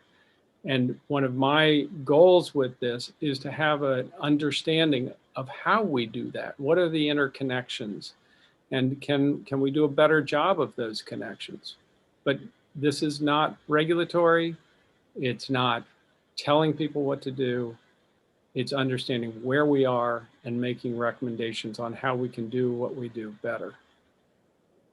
With that, I'm happy to take any questions. Representative Weber.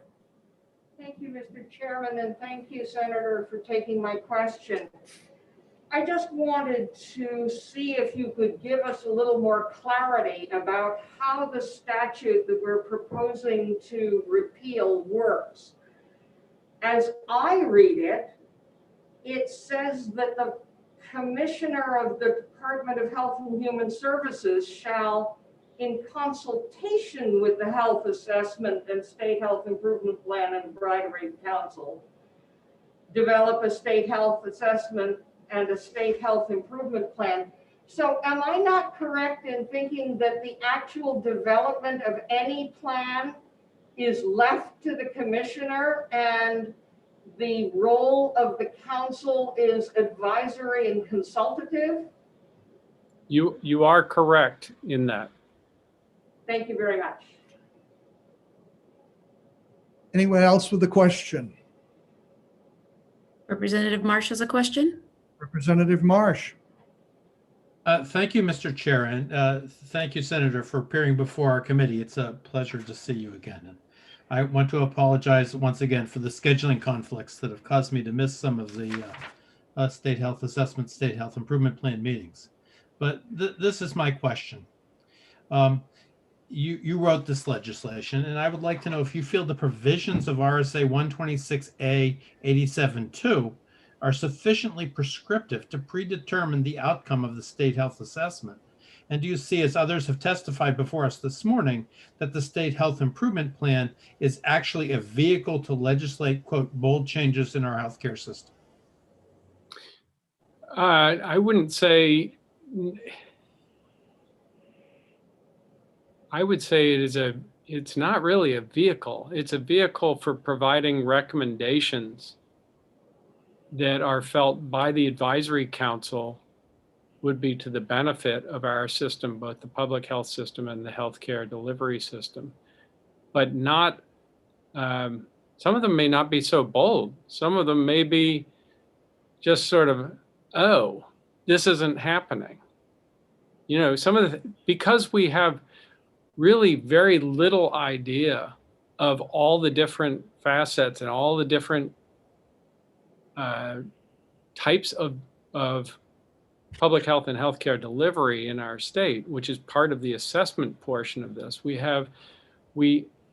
will likely find areas where tweaks are necessary, where connections need to be made.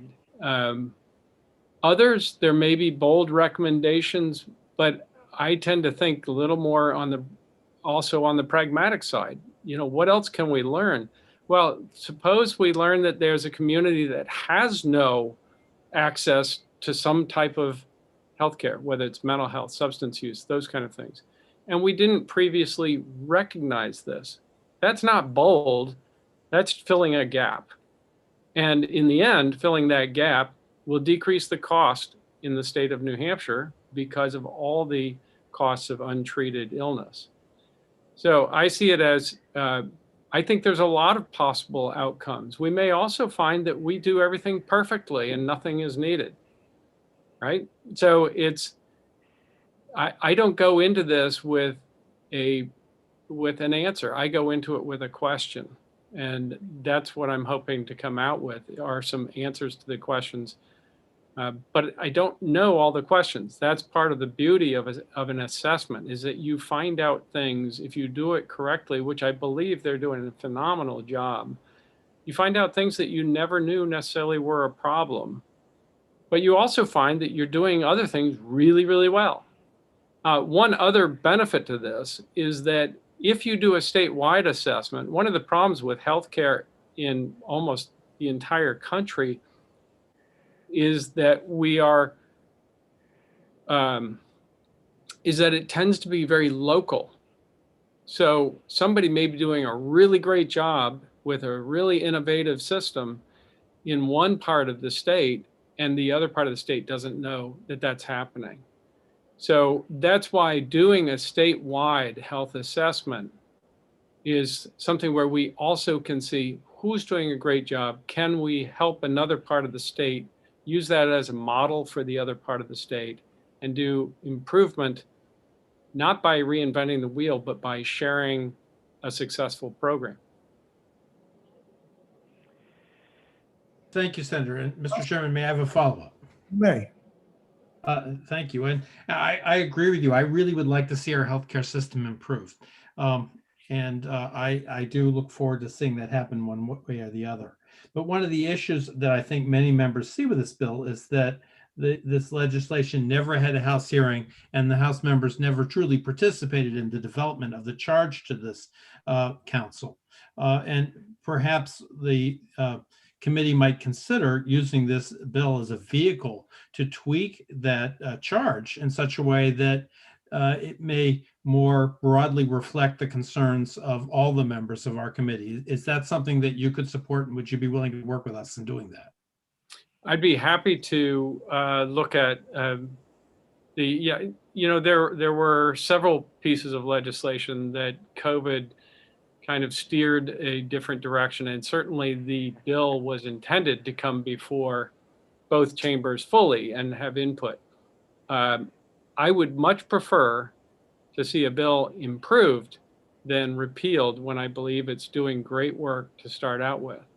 So I would be absolutely open to possible changes that would improve the work we're doing. But I think the work we're doing, and you're a part of that, is really a great job. What I would not want to see this become is a regulatory commission. I don't think that's an appropriate role.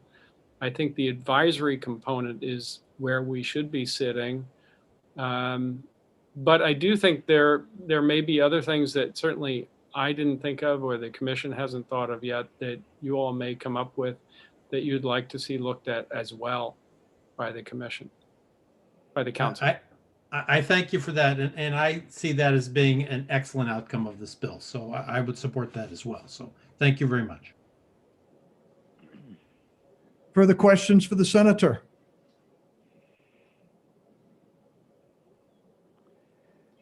Hearing none, thank you, Senator, and it's always a pleasure to have you back with your old crew. Thank you very much, and everybody take care. Yep. The chair recognizes Holly Stevens from New Futures.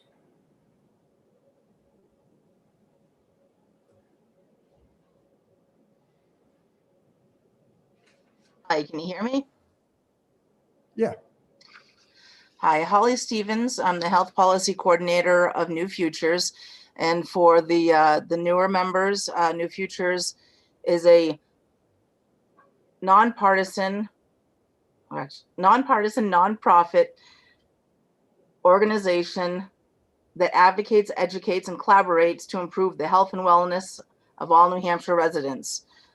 As you can tell, it's been a while since I've been in front of a committee because roll off tongue.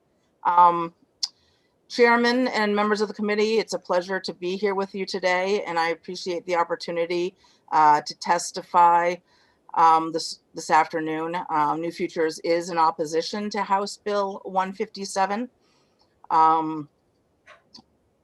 Understand that the House feels that they did not have any input on this in this particular bill because of everything that happened last year. So, you know, our position obviously reflects the bill that came before you and that is before you, certainly not Representative Marsh's recommendation at looking at modifying the statute. I don't want to take up too much of your time because one, I sent you written testimony, and two, the folks that went before me know a lot more about this stuff than I do. But I did just want to point out the fact that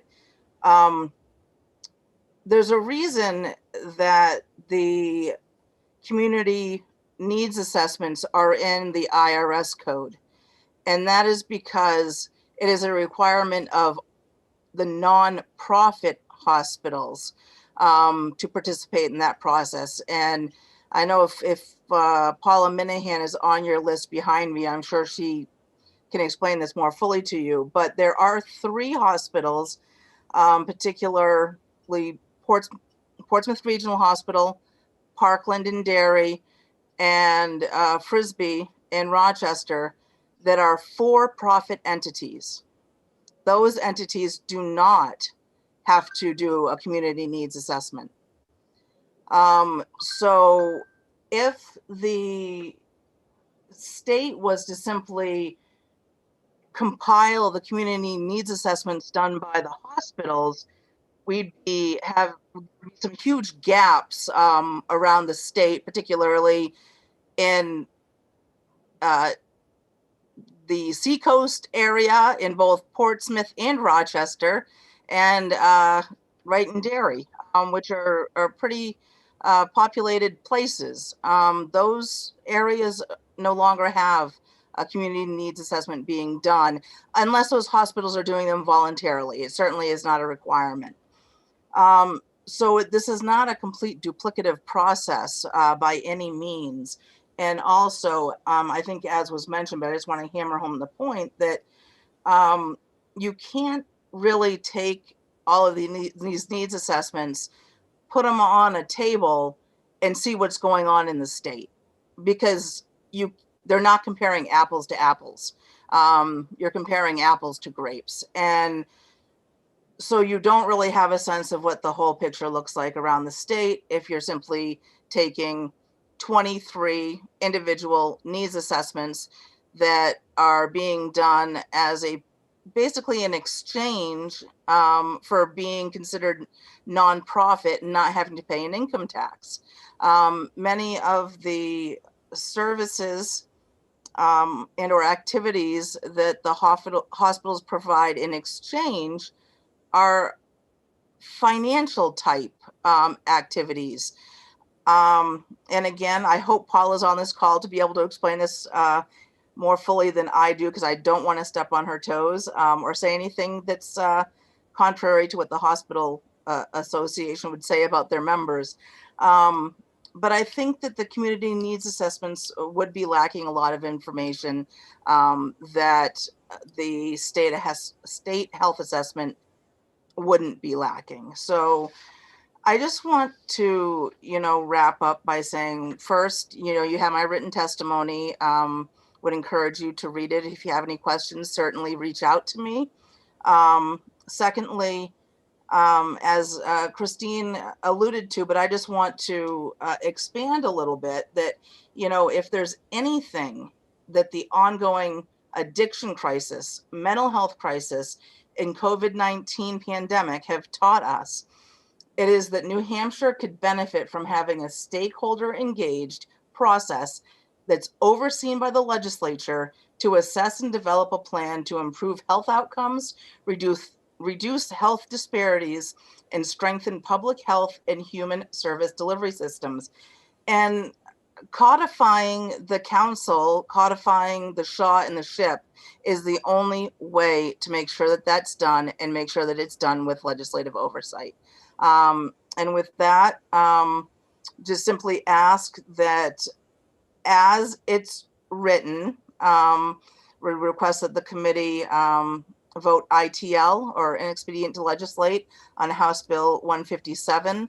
However, if there is an appetite to look at doing an amendment to add to it with the House's input, certainly, New Futures would consider being in support of that if we were able to see the amendment.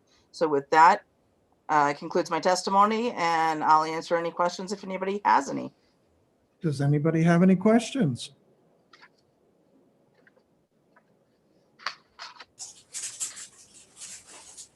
Yes, Representative.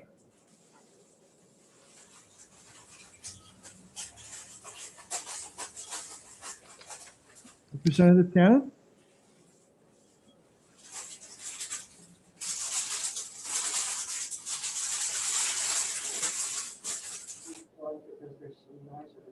Oh, okay. Seeing that there are no questions, the chair recognizes Lisa Morris from DHHS.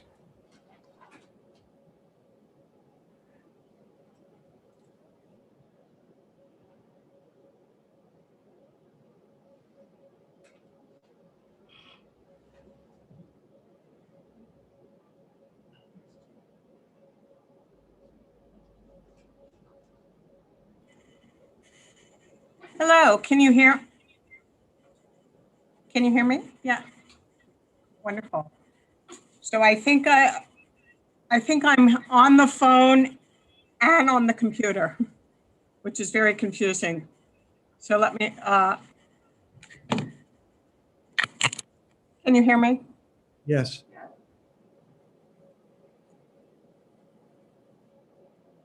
Okay. Good afternoon, Representative Pearson and committee members. My name is Lisa Morris. I'm the Director of the Division of Public Health Services through the Department of Health and Human Services. And I'm speaking today on behalf of the department, which is in opposition to this bill, HB 157, which repeals the State Health Assessment and State Health Improvement Plan Council. In addition to my oral testimony, you should have written testimony from me and from the Deputy Director, Patricia Tilley, which was sent to you yesterday. RSA 126A:87 and 88 directs DHHS through the work of a multi-sector council of subject matter expert and leaders within their fields to complete a state health assessment and state health improvement plan for the state of New Hampshire. You also received a membership list with my testimony so that you could see the membership of this particular council and the fact that it's a broad geography as well as a broad sectoral representation. This law creates an assurance that the department, regardless of leadership, will use a data-driven, inclusive process for assessing, planning, implementing, monitoring, improvement in the health and well-being of New Hampshire's population. Legislative oversight of this process further aligns the planning with budget and policy priorities. HB 157 identifies 2 points of concerns that I would like to address. It's true that community hospitals by law must complete community needs assessments every 3 years. The concern, as stated in HB 157, is that the state health assessment is duplicative of this process. Rather than being duplicative, a state health assessment aggregates and aligns community strengths while identifying opportunities for more efficient and effective use of state resources across state agencies. Over the past 7 years, our community public health networks across the state have collaborated with some hospitals and community leaders in performing community needs assessment as required by federal and state statute for nonprofit hospitals that we've already discussed.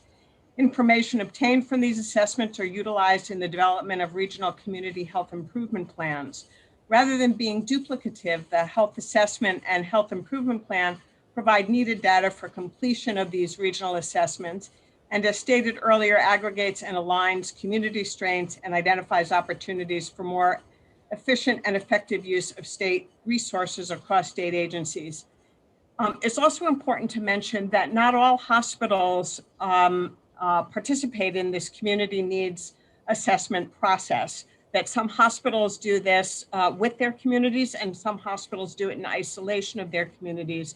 The reason that they do it, as stated earlier, is because it's required by law, both federal and state law. The goal for the completion of these assessments is for hospitals to do community benefits plans. These are plans that are focused solely on hospitals and the work that hospitals will do alone, sometimes with communities, other times in terms of where they will put some of their resources.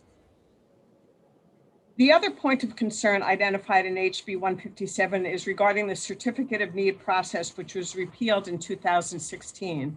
The state health assessment will focus on 4 categories: health status and outcomes, access to opportunity, community, and social connectivity. It will highlight birth outcomes, vaccine rates, chronic disease and health status, and will focus on access, utilization, and cost. Certificate of Need will not be considered as part of this process. We all benefit from a predictable structure for which data-driven priority setting is built. By building transparent, routine, and consistent process for assessment driven by experts in their fields, we'll be able to set and achieve ambitious goals and drive innovation. I speak for the department in asking for your support to continue this important work as codified in the RSAs for the New Hampshire State Health Assessment and State Health Improvement Plan. And I'd like to end by talking about the leadership within the department, as mentioned earlier. Our commissioner and all our leadership believes that it's important for us to get input from subject matter expert and leaders across the state in representing various sectors to ensure that when we have and finalize a community health improvement plan, that it has as part of it and included in it all of the areas of expertise through with the goal of improving health outcomes. So I'll stop right here and take any questions that you may have. Any questions? Representative Berger? Thank you. Thank you for taking my question. I'm curious as to what are your concrete, after you do assessments, which I can assume is an ongoing thing, what do you do with your discussions? What actions do you suggest? What is the value add of the information that you have come up with? So thank you for that question. So I heard most of it, I believe, but after the assessment, what we'll do is we'll take a look, we'll have all the assessment information analyzed, and from that assessment information, we'll identify priorities within the state based upon the needs that's identified. And we will take those needs and we will begin to address what some of the plans are that will meet those priorities and needs. We will look at and incorporate the existing state plans. So we have a state plan on aging, we have a 10-year mental health plan. We will take those existing plans. We're in the development of a housing and homeless plan. We will take those plans and incorporate them into the final state health improvement plan. So we are not reinventing the wheel. We hope that what will come of this will be a better integrated system. We will work more efficiently. Right now, we tend to work in, I think, across the state in more siloed ways, although regional planning is becoming more present than it has been in the future. But this will further enhance that integrated work that we do on the state level, but also on the community level. And although this is a DHHS plan, this is actually a state plan for New Hampshire, which incorporates other departments across the state of New Hampshire into the final draft of the plan.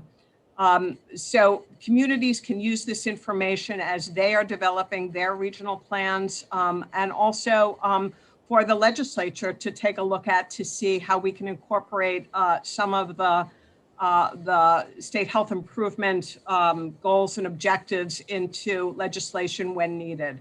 But really what this is this is a guidebook for change as opposed to a mandate for change. Does that answer your question?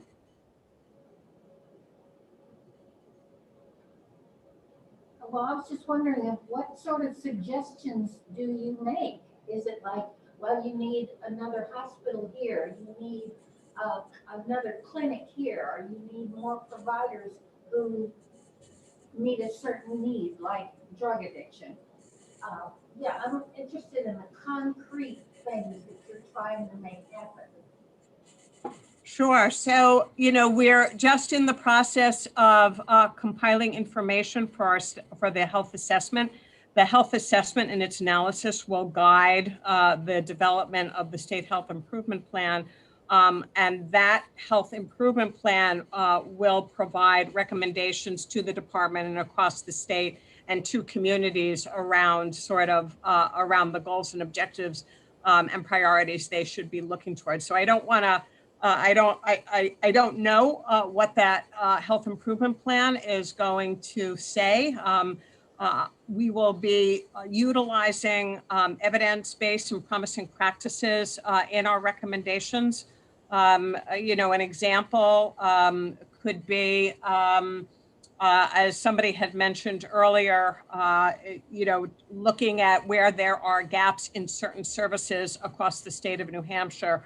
Are all populations having the same access to care? So it could be, there would be a variety of recommendations based upon the priorities, based upon the health assessment analysis. Thank you. Any other questions? Yes, Representative Cushman. Thank you, Mr. Chairman. Thank you, Mrs. Morse. I am wondering, what is the extent, if any, of a partnership between this council and the New Hampshire Regional Planning Commission? Can somebody repeat that question? I apologize, I could not hear. I heard Regional Planning Commission, I heard partnership, but that's all I heard. Sorry. It's okay. I'll just, can you hear me now? I was just wondering, what is the extent of a relationship, if there is one, between this council and the New Hampshire Regional Planning Commissions? So we do have representation from the Municipal Association, but I think we don't have anybody from the Regional Planning Commissions. And I think that's a great thought, is to pull Regional Planning Commission membership in, or to ensure that as we provide outreach to the communities to address their needs through conversation, that we would be able to pull them in at that time. That's wonderful. Thank you. Did Representative Merchant have a question? Yes, Mr. Chairman, thank you. My question to Director Morris, I think we're all in agreement that the healthcare system we have today is very fragmented. I want to commend this bill for pulling together stakeholders from the various silos to have a healthy conversation. I think sharing that knowledge is very constructive. However, I've heard a couple of times that it's data-driven, evidence-based, if you will. So my question to yourself or someone else on this group, what data is being collected to help guide evidence-based decision-making, and how does one go about collecting that data? So we have contracted with UNH, Institute of Health Policy and Practice, to work with us to identify what areas that we want to assess. And as Senator Sherman mentioned, I encourage you to attend one of the meetings. We really have some robust conversations, and we take the time that's needed to be able to think this through well. So there are many data sources that we're looking at across the healthcare system, across the social service system, and even outside of those systems, to be able to compile data that we feel is necessary in order to get and understand what's happening in across the state of New Hampshire. But we're also doing outreach to different communities within the state. So right now, we will be sending out a survey through the UNH Survey Center that has been vetted for many weeks by the council. That provides sort of perceptive information around perceptive and actual information around people's experiences in terms of accessing the healthcare and other areas that we know lead to health outcomes. After that, we are going to be reaching out into the community. During COVID, it's made it much more complicated to different groups within communities to be able to have deeper level conversations with them. It's quite possible that we will that the first state health improvement plan will identify gaps in the data that we have. And part of the priorities may be to identify ways that we can access that data. So if there are gaps in our understanding, so that we can have good planning for the future.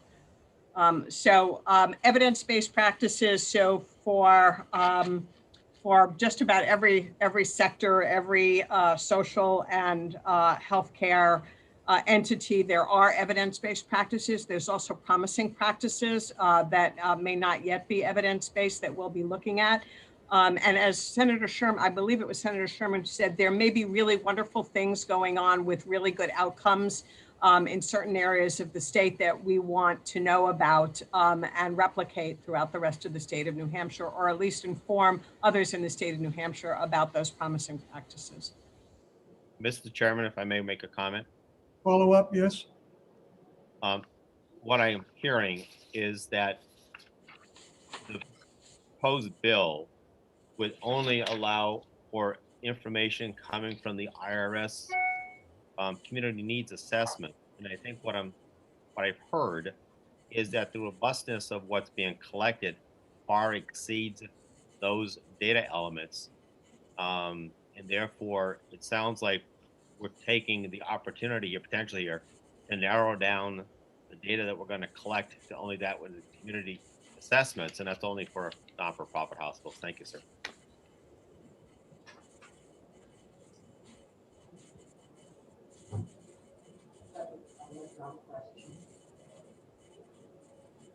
Any further questions? And please make sure they're questions. We'll have time in the exec session to give reflections. Any further questions, anyone?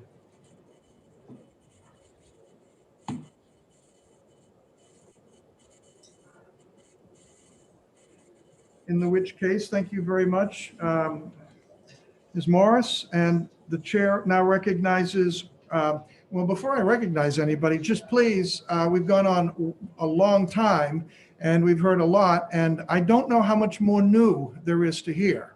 So if you have anything new that you can add to this that doesn't repeat and underscore, that would be very appropriate. With that, the chair recognizes Representative Jerry Knirk. Okay, thank you very much, Mr. Chair. Can you hear me okay? Yeah. Okay, great.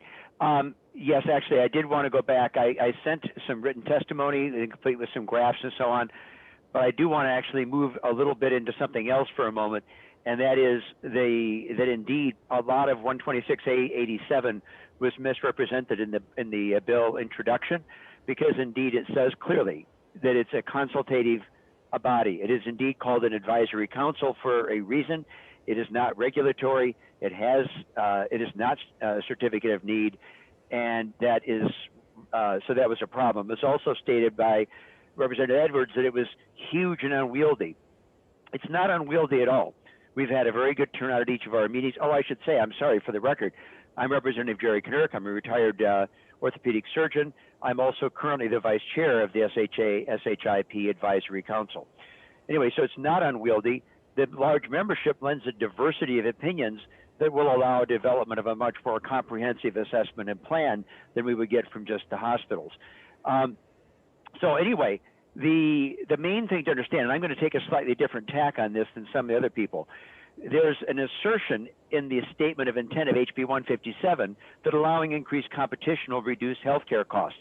But that is simply not true, and anybody that has looked at any of the international data knows that the United States has the most free market competitive healthcare system of all of the developed countries. But the comparisons demonstrate that, again, as Dr. Rama said, we spend twice as much as other developed countries with the poorest outcomes. And I have some rather interesting and telling graphs over time, which I sent out in my written testimony for just the simple thing of what we spend and our life expectancy. We're at the top for spending, the bottom for life expectancy. Now, the point of that is very simple. Competition and free markets work great for consumer products where you can shop for the best deal and decide not to purchase an item if the price is too high. But healthcare is not that. It's infrastructure. It doesn't function like a free market. And even if we solve the problem of cost transparency, it is very difficult to do comparison shopping when you're lying in an emergency room with a broken ankle, a heart attack, or an inflamed appendix. And you can't choose not to purchase the appendectomy you need just because the price is too high. So again, the goal of this plan, this assessment group and plan, is to improve healthcare outcomes and strengthen delivery systems. If we work on improving management of chronic illness, we will save substantial healthcare costs by preventing avoidable hospitalizations, and that's the phraseology that is usually used. For example, it's far cheaper to treat hypertension with a cheap generic antihypertensive than it is to treat a stroke that results from the uncontrolled hypertension that includes the costly acute care, the rehabilitation, and the long-term disability. I do find it particularly troubling to see this bill come forward when COVID has clearly revealed the weakness of our fragmented, competitive, free market system that has led to some of the worst outcomes in the world and is endangering all of us. It's not a matter of only endangering those who don't have access. It endangers all of us by increasing the spread of the virus.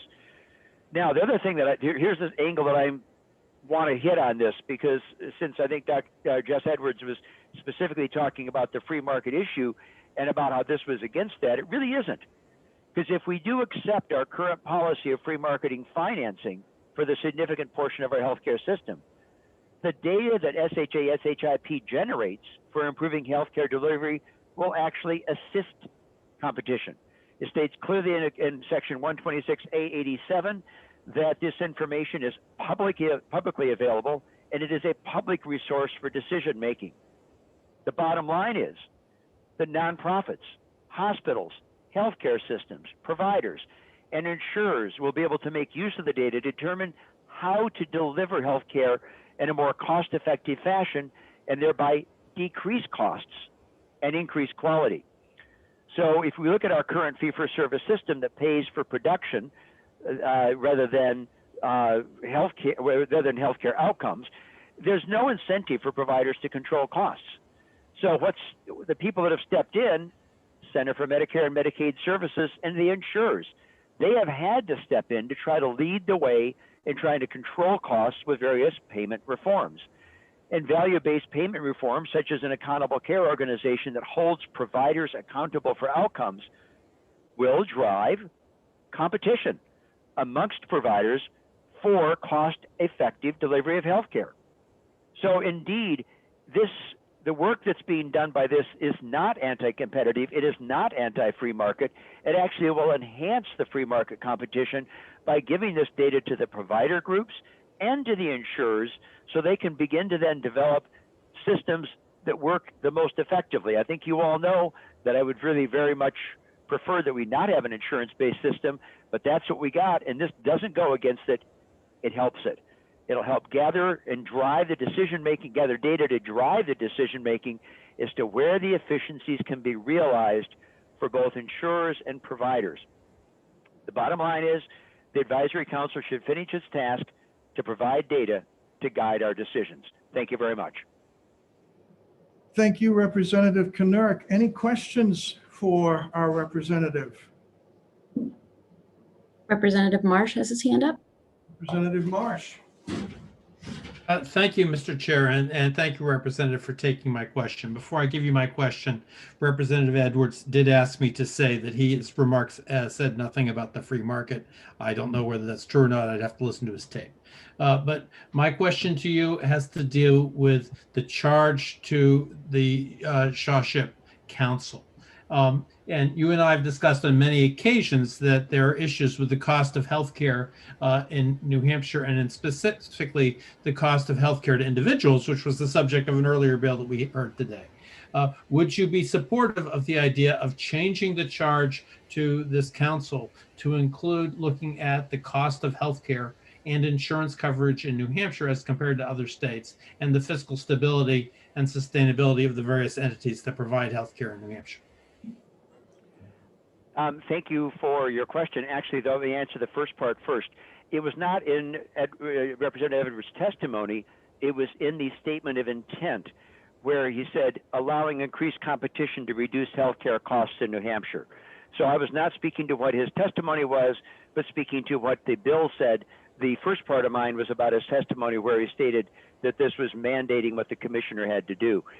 With response to your request about changing some of the charges, I think we certainly could look at those.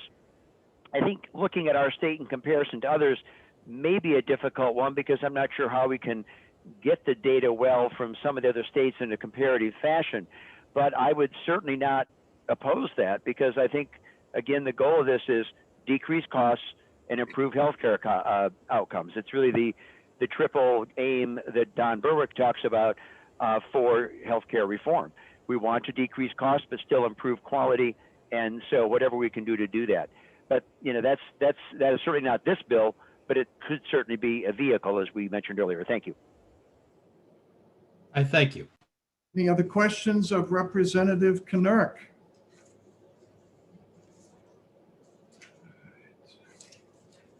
I have lost my sheet with those who are not yet testified but signed up. Nope, those are all checked off. I had a few others that have signed up recently, and I'd like a little help in knowing who they are.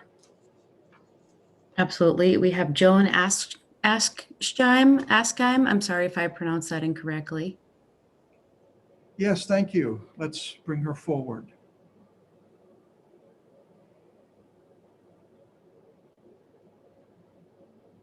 Ms. Askheim, if you just, there you go. Okay. So my name's Joanne Aschheim, and I'm recently retired. I'm a nurse, and I was the executive director of the New Hampshire Public Health Association. I'm representing that association, which is membership organization of public health professionals across the state. And we are opposed to the bill. I want to point out that I was around years ago when we developed our first state plan in New Hampshire. And I also was on the leadership team developing a similar plan in the state of Connecticut.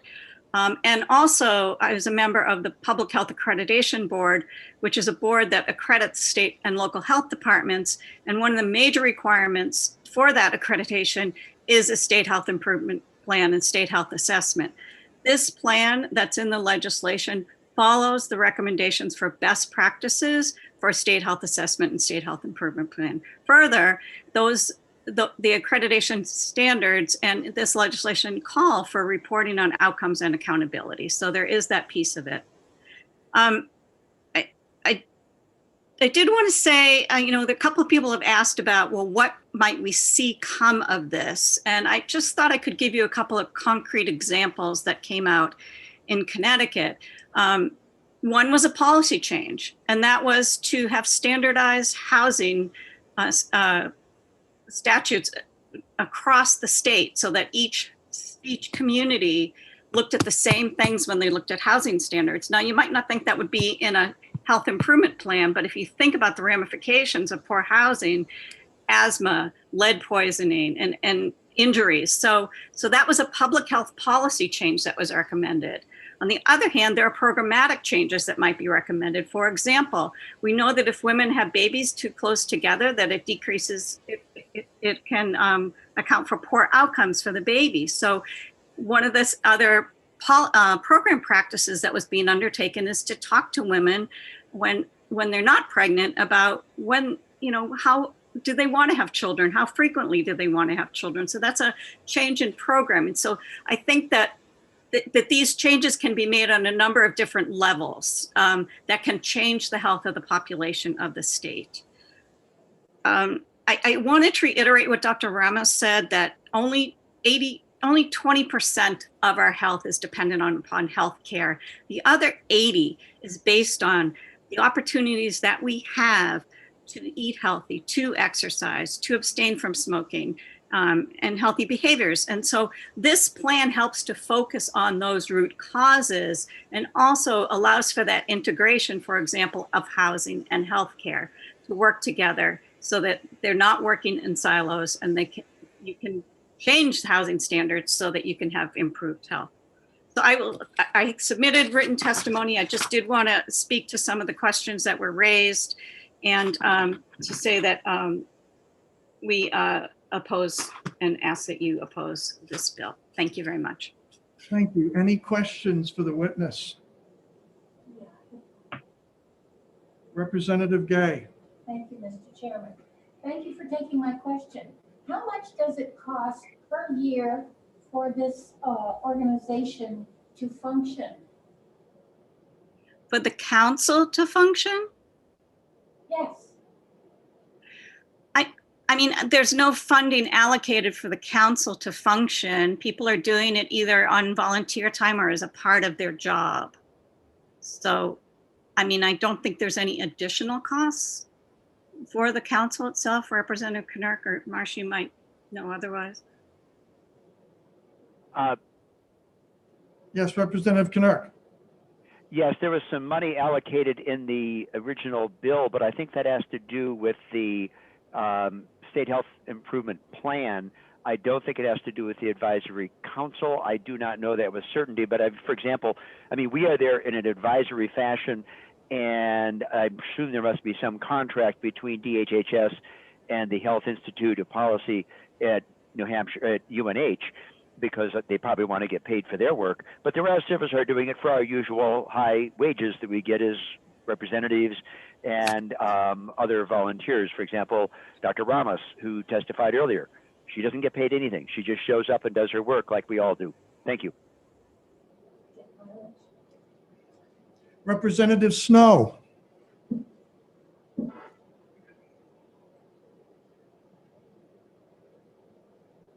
Representative Snow, you had your hand up.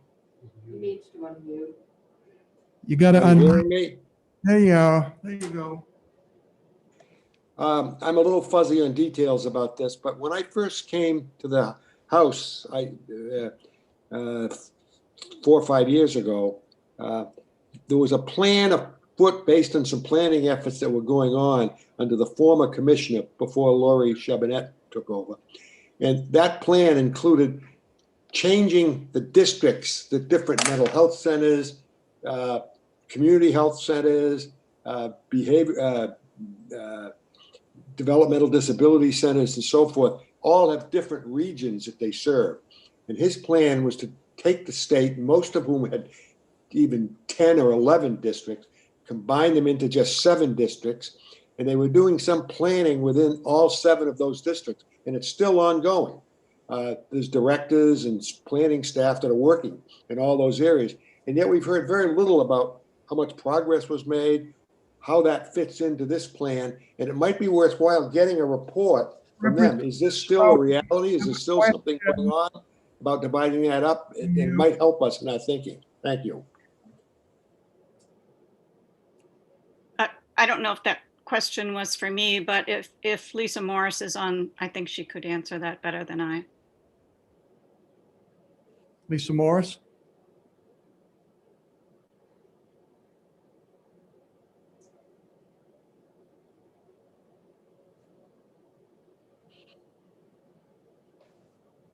Can you hear me? Yes. Yes. Great. Hello again, everybody. Thank you, Representative Snow, for your question. Prior to, so you're right, there were, although I was in the community at the time, there were discussions on the state level, and even when I came into the state 4 years ago, relative to regionalization and what that should look like. And then, of course, COVID hit.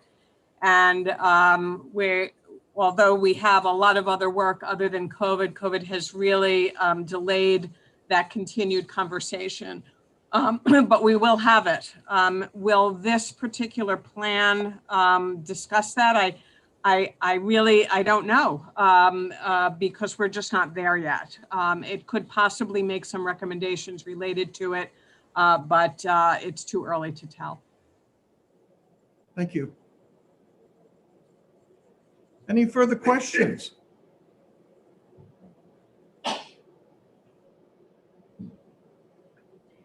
In that case, the chair recognizes Rebecca Sky from the Commission on Aging.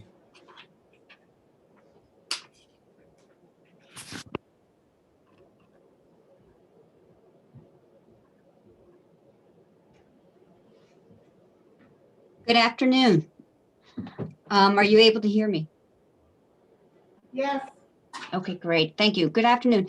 Let me introduce myself. I am Rebecca Sky. I am serving as the Executive Director for the New Hampshire State Commission on Aging. The charge of the commission, as established by RSA 19P, is to advise the governor and the general court on policy and planning related to aging. Forward-thinking public policy will ensure that all of us have the opportunity to thrive and be valued in New Hampshire as we age. To that end, I hope to we get to know one another better throughout this legislative session. The State Commission on Aging is in opposition to this bill.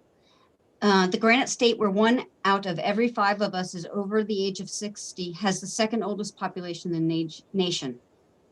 We are an aging state in an aging nation in an aging world.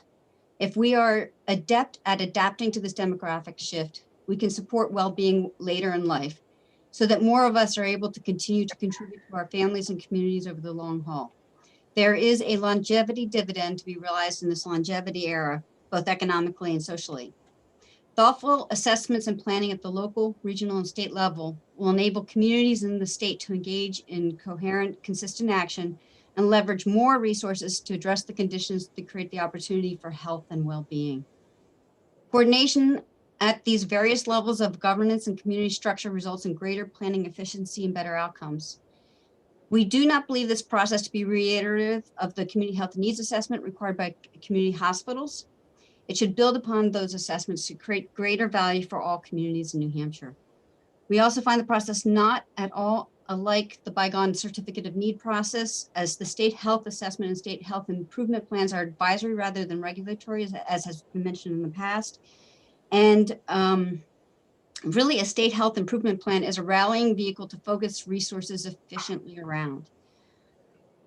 The comprehensive nature of the assessment and plan go far beyond healthcare infrastructure that was managed with the certificate of need process. The determinants of health are much broader than the healthcare that is available in our communities.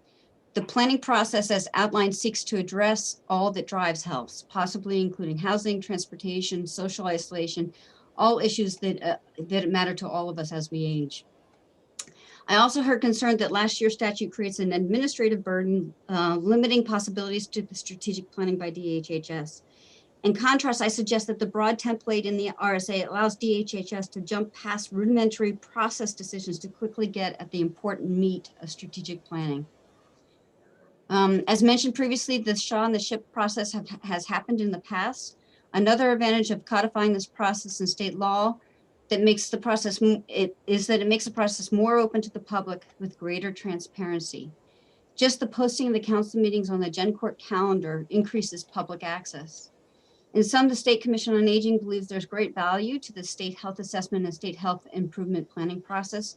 We are excited by the forethought that included the chair of the State Commission on Aging and representative from the New Hampshire Alliance for Healthy Aging on the Advisory Council. The years of infirmity at the end of life can be minimized by planned action to address the determinants of health and wellness based in our communities. Greater alignment between local, regional, state health improvement plans will result in a better New Hampshire. And a transparent process overseen by the legislature made with deep engagement of the incredibly diverse advisory council will ensure a good product. Thank you so much. Would you take some questions? Absolutely. Does anybody have any questions?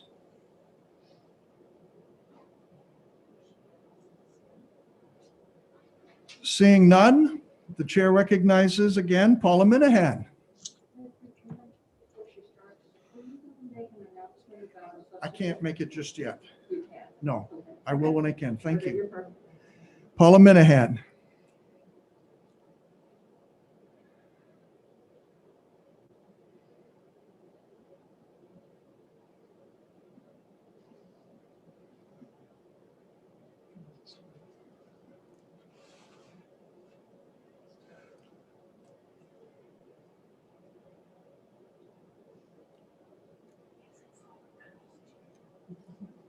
Ms. Minahan, we can't hear you if you're speaking. I'm sorry, I did not hear that. We've got Ms. Minahan on and she's unmuted. However, we're not able to hear her speak. Okay. Is there anyone else who has signed up to testify that has not testified yet?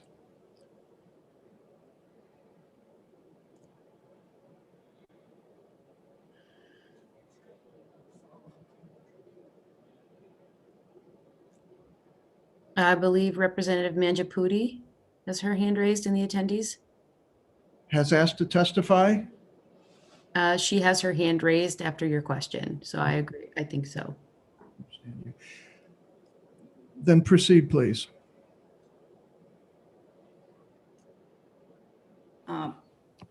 Good afternoon, Chairman and the committee members. Thank you. I had signed up in support of this, and I had signed up to speak in the previous yoga, the alternative therapy bill 247. But it feels like listening to all the discussion seems like this is a very worthy council that's looking at changing the course of or benefiting our Granite Staters for health outcomes. And maybe this is the council that can look at innovative ways of providing wellness, health, and prevention and early intervention programs in healthcare field. And so I'm thinking here saying, oh, this is where the alternative therapies and interventions should be looked at and see how the efficacy and changing the outcome of the health and well-being would help the Granite Staters. That's all. Thank you very much. Is there anyone else? Mr. Chairman? Yes, sir. I would like to point out that there were two Paula Minahans listed under attendees, and I think it's possible that Christina promoted the wrong one. So I would ask that Christina try again with the other one.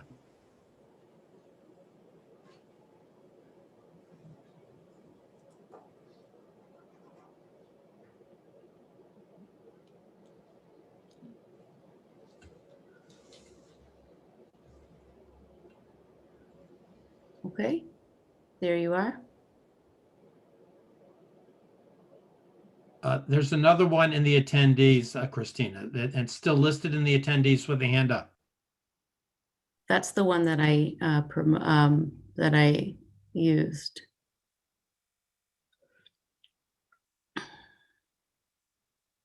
Now, technical issues. Thank you for trying.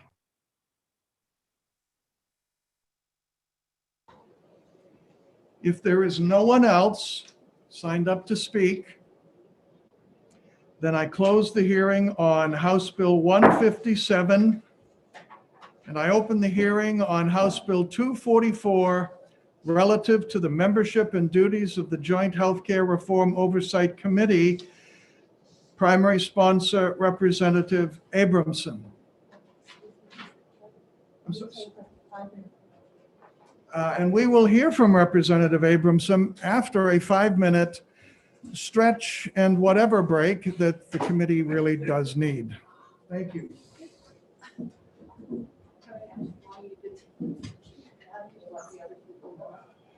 Well, we're in a tough place today, so I really don't want to go out on my own. So I've got messages to the speaker, to the state, and he can take the heat. Apparently, I didn't call on the people who had signed up on a previous bill. I thought I had, but you know, extroverts ask a question and give you a second to answer. My wife says, no, introverts need 7 seconds. Well, technology needs more. So I think I'm doing better on that. But well, thank you. It's Praise from Caesar. It's praise. Yes. My other question is, what is the policy about signing up? Because I thought people had to sign up yesterday. I was And it told sounds that like too. you're taking. I got yelled at. I got a printout at the beginning, and my clerk got a printout of everybody who's going to be testifying. And then I discovered more people. And in fact, somebody, representative, you know, she just was signed up in favor. And so I need to know what actually the policy now is. Because I thought it was by before the meeting started. Well, I thought I read it on the sign-up, but, and I'm not objecting one way or the other, I just want to be sure it's the same rules for everybody. Exactly. You know, you tell me what the rules are, I'll try to do it. Have fun with it. See you, Charlie, good to see you. You know, it's a shame that you're leaving right now. We're going to accept a bill about realtors. I motion to retain. We haven't even heard it yet. To bring a realty to the subject.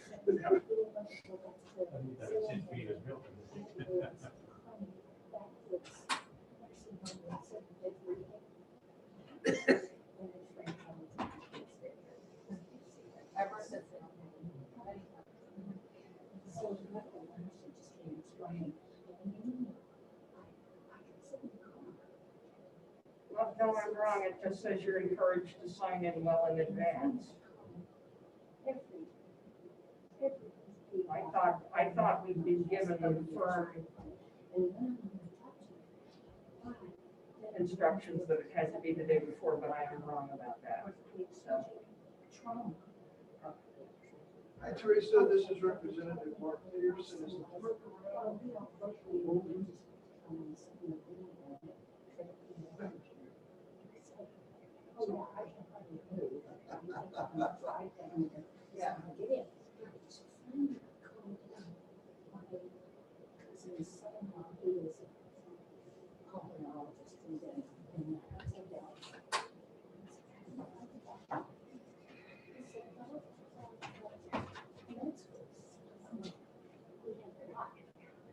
Thank you.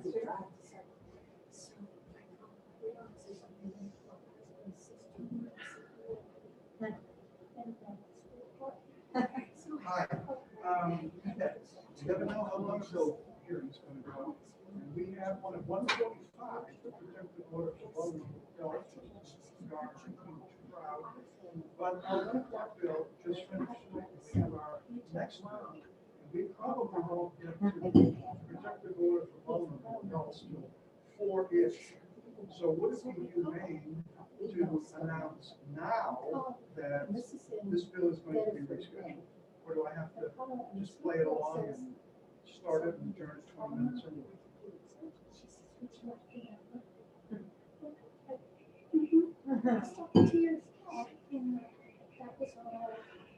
Wednesday and then I go and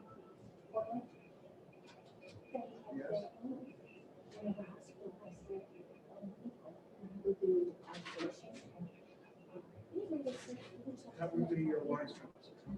I could sit on Tuesday. Right. Okay. That's amazing. Yeah, finally. And I did so much, I started shifting and remember. Okay, and when is it, when we stop? Rules,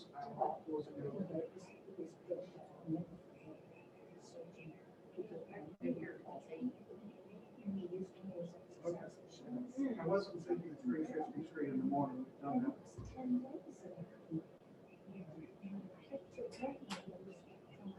That's right. Well, that's what I meant. Yes.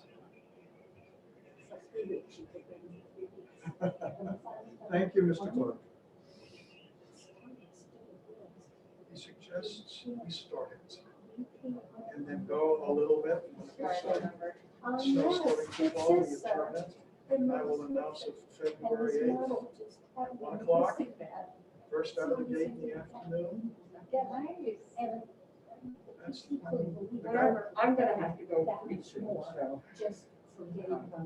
Although I have been here, the year that Bill O'Brien was on judiciary, when he'd been out for a year and came back the year before he was speaker. If any Democrat spoke on the committee, then every Republican had to speak afterwards and tell them why they were wrong. So we were there routinely till 7 or 8 o'clock at night, every single time. And I have never seen anything like it. I mean,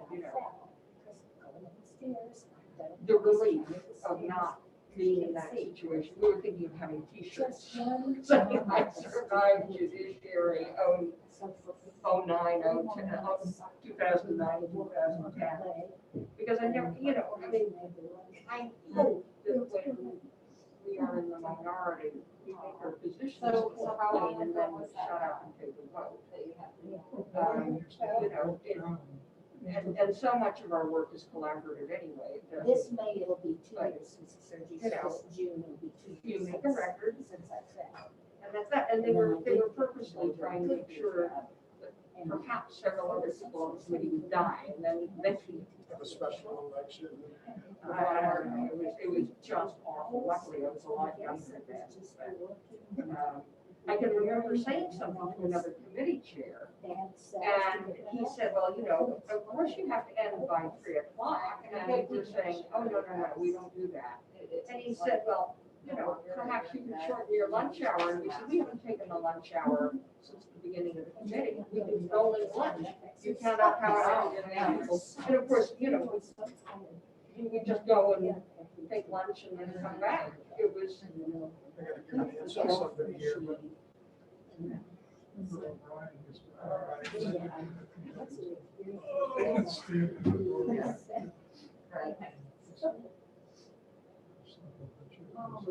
You were on this committee that year, because I was on judiciary. When I came out, I was on a couple of something because I couldn't.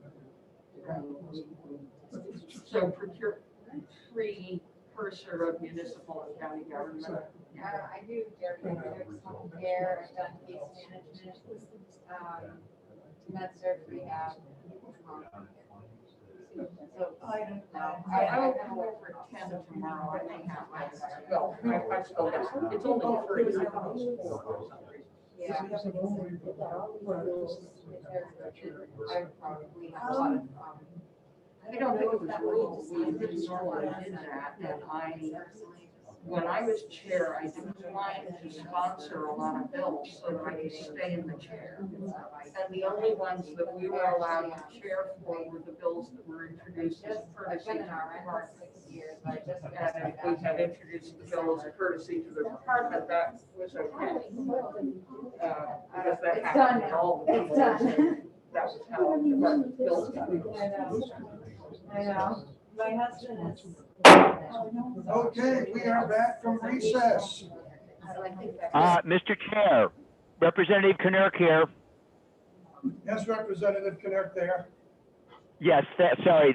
I'm advocating for a person who waited to speak and was missed again. This time, they didn't call me. I called them. I did call Paula Minahan. She was waiting. Apparently, she still was not recognized. I went to the attendees. I watched as she raised her hand, and currently at the top of the attendees is her name with her hand raised. She waited patiently to speak. If you're willing to reopen the last one for a couple of minutes, I just want to let you know she is there. You know I'm a bleeding heart. You know I'm a bleeding heart conservative, of course. Good. Paul Minahan, glad to have you.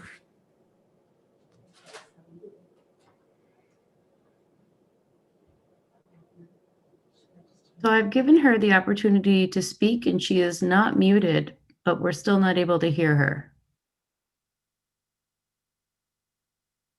Paula, do you know how to unmute? Because you've been promoted. Oh, good God. And Mr. Chair, that is the one that is the hand that was up. She has been properly promoted. Well, I will speak. She did send written testimony, so we should all look at that. Thank you. And we're going to give Paula Minahan a little token to carry around that she can redeem anytime she wants to speak to us. Yes, and she also pointed out she did this the exact same way that she did when she testified before, and she can't understand why this time it didn't work. Thank you. Such is the strangeness of equipment. Okay, now we are going to, I open the hearing on House Bill 244 relative to the membership and duties of the Joint Healthcare Reform Oversight Committee. Representative Abramson, prime sponsor. Representative Abramson, you are recognized to speak. Can you folks hear me? Yes, we can. All right. My name is Representative Max Abramson. I'm representing the beautiful towns of Hampton, Hampton Falls, and Seabrook. I did introduce House Bill 244.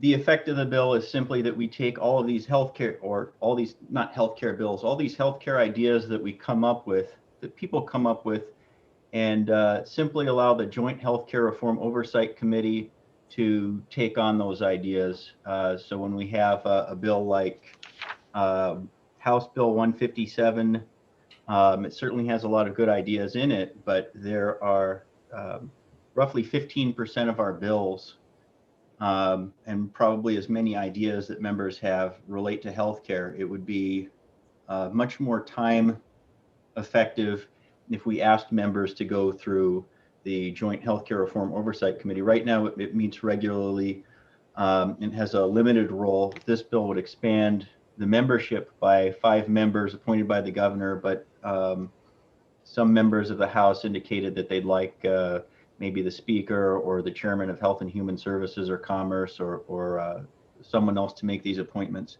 The intent is when members have ideas for getting costs down or removing other boards and committees that they feel are no longer relevant, or if someone has an idea in general on healthcare, that they simply sit down with this board and have a kind of informal discussion there. I've had quite a few ideas over the years. I did take the ideas from the New Hampshire Republican platform, which have, again, a lot of ideas that do translate into legislation. If you look at the list of legislative service requests and do a quick search, the word medical appears 16 times.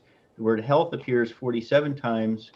Again, more than 15% of the bills coming through deal just with healthcare, direct primary care physicians, health savings accounts, and so forth.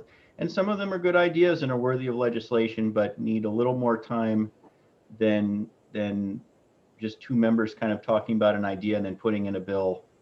Each one of these bills can have 2, 3, and 4-hour hearings.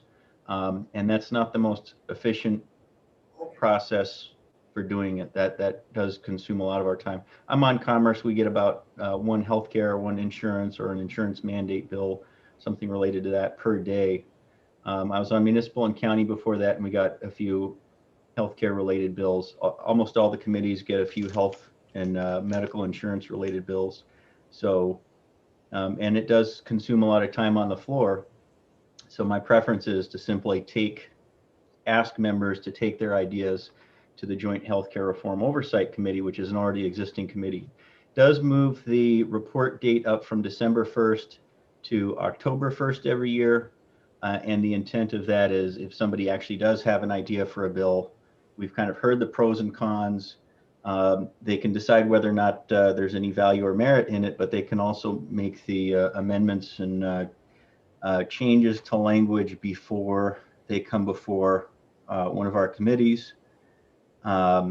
And of course, when we have experts come in and speak on these bills, they deal with the draft version of the bill, not the amended version. And some committee chairs don't even allow amendments to be discussed during the hearing. What we need is the final version of the bill in front of us so we can see the actual language. A lot of members of the House have stated that they would much rather get the final language. Someone from the Nurses Association contacted me and suggested that we specify a nurse. And I said, well, maybe we need 2 nurses on this board, but we need people who have experience in healthcare to just kind of have a sit down, informal talk on ways to get healthcare costs down and get service up. We spend about 24% of our healthcare costs are spent just on administration. We spend about $60 billion a year just on defensive medicine. We spend about $90 billion a year on pharmaceutical advertising. We spend, something like $500 billion a year is just spent on overcharging of services. So there are a lot of ways to reduce costs, and there are a lot of ways to improve service. But it's better to take those ideas and have a little back and forth and draw on some of the senior members of the House and Senate who have some experience dealing with healthcare related bills. So that's the intent. I'm of course open to amendment. And the bill's House 244, and it just it expands the duties of that existing oversight committee. Thank you, Representative. Will you take questions? Sure thing.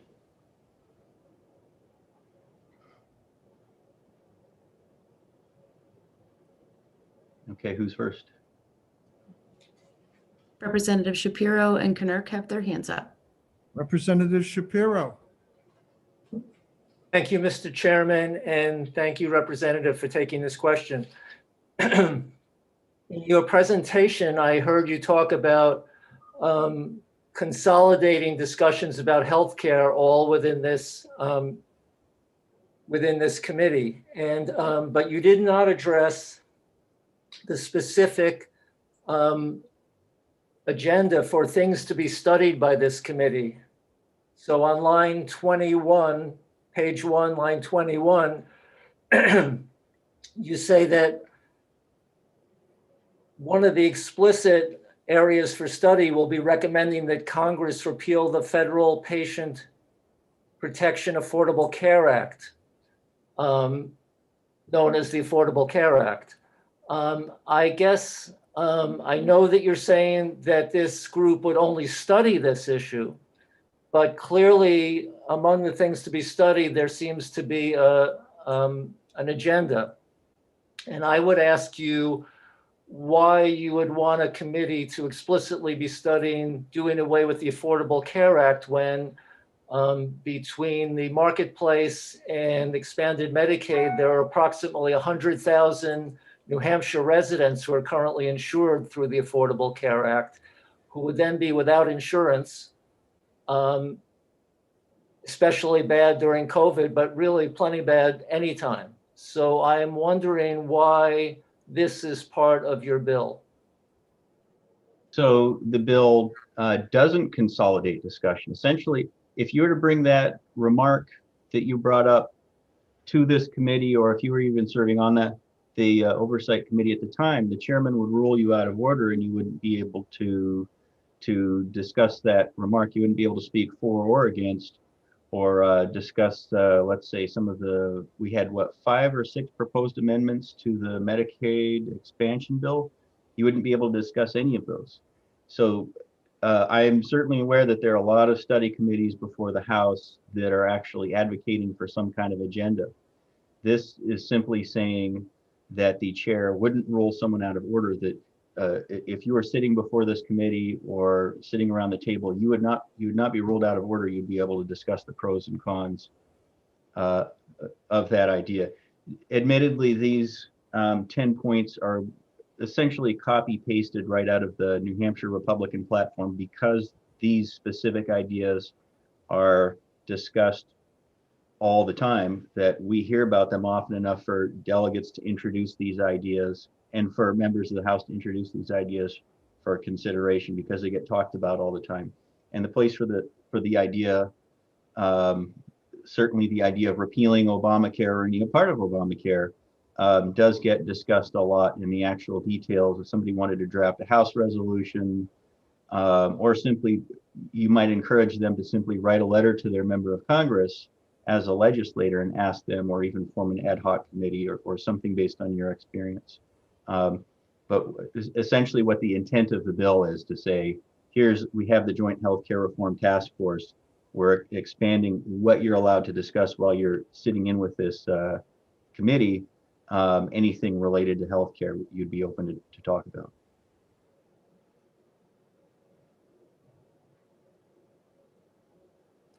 Any further questions for the representative? Representative Knirk and Representative Merchant have their hands up. Representative Knirk. Thank you, and thank you, Representative Abramson, for taking my question. I was a little curious about your data sources, and you sort of alluded to this in line 28 in the first page, where you again are talking about what things could be studied, increasing the use of market forces to improve healthcare and lower costs. And I was curious, other than a platform of a party, what your data source is for making that assertion, given the fact that we have an abundance of data that demonstrates the United States has the most free market competitive healthcare system with the highest costs and the worst outcomes. That study has really already been done. And so I'm curious what your data source is for making that assertion that free market would decrease costs and increase quality. You wouldn't be allowed to discuss that on this task force as it is. I'm trying to pass the bill to allow you to say that. However, I spoke with my grandmother and I spoke with some older folks about how healthcare used to be back in the day. Healthcare today is, in the United States, the US healthcare system is the most regulated industry in the world. It's the most licensed industry in the world. It's the most litigated industry in the world. It is by far the most subsidized industry in the world, and so on and so on. And the most mandates, we have anywhere between 17 and 57 insurance mandates per state. Ever since the McCarran-Ferguson Act, first states McCarran-Ferguson Act of 1945, and then the federal government in the mid-1960s began heavily stepping up regulations and subsidies and programs and so forth. So we've gone from what I would consider a free market healthcare system in the 1950s and early 60s, which cost about 5% of GDP, to a system where you've got a 10 to 18 year approval process by the FDA. You've got, of course, the Obamacare mandates. I think was split into viewed as two different pieces of legislation by the US Supreme Court. You've had, and that was a 1,300-page bill. You've had countless other government intrusions. Of course, there's patent abuse, which is a federal issue, and so on and so on and so on. There's so much protectionism in the healthcare system that blocks competition. And we have, a lot of bills coming through that are designed to open up healthcare to more choices and more competition, not just to get costs down, as explicitly stated in the bill, but also to get quality up. When I talk to people, about 2/3 of the things they're talking about with healthcare are getting costs down, and then about 1/3 of them are talking about the quality or the customer service. And if you've dealt with Comcast kind of has a monopoly where I live, and they get to charge whatever they want, and whatever customer service you get, that's the customer service you get. If you remember the old days with AT&T, it had no competition. If you didn't like the customer service that you got or the prices you were paying, there was nowhere else you could go because there wasn't any competition back then. Representative Abramson, we are starting to move off the specific bill itself. So I'm going to suggest. Can I have a follow-up? Yes, Representative Knirk. Yes, but just very quickly, well, you've been comparing how the United States is now to what it was maybe 50 years ago. A few other things have changed. My question is, have you looked at the international data that compares different healthcare systems and costs and outcomes? Because I think that's more illustrative. Thank you. Oh my gosh, yes. I've spent quite a few years on that. Germany, Japan, Singapore, Hong Kong, Switzerland all have basically free market healthcare systems. Germany has the Bismarck system. They have private insurance with a lot of competition in their insurance market, and those are all, the health savings accounts in Singapore, the public option in Singapore. Nearly all of those countries are based primarily on private, not just private insurance, but have far less government involvement in their healthcare system. And those are things that are definitely should be open game for an open discussion rather than somebody just, kind of drafting a bill and putting it in front of you guys or Commerce. I have down Representative Merchant to ask a question. Thank you, Mr. Chairman, and thank you for taking my question, Representative. We discussed for quite a lengthy time Bill 157, which was the State Health Improvement Plan Council. And would that be a better place to place some of these things? We talked about modifying it to include healthcare costs, I think, which is what you're trying to drive at. Would you be amenable to modifying this to either include it in Bill 157 or to somehow bring them together? I'm just concerned we have multiple councils doing multiple things, but we're all trying to get to the same point. Would you be amenable to amending this to include it in that council? Yes, as a matter of fact, I spoke with the prime sponsor of the last bill, 157. I spoke with Representative Jess Edwards about doing something very much like that, and trying to merge it into one bill so it would be a much simpler process and consume less time. He opted not to do that. He wanted to go forward with his own bill. He's welcome to do that. But this kind of open discussion, or what I like to call a filter, where we try and filter our healthcare bills and medical legislation through one kind of informal group. However, members of the committee would like to do it, I'm open to amending the bill. Thank you. Any further questions of the representative?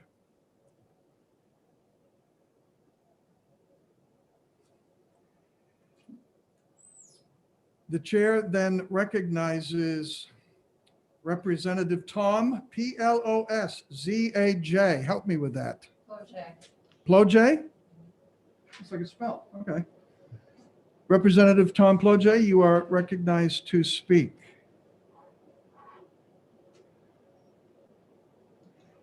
Ah, that's what no means. He's not going to testify. I got it now.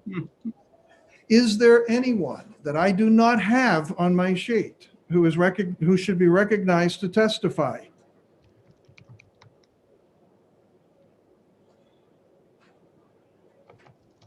In which case, we adjourn the hearing. We adjourn our, what are we doing? We adjourn the hearing on Bill 244, and we now open the hearing way earlier than I had thought on House Bill 246 with Representative Rennie Cushing as prime sponsor.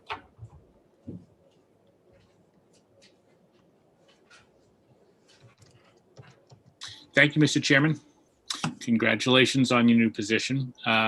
Members of the committee, for the record, I'm Representative Rennie Cushing from Rockingham District 21, the town of Hampton, and I'm here to introduce House Bill 246. It may be somewhat familiar to members of this committee. It's been the topic of providing a new tool to protect vulnerable adults by enabling them to seek relief through a user-friendly and affordable method to protect themselves from abuse and financial exploitation. Is not new. It's been the subject of a number of hearings, a number of bills and different iterations have come before this committee. I think we recognize New Hampshire has one of the fastest growing aging populations in the country. I think that the COVID pandemic has just made even clearer the need for us to have in place mechanisms to protect the most vulnerable members of our society. And that's what this legislation before you will do. It's an expansion of our current protective order laws that will allow vulnerable adults to retain a protective order, freeze the assets of an abuser, and prohibit the abuser from taking the victim's property. And in addition to defending older adults, the protective orders would also safeguard people with disabilities from abuse and exploitation.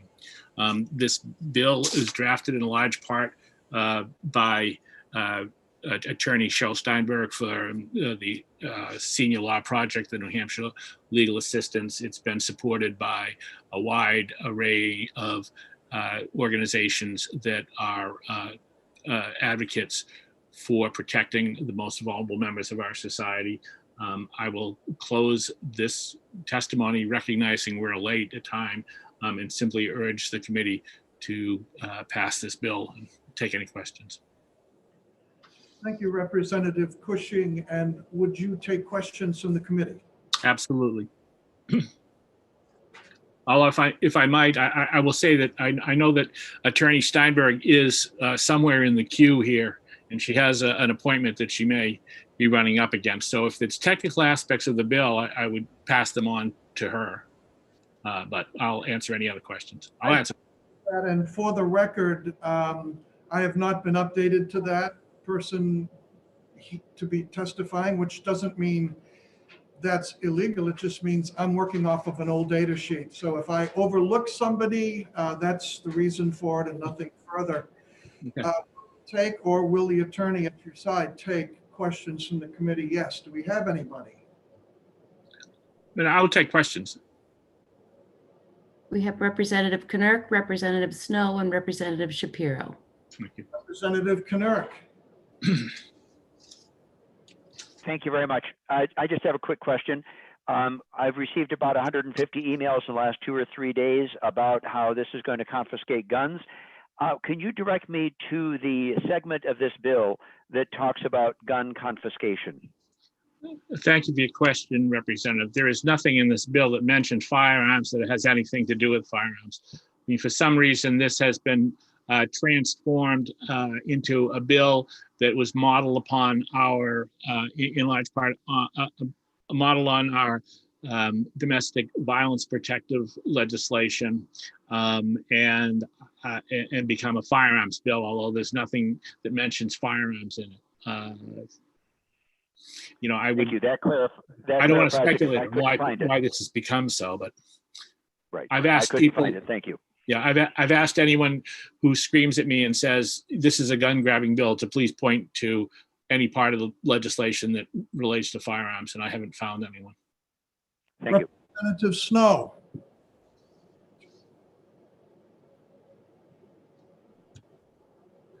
I can't hear Representative Snow. Unmute Representative Snow.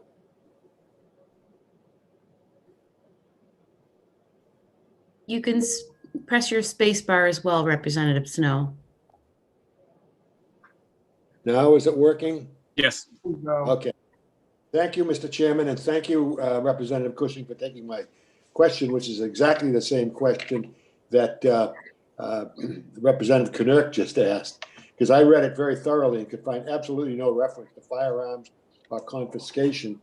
And I was reluctant to respond to anybody until we had a question, but I'm certainly not going to respond to 157, I think it was, emails that I got.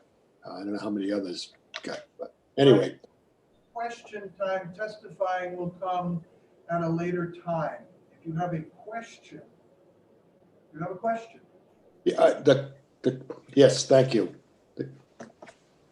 I defer because the question I was going to ask is the same thing that Representative Knirk just asked. Okay, thank you. Representative Shapiro. I will withdraw my question because it was the same as Representative Knirk's and Representative Snow's. So we've done the hat trick. Anyone else wishes to ask Representative Cushing a question? Yes, the chair recognizes Representative Folsom. Thank you, Mr. Chair. My question is, and I'm coming back to find this, I had it right here and then I got distracted. Basically, it's where the restraining is, where the defendant is not allowed to be at the plaintiff's place of employment, school, or any specified place where regularly the.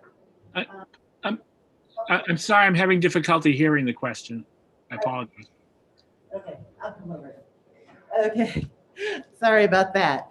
The area that I'm talking about is on page 5. It's the area where they start listing the restraining portions of the bill. And it talks about the places that are frequently where the abused person, the vulnerable adult may frequently be that the plaintiff may not be there. I wrote up, as I was looking at this, I thought, we all live in some pretty small towns where we shop, there's only one store and there's only one gas station, and the parents might have, if it's a husband and wife, the parents might have somebody at the school and they take turns picking them up. Is there, how do you get around those kinds of situations where there's really not an option to be somewhere else, that they're not there to abuse the person?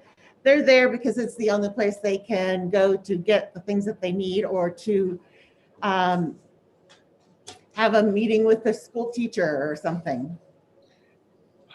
Thank you for your question. As in our other legislation, other laws that provide for a restraining order or an order limiting to contact, I think a judge listens to the evidence that's placed before him or her and makes an appropriate determination of where those places might be.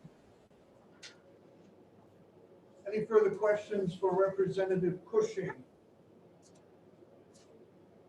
I would like to recognize Attorney Cheryl Steinberg. Thank you. Attorney Steinberg.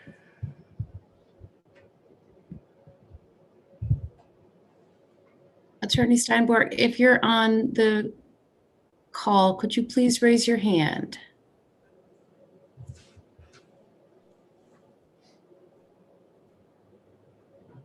There she is.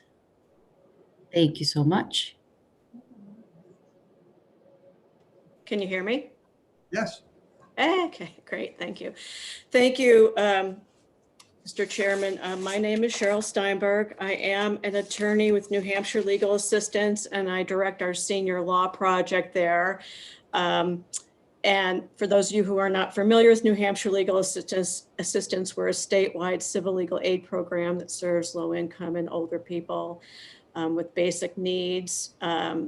Elder financial exploitation is one of our priority areas for older adults because it is such a big problem.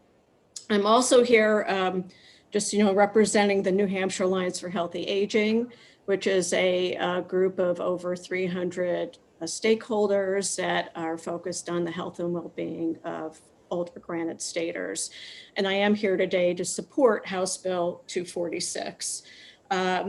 As Representative Cushing pointed out, this has been kind of a long road on this bill. I think this is the 4th time I've testified before this committee on it. It has unfortunately become very controversial. The first draft of the bill did include a provision to confiscate firearms, which was directly taken from already existing law that for domestic violence victims and stalking victims. So the idea is that vulnerable adults should have the same protections as those types of victims. Because it became so controversial and there was so much opposition to having firearms in the bill at all, every reference to firearms and deadly weapons or anything remotely like that have been totally removed from the bill. And so there's absolutely nothing, as was asked before, in the bill that talks about confiscating firearms. And it should be noted that the draft that you're looking at right now last year was a draft that was also introduced by Senator Bradley in the Senate, because it was an agreed to version that we had thought we had consensus on. But after it was introduced last session, some people started, even though, again, no firearms, no deadly weapons. The issue now apparently is due process violations, that they feel that the bill violates due process rights because there is the ability to issue orders without having a full-blown evidentiary hearing. It'd be a temporary order, and then the person who had the petition filed against them would have the right to a full hearing to have a final order issued. So it's hard for me to, all I can say about it is, and I should also, because I don't know who else is going to testify, there was also a lot of talk and allegations that this bill allows for telephonic hearings to take away, people's rights and with no recourse. And I just want to emphasize again that that is absolutely not true. Just like with the domestic violence protective orders and stalking, there is the ability to have a telephonic conference only when the court is not in session, and any orders that are issued as a result of a telephonic hearing are only good until the end of the next open business day of the court. So they automatically expire at that point. So they do not continue. They're very, very temporary. So I just want to get that out of the way. I just want to once again say, and Representative Cushing already mentioned this, that, this bill really is needed more than ever, in my opinion. You already heard from, for example, Rebecca Skye from the State Commission on Aging. We're the second oldest state in the country, and we're only getting older. Financial exploitation is a huge problem across the country, and New Hampshire's no exception. And the older we get, the only bigger the problem is going to get. And already it's estimated, there's a big range, anywhere between 2.9 to $36.5 billion is stolen annually from older adults. Again, we don't have this kind of, so the idea behind this is that because there isn't anything in place right now, any quick way to actually get people the relief they need if they're getting financially exploited, or if I should say being physically abused as well, because that does happen. Usually financial abuse goes hand in hand with other kinds of physical abuse. So it's supposed to be for all of it. But it is a way to get this quick relief that is not currently available in our state.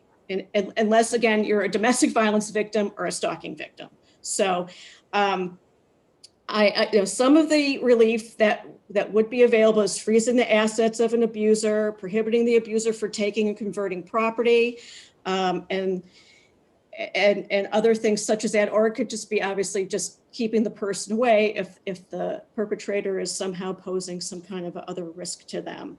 I would say that. Sorry. Questions from the committee? Sure. Yep. Representative Marsh and Representative Shapiro have their hands up. Representative Marsh. Thank you, Mr. Chairman, and thank you, Ms. Steinberg, for testifying before our committee. Yeah. I have up on my computer screen here side-by-side versions of House Bill 1660 from last year, which the governor vetoed on July 28, 2020, and this current bill, House Bill 246. And I see some formatting changes, which make it a little bit hard to compare the two of them, but the only difference I see is the difference in the effective date. Am I correct about that, or could you please walk me through the differences between the two bills? No, you're absolutely correct. 1660 and the bill, and I don't remember the number, I think it was Senate Bill 677 maybe, that was introduced last session. They ended up being absolutely identical. So there is no difference because there was some amendments made, but they're exactly the same. I should also point out that the governor's veto message was, I would say not accurate. And when they said that the coalition didn't support it, that's totally not true as well. The coalition, this bill was a result of negotiations with the coalition against domestic and sexual violence. And there's specific provisions in there that we agreed to with language in there that is in this bill, and it was in the last bill. So the thing that's been frustrating is there's really no logic to a lot of the, in my opinion, the objections and a lot of the things that people say that are wrong with it. It just isn't true. It isn't reflected in the bill. I mean, so I just urge you to actually read the bill, because there's the things that are being claimed that are in there are not in there. That's all I can say. I thank you for that. Yeah. Representative Shapiro. Thank you, Mr. Chairman, and thank you for taking my question. As you alluded to, the concern about confiscation of firearms seems to have morphed into concerns about due process. So yes. Could you say specifically the time frame, how much time it would be before a temporary order is made, and in between when the defendant would actually be allowed a hearing? What is the time? Right. I believe I believe it's 3 business days. It was actually abbreviated from what the domestic violence statute provides, because there was concerns raised about that. So I believe it's within 3 business days they can request it, can have a hearing. And I can double check that if you want, but it's I believe that's what it was. It was 2 to 3 business days. Follow up? Yeah. Yes, follow up. So as far as you know, it's at most 3 days. Yeah. Second question I have is I'm kind of concerned about that we're on the defense here and talking about why all the reasons why this is a bad bill are not accurate. So to move towards why this is a good bill, are you, or maybe somebody who comes after you, able to give an example of the kind of exploitation, the kind of abuse that we're trying to fend off with this bill? Certainly. Yeah, I know. I'm sorry. I know I did start out in the defense, but I just, given the history of what's going on with this bill, I just kind of knew it was probably coming. I can give you plenty of examples. I'll give you one that actually I would tell you that former Senator Bob Clegg gave at a hearing that involves his brother. So he made it public. So this would be one example. I think a very good example. He is a gentleman who is older. He has a disabled 13-year-old son with autism. He had this stepson living in his house. It was a stepson by marriage, obviously, but he was no longer even married, so they were divorced. But the stepson was living in the house with him and his 13-year-old son, and he never contributed anything to the household expenses. He didn't pay rent. He didn't buy the food. And he was also, I think, had substance abuse issues and could be, very verbally abusive and even physically abusive. So at one point, the gentleman went into the hospital and he learned that this person, the stepson, had wreaked havoc in the house and had this party. He was making all kinds of problems. And so when he got out of the hospital, he asked him to leave. He said, "You can't live here anymore." He refused, and he became physically abusive. The gentleman tried to go and file a 173B, a domestic violence restraining order. They told him, "Sorry, you don't qualify." And he didn't. Under the statute, he didn't meet the criteria. So then they told him, "Go to the police. The police will issue a no trespass order." The police told him, "Sorry, we can't help you because it's not clear that he's a trespasser because he has been living here."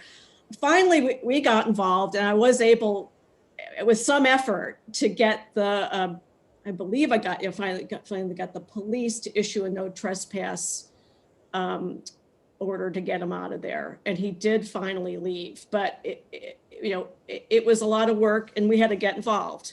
So, I think that's one good example. I'll give another very quickly an example of another common situation where we have these adult parents who give their homes to their adult children free and clear, parents that give to their adult children free and clear. And something happens, and next thing you know, the children are saying, sorry, you can't live here anymore. We can't afford it. Or no, the house is getting foreclosed on because even though it didn't have a mortgage when you gave it to me, we've got mortgaged it up to the hilt. We can't make the payments. So you got to get out. So, I mean, we had a case like that where the children had put the house on the market, and my 84-year-old client had nowhere to go, and she was looking for an apartment. She didn't know what to do. And the only way to really stop this sale from going forward was to go to Superior Court and file a petition. And that's very complicated. And she couldn't do that herself. I mean, so we were, luckily she was able to connect with us, and we got a petition filed and got the sale stopped.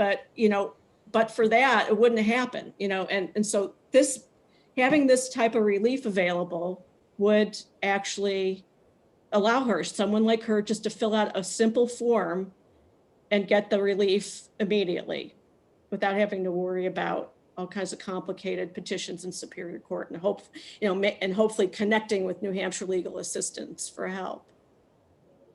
Does that help? Thank you.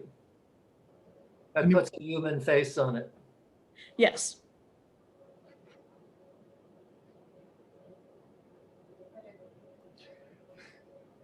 Representative Cushman. Thank you, Mr. Chairman.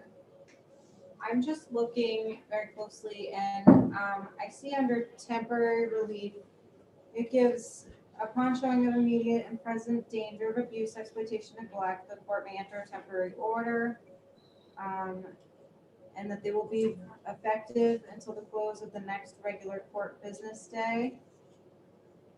Then they go back to the court where the plaintiff resides, and they do not have to make actual notice to the defendant. Yes, the hearing shall be held no less than 2 business days and no more than 3 days after the request is received by the clerk. But then it says the orders may include, and then it lists, A, 1, 2, 3, 4, 5, 6, and 7. But then on page 5, 6 of page 5, it says other relief, including but not limited to. So there is room there, even though the petitioner may not ask the court to confiscate firearms. If in their report they make mention of firearms existing in the home, a judge could then make an order, because they're not limited by this bill, to confiscate firearms. Is that correct?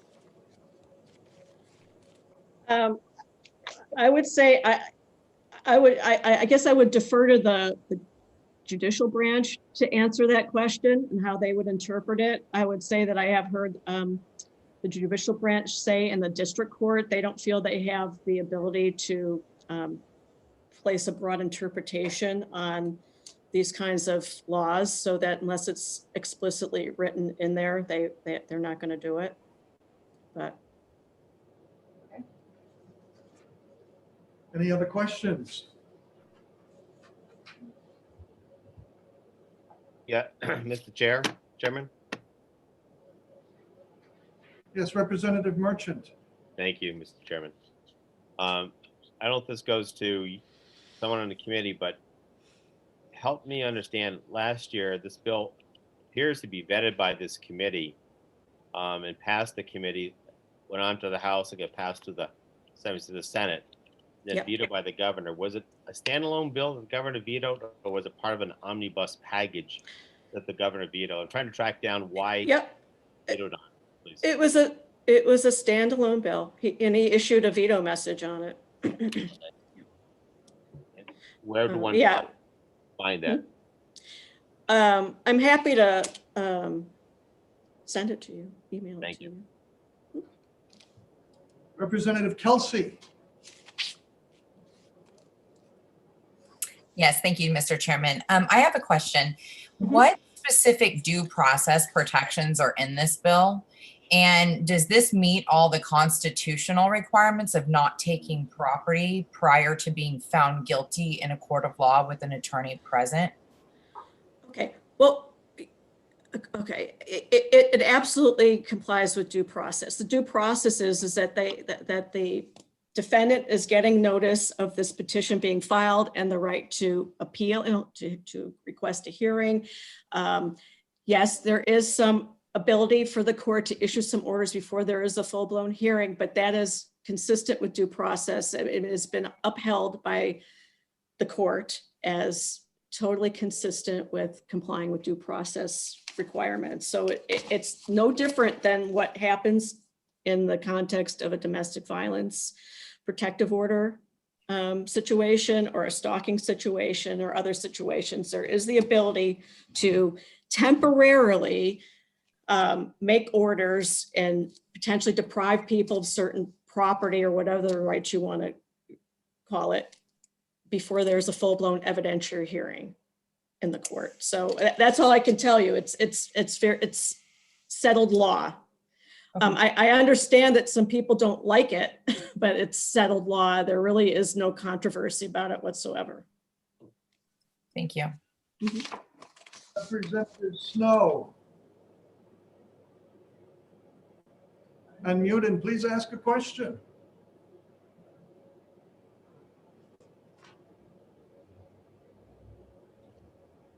Oh, can you hear me? Yep. Okay, thank you. Every time I have to do this differently. Thank you, Mr. Chairman. When the temporary order is given, there is a next court date, or at least in 3 days, there has to be an evidentiary hearing. Does the defendant have to request that evidentiary hearing, or does it automatically occur on the next day? For the expedited hearing, I believe they have to request it. Otherwise, it'll be scheduled within 30 days. Thank you. Representative Kofalt. Yes, so I believe that the primary sponsor mentioned that this has been this has been covered several times, and I guess I would go back to 2 years ago. I think the word firearms was mentioned close to 20 times in that bill. So for those who have questions as to why this might be interpreted as a concern by Second Amendment advocates, I'm going to say that's why. Having removed those references to firearms is potentially a step in the right direction. My question for the primary sponsor and for Attorney Steinberg is whether you believe it would be acceptable if this bill were modified to strictly prohibit the seizure of firearms or orders to surrender firearms. Would that be acceptable within this bill? Would that be acceptable to you? I mean, I guess. I mean, honestly, this was never about firearms. It was, again, just something that was modeled on an already existing statute.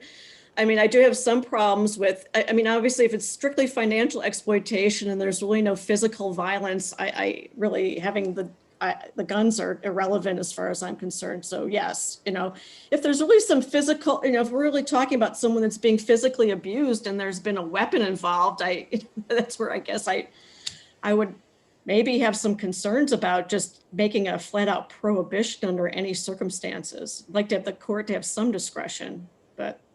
So follow up to that question, wouldn't, actually 2 follow-ups, I'll ask them together. Wouldn't that latter scenario be covered under existing domestic violence scenarios? Number one. No, it wouldn't. No, it wouldn't. Can you elaborate on that, please? Well, because I mean, unless the vulnerable adult is also a domestic violence victim within the meaning of the RSA 173B, then they aren't entitled to that relief. So, there are the people we're talking, this is the whole thing. The people we're talking about are not really domestic violence victims. There are people that are vulnerable adults that, and a lot of times what it is the abuse takes place by caregivers and it could be hired caregivers. It could be, I mean, it could be a family member, but not necessarily living with them. So there's certain requirements under 173B about they need to be a household member and they need to be an intimate partner. And I don't know all the criteria off the top of my head, but the whole idea is it's supposed to be for people that don't meet that criteria. And that's why we need the bill, is because there's this group of people that aren't covered, that are vulnerable and need the help. Okay, so that would potentially indicate some need for revisions to the domestic violence statute. I heard you say, Attorney Steinberg, that this is really primarily about financial abuse or financial concerns. And so my follow-up question is, why not then limit it to financial abuse so that we can address people's concerns and get something through that could protect elders from that financial abuse? Yeah, well, as I think I did say, it isn't. I mean, that is, I will say, I mean, yes, in all fairness, financial exploitation is the biggest part of the issue, but there is also physical abuse and neglect that takes place for these individuals. And the first example I gave you, the story, first story I gave you involved someone who was being physically abused. I guess he was being financially exploited as well. And he's someone that wouldn't be able to get relief under 173B. So, I mean, I guess the thing is this, I don't understand why people in this population shouldn't have the same kinds of protections that other people do. And I get that, it makes it easier to say it's just financial exploitation and therefore we can prohibit the guns. But again, there's nothing in here now that's going to allow for the confiscation of weapons. So, I don't know what to do at this point, because I do think this is, unfortunately, it's just become so politicized, and now people feel it's this threat against firearms getting taken away, and it just isn't the case. In my opinion, this bill would not do that, and isn't what it's intended to do. And we got rid of all the references; they're all gone. So I have a follow-up question. Is in the scenario you described earlier, where there was actual physical abuse happening, if that were not to fall under the domestic violence statute, would it not be covered under criminal threatening and assault? It would, but that's not going to get him immediate relief. I mean, maybe it doesn't provide the same kind of protection. I mean, the criminal statute will potentially punish the offender, but it doesn't provide any mechanism for this victim to automatically get relief, to get the person away from him. And, criminal investigations, I mean, it isn't my area, but I don't know that it's necessarily true that the person's going to be immediately charged with a crime and immediately go before the court and have any kind of, action taken. So it's a different, the part of this whole, the other thing I should emphasize is the whole idea behind this is to try to hopefully prevent bad things from happening, and not have to react after the bad thing has happened, which is what the criminal statutes do. So, I mean, we're trying to minimize harm and trying to give victims a tool that they can use to protect themselves. And, while the criminal statutes are very important, and I would say the financial exploitation criminal statute that we helped put into place several years ago has been a really great tool that I'm very happy is there. It isn't enough, it doesn't provide this other type of relief for the victims. I mean, again, the example, I'll use a financial example. Someone's stealing a victim's money. Okay, great, they get charged after all the money is gone. This would be a way to go to court quicker, get an immediate order to stop the bleeding so that so they won't become destitute. So that's kind of part of the idea too. So it's really supposed to be preventative in nature and try to minimize harm as much as possible on victims. Thank you. Representative Folsom, you're next on my list. And much has been said several times. I'm going to ask both the question and respondents to focus on new material and not repetition, please. Representative Folsom. Thank you, Mr. Chair. Thanks. I'm actually moving very far away from that, and you probably can answer my question because this might be covered in other law. But as I was looking at this, and the person may have to sign this worksheet and say, I'm freely choosing to file this petition, and I'm not. When I think of vulnerable adults, I'm also thinking of adults that may have a developmental disability, which would not make them a great candidate for making this kind of a decision. And the person who has been abusing them may have been their legal guardian or trustee. And I'm sure that they can come in quickly and, I'm assuming, get rid of that person in a totally different way. But how then what would it look like if here, what would it look like for that adult who has been not necessarily physically abused, but financially or emotionally abused? What is that process going to look like with those type of vulnerabilities? Okay, so I just want to make sure you want to know about the worksheet in particular, or I could. Oh, think about the fact that the worksheet made me think about a vulnerable adult as yes. disabled. You come in then, and immediately does the court step in and provide them with a temporary guardian? Okay, yeah, a lot of things to unpack there. So the worksheet was a compromise that we worked out with the courts and the Domestic Violence Coalition, because the Domestic Violence Coalition was concerned with that this bill, because all the ability to confiscate firearms was taken away, that there could be people that were domestic violence victims that would choose to, for whatever reason, apply for this relief under the vulnerable adult statute versus the domestic violence statute, would be giving up their rights to get their firearms confiscated, the perpetrator's firearms confiscated.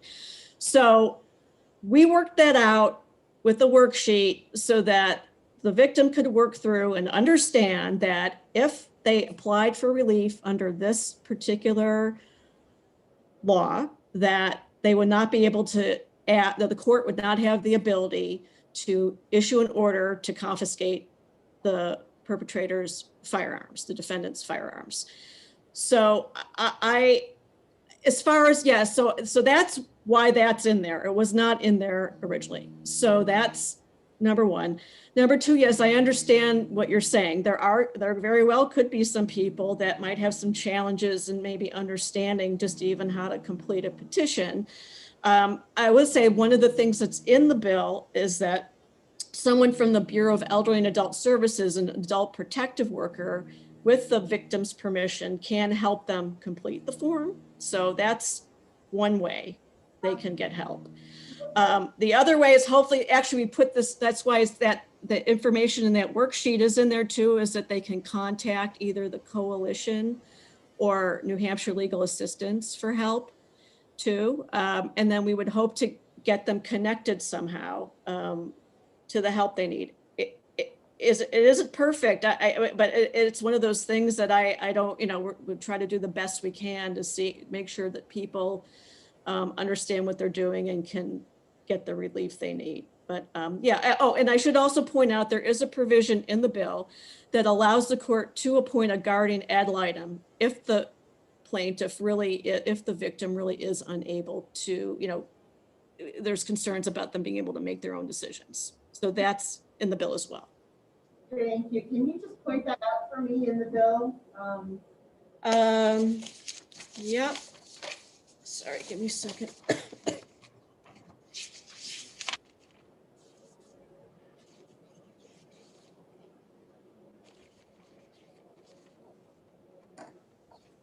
Try to do this fast, sorry. Okay, it's on page 8, line 21.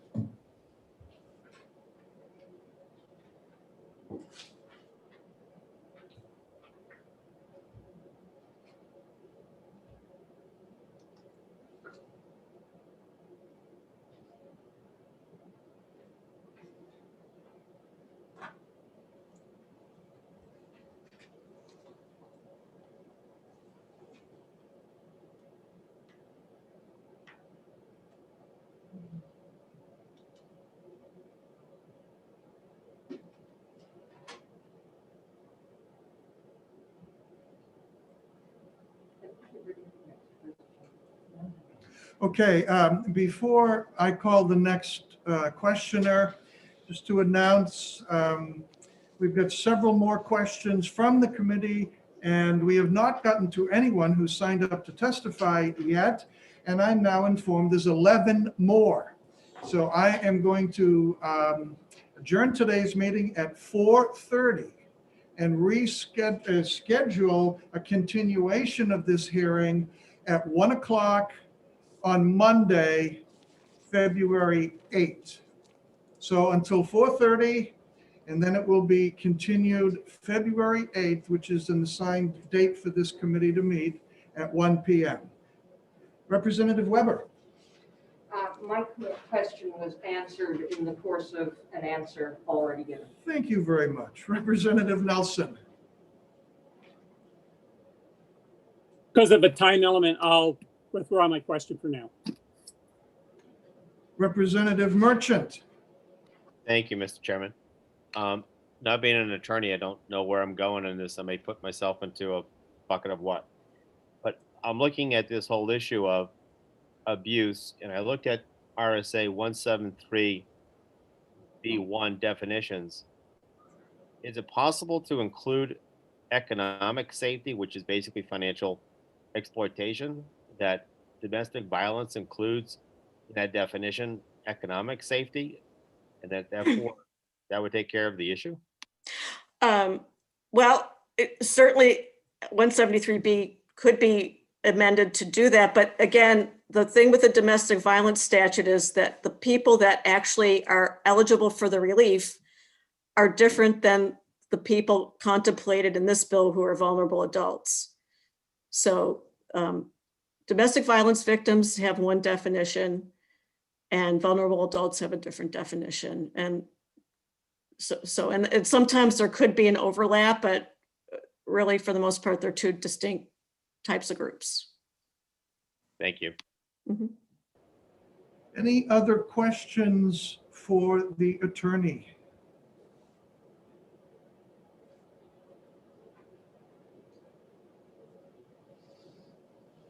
Thank you, Counselor, for your testimony and for your help in explaining things. No problem. Thank you. I hope I did sign up, just so you know. I mean, I know you said, I'm sorry if you didn't see my name, but I did sign up earlier today, just so you know.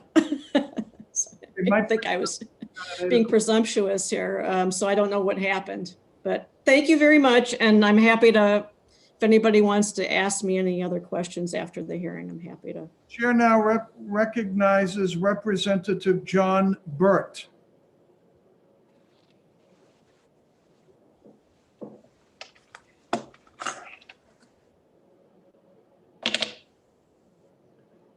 I think I'm unmuted. I think you are too. Great. Thank you, Mr. Chairman and fine committee members. I am Representative John Burt, and I represent Goffstown, Ware, and Deeren in District 39 in Hillsborough County. Mr. Chairman and committee members,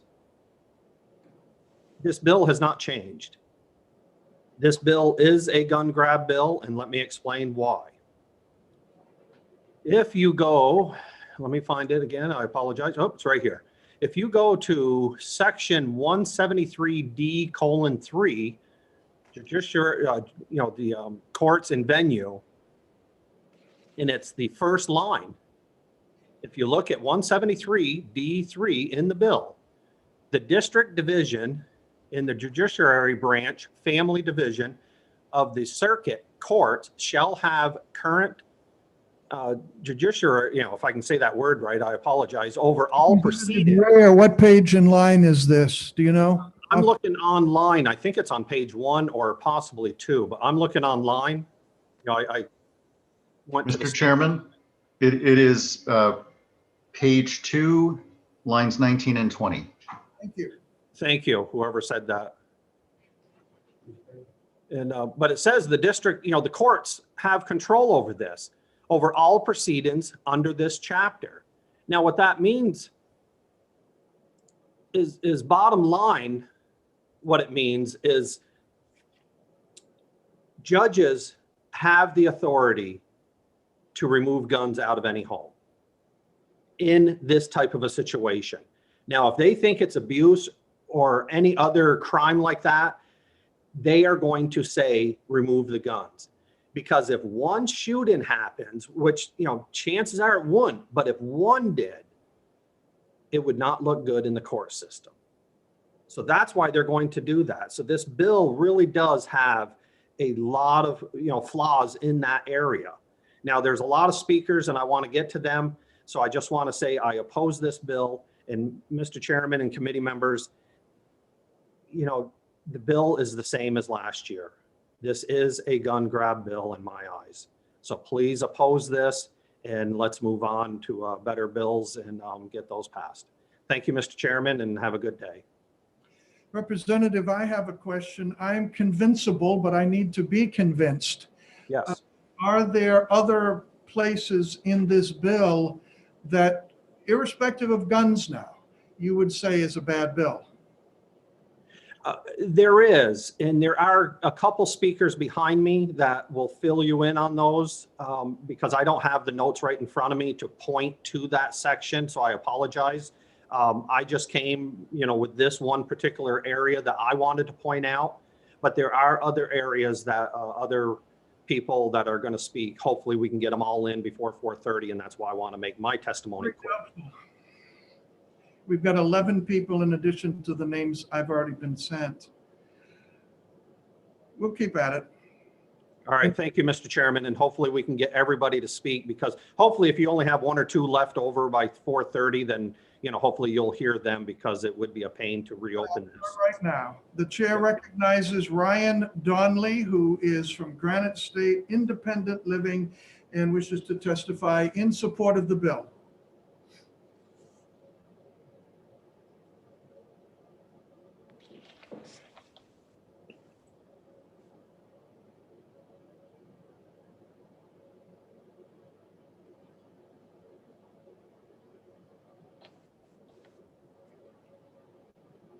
Do we have? Can you hear me? There he is. All right, very good. Thank you. Again, for the record, my name is Ryan Donnelly, and I am speaking to you today representing Granite State Independent Living.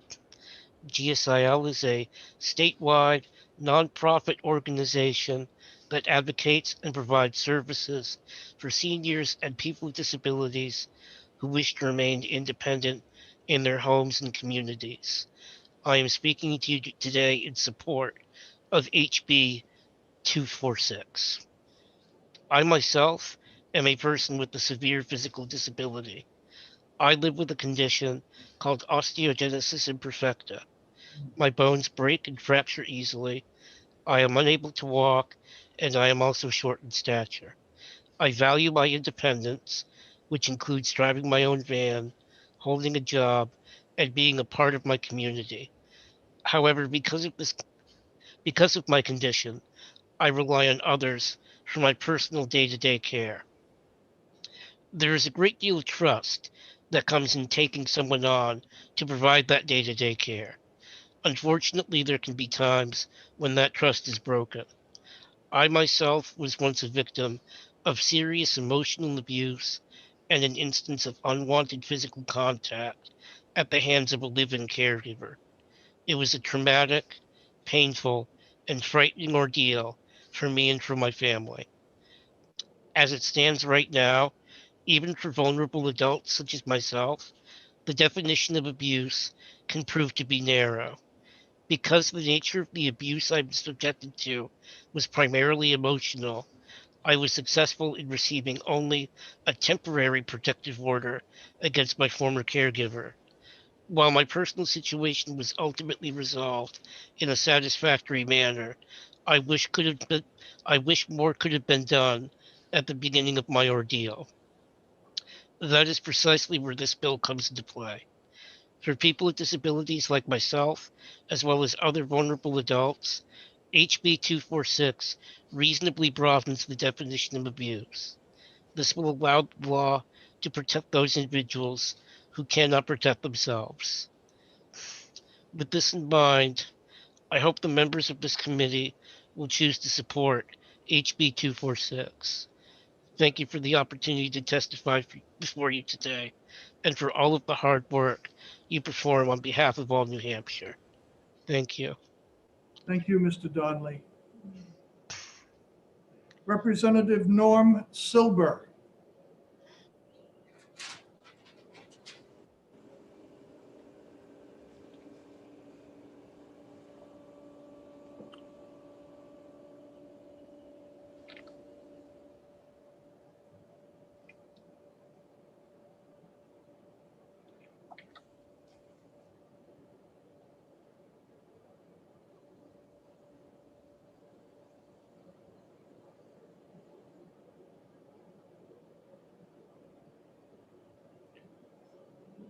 Do we have Representative Silber?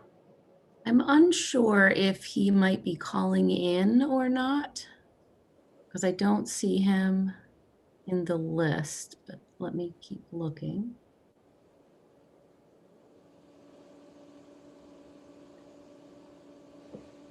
Representative Silber, would you raise your hand if you are here?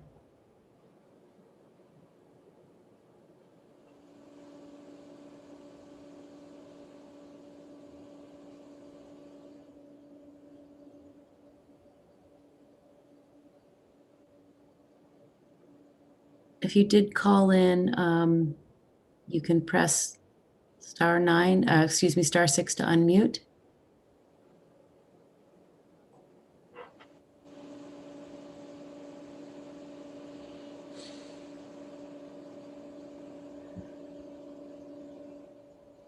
All right, let me see if I can give him a call, and if you, and perhaps you can move on to the second person and I'll follow back up. All right, the chair recognizes Eric Leitonen.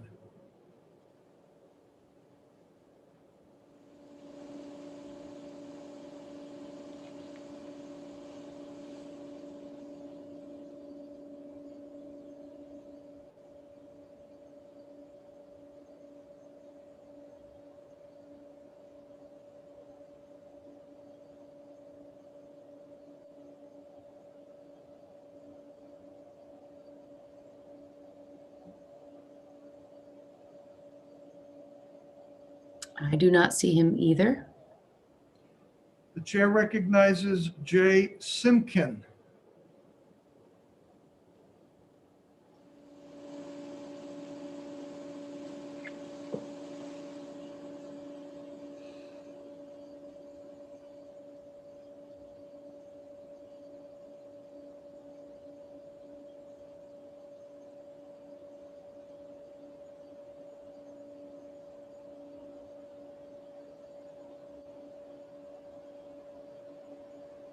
I don't see a Jay Simkin either.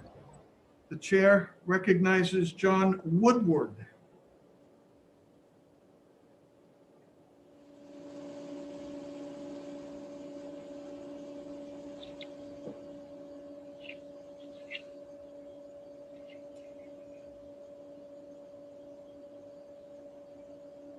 I don't see John Woodward. Chair recognizes Alan Rice. Okay, here we go. Can you hear me, Mr. Chairman? Can you hear me? Thank you, Mr. Rice. Thank you. Good afternoon, Mr. Chairman, members of the committee.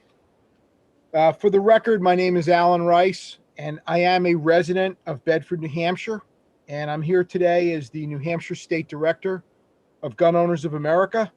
We're a national organization with close to 2 million individual members, and we are opposed to House Bill 246. Earlier this morning, I emailed my pre-written testimony to the committee. I hope you all received it, and I wanted to use my time to touch on and rebut some of the points that the prime sponsor made, as well as one of the other witnesses. They are correct in that House Bill 246 does not include the word firearm, and it does not include the term confiscation, but it doesn't need to include those terms. The judge can order confiscation. Page 6 on line 3, page 6, line 3 talks about it's not limited to what's in this bill. The judge can order anything they want. Nothing prohibits gun confiscation. It's not specifically allowed, but it's clearly not prohibited. And we've seen judges in domestic violence cases, you know, when there wasn't violence, there was just some verbalization, ordering all kinds of stuff. So to say this isn't a gun grab is simply not correct.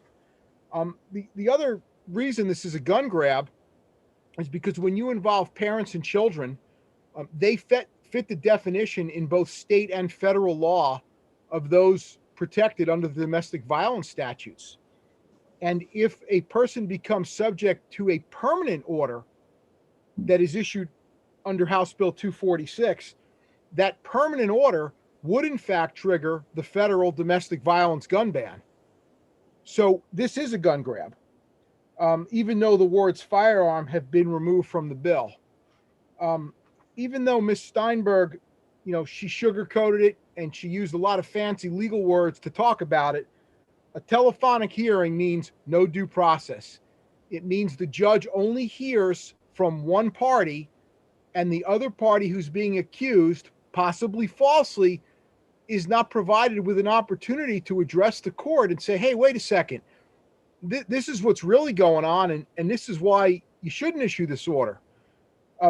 We realize that there's a short period of time between the temporary order and a final order and an extra hearing, but you know what? We've seen these hearings get extended, especially in the last year with the China virus. All kind of excuses have been used not to convene courts, not to have hearings. Now you have a person subject to a temporary hearing, possibly losing their firearm, sitting in legal limbo. They say this is needed. I referenced some RSAs in my testimony, 631:8, 9, and 10. Those carry felony penalties for criminal neglect, financial exploitation, both the elderly, the disabled, the impaired. They're A and B felonies. So we're looking at serious offenses in the current law. And as we see this bill, the only reason really to push it is for another, backdoor gun grab. I had in my notes, I wanted to address, Ms. Steinberg said, the parents deed the home to their children. The children want to sell the home and the parents kicked out and they don't have any relief. It sounds horrible, a senior citizen, living out on the street and being homeless. But is that a proper function of government to intervene when they deeded the home? Now the child owns the home and they're selling their own property. I'm not sure that's a crime. And then I want to circle back to when they get an order not to do that, the child potentially loses their guns. They talked about negotiations. I don't know about other firearms organizations, but Gun Owners of America, we've been very active in New Hampshire for many years. We weren't invited to participate. And it looks to me like the negotiations were extremely one-sided. Ms. Steinberg, obviously, she has a role to play. Representative Cushing has been pushing this similar language since 2018, maybe even longer. He obviously has, a legislative agenda, but we weren't invited, to participate in those negotiations. And I also want to bring up 2 points about the bill. There's an indefinite look back in time. So someone can allege something happened decades ago, and the court can take it into consideration when issuing such an order. That's really dangerous. Our criminal codes have statutes of limitations. In some cases, for misdemeanors, it's as little as like a year, but this provides an indefinite look back. Pretty much anyone can request such an order. And yes, the defendant can demand a hearing at their own expense. And our attorneys tell me such a hearing could run into the, tens of thousands of dollars. Rather than going on and taking up more of the committee's valuable time, I would ask you to vote House Bill 246 inexpedient to legislate. Our strongest points are in my written testimony, but I'm happy to entertain any questions that the members may have, and I thank you. Any questions for Mr. Rice?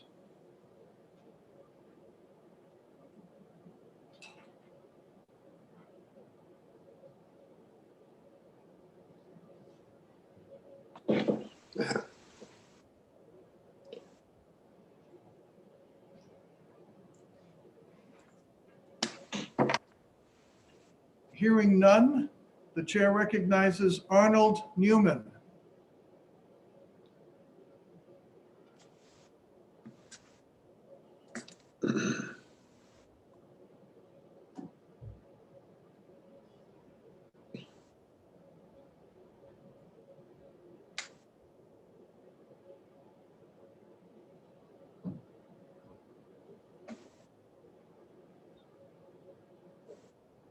I do not see Mr. Newman.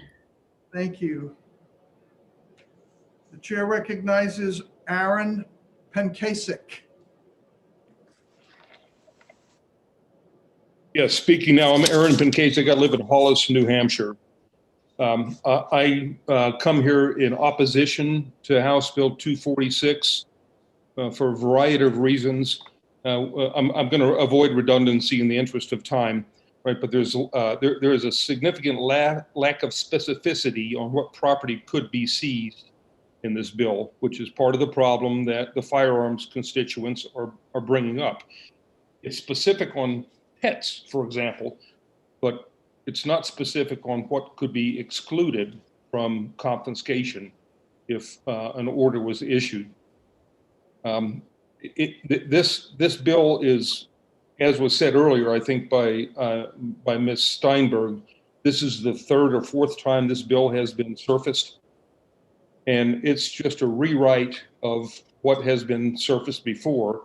It's ex parte, no due process confiscation. It violates the First, Fourth, 10th, and 14th Amendment of our Constitution. That's the U.S. Constitution, and also similar ones for New Hampshire. Another problem I have, I read through the whole bill twice, and it defines the subject of any in any issued order as a defendant. That subject has not been accused of a crime or committed a crime, so they're not a defendant, right? They're a subject of the court order, and that needs to be changed. It's just not the way it's written is just so ambiguous that it's not valid. A good law needs to be precise. It needs to be enforceable. This one is not the way it's written. And I know that we've been through several times with this. This whole thing started with a firearms confiscation clause in it. And yes, I agree that there's no word firearms in this current version of it, right? But it's morphed now to the current version, which is ambiguous in terms of what can be confiscated. I think to either veil that threat, right, or it's just because of poor language in the bill, right? We should be more precise in that. The citizens of New Hampshire deserve better than that. You know, I was taking notes here as Ms. Steinberg was talking. She said it's not explicitly written in there. Well, no, it's not, but that's the problem. That's exactly the problem. It's not explicitly written in there. Be explicit about what the property is that can be confiscated if one of these orders is issued against someone. There's nothing in here about the condition of the property that is confiscated would be in once it is returned to you, if it is. So some people have a significant amount invested. Sorry, my phone is ringing, in their firearms and other things. And so we don't want them to be returned as trash because they were not stored properly. So as it's written, it does allow firearms confiscation because it's ambiguous about what can be confiscated and what cannot. I think the whole concept of calling the person a defendant in the bill when they have not been accused of or charged with a crime is wrong. And I thank you, Mr. Chairman, for my time. Thank you, Mr. Penkasik, for your testimony. It's almost 4:30, and I have only one more person whose name is on the testify list from this morning. And I'm going to call on that person, and then I'm going to adjourn the meeting. And again, we will resume at 1 o'clock on Monday, February 8th.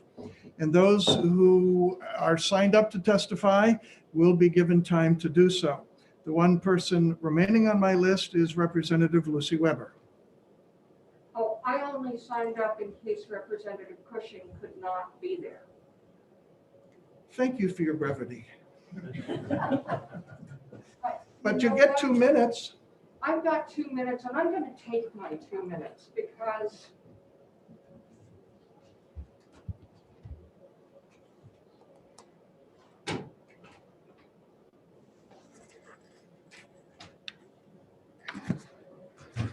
I'm going to take my 2 minutes, if I may, in profile. My name is Lucy Weber. I represent Cheshire 1, which is the Cheshire County towns of Walpole, Westminster, Chesterfield, and Hinsdale. In a prior life, I was an elder law attorney. I started out doing wills, trusts, and estates, and I progressed to what was then an emerging field of elder law when it suddenly occurred to somebody that our older citizens have problems that emerge, particularly with respect to their property, but other things as well, before they're dead that need to be addressed. And one of them is of elderly abuse and exploitation. And I cannot tell you in my practice, which was a long time ago, how pervasive it is.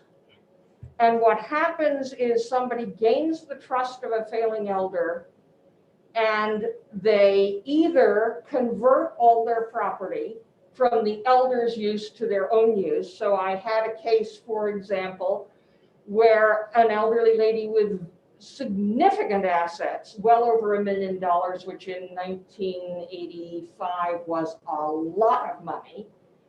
She gave her nephew a power of attorney, and eventually the nursing home in which she resided filed with the court and said, "We haven't been paid in a year. Can we get a guardianship of this lady?" And I, as one of my very first cases, was appointed the guardian. When I arrived on the scene, the money was gone. The woman was destitute.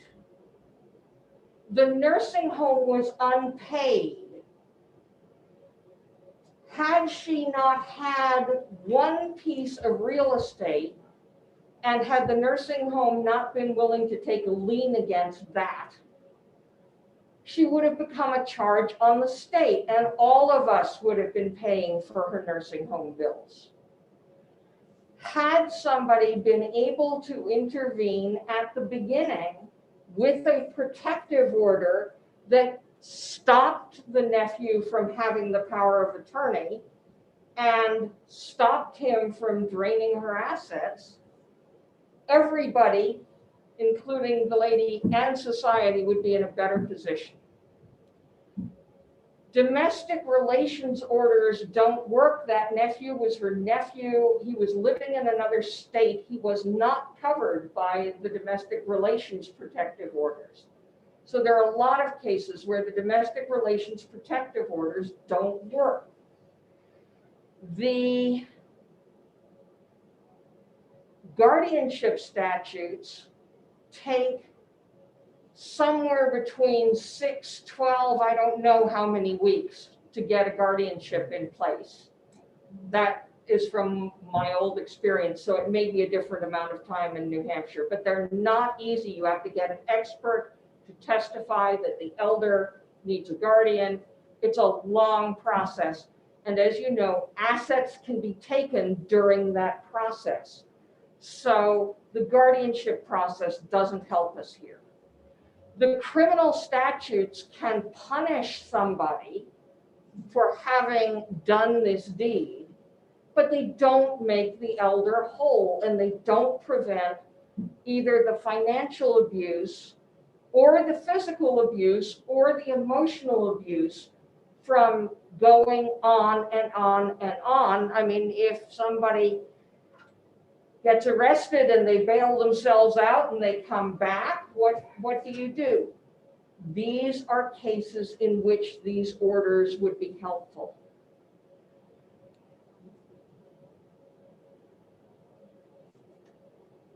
I'm not going to go point by point by all the things that I think are incorrect about the testimony we've heard, because it's late and you've heard both sides a bit, and I can talk about that in an executive session.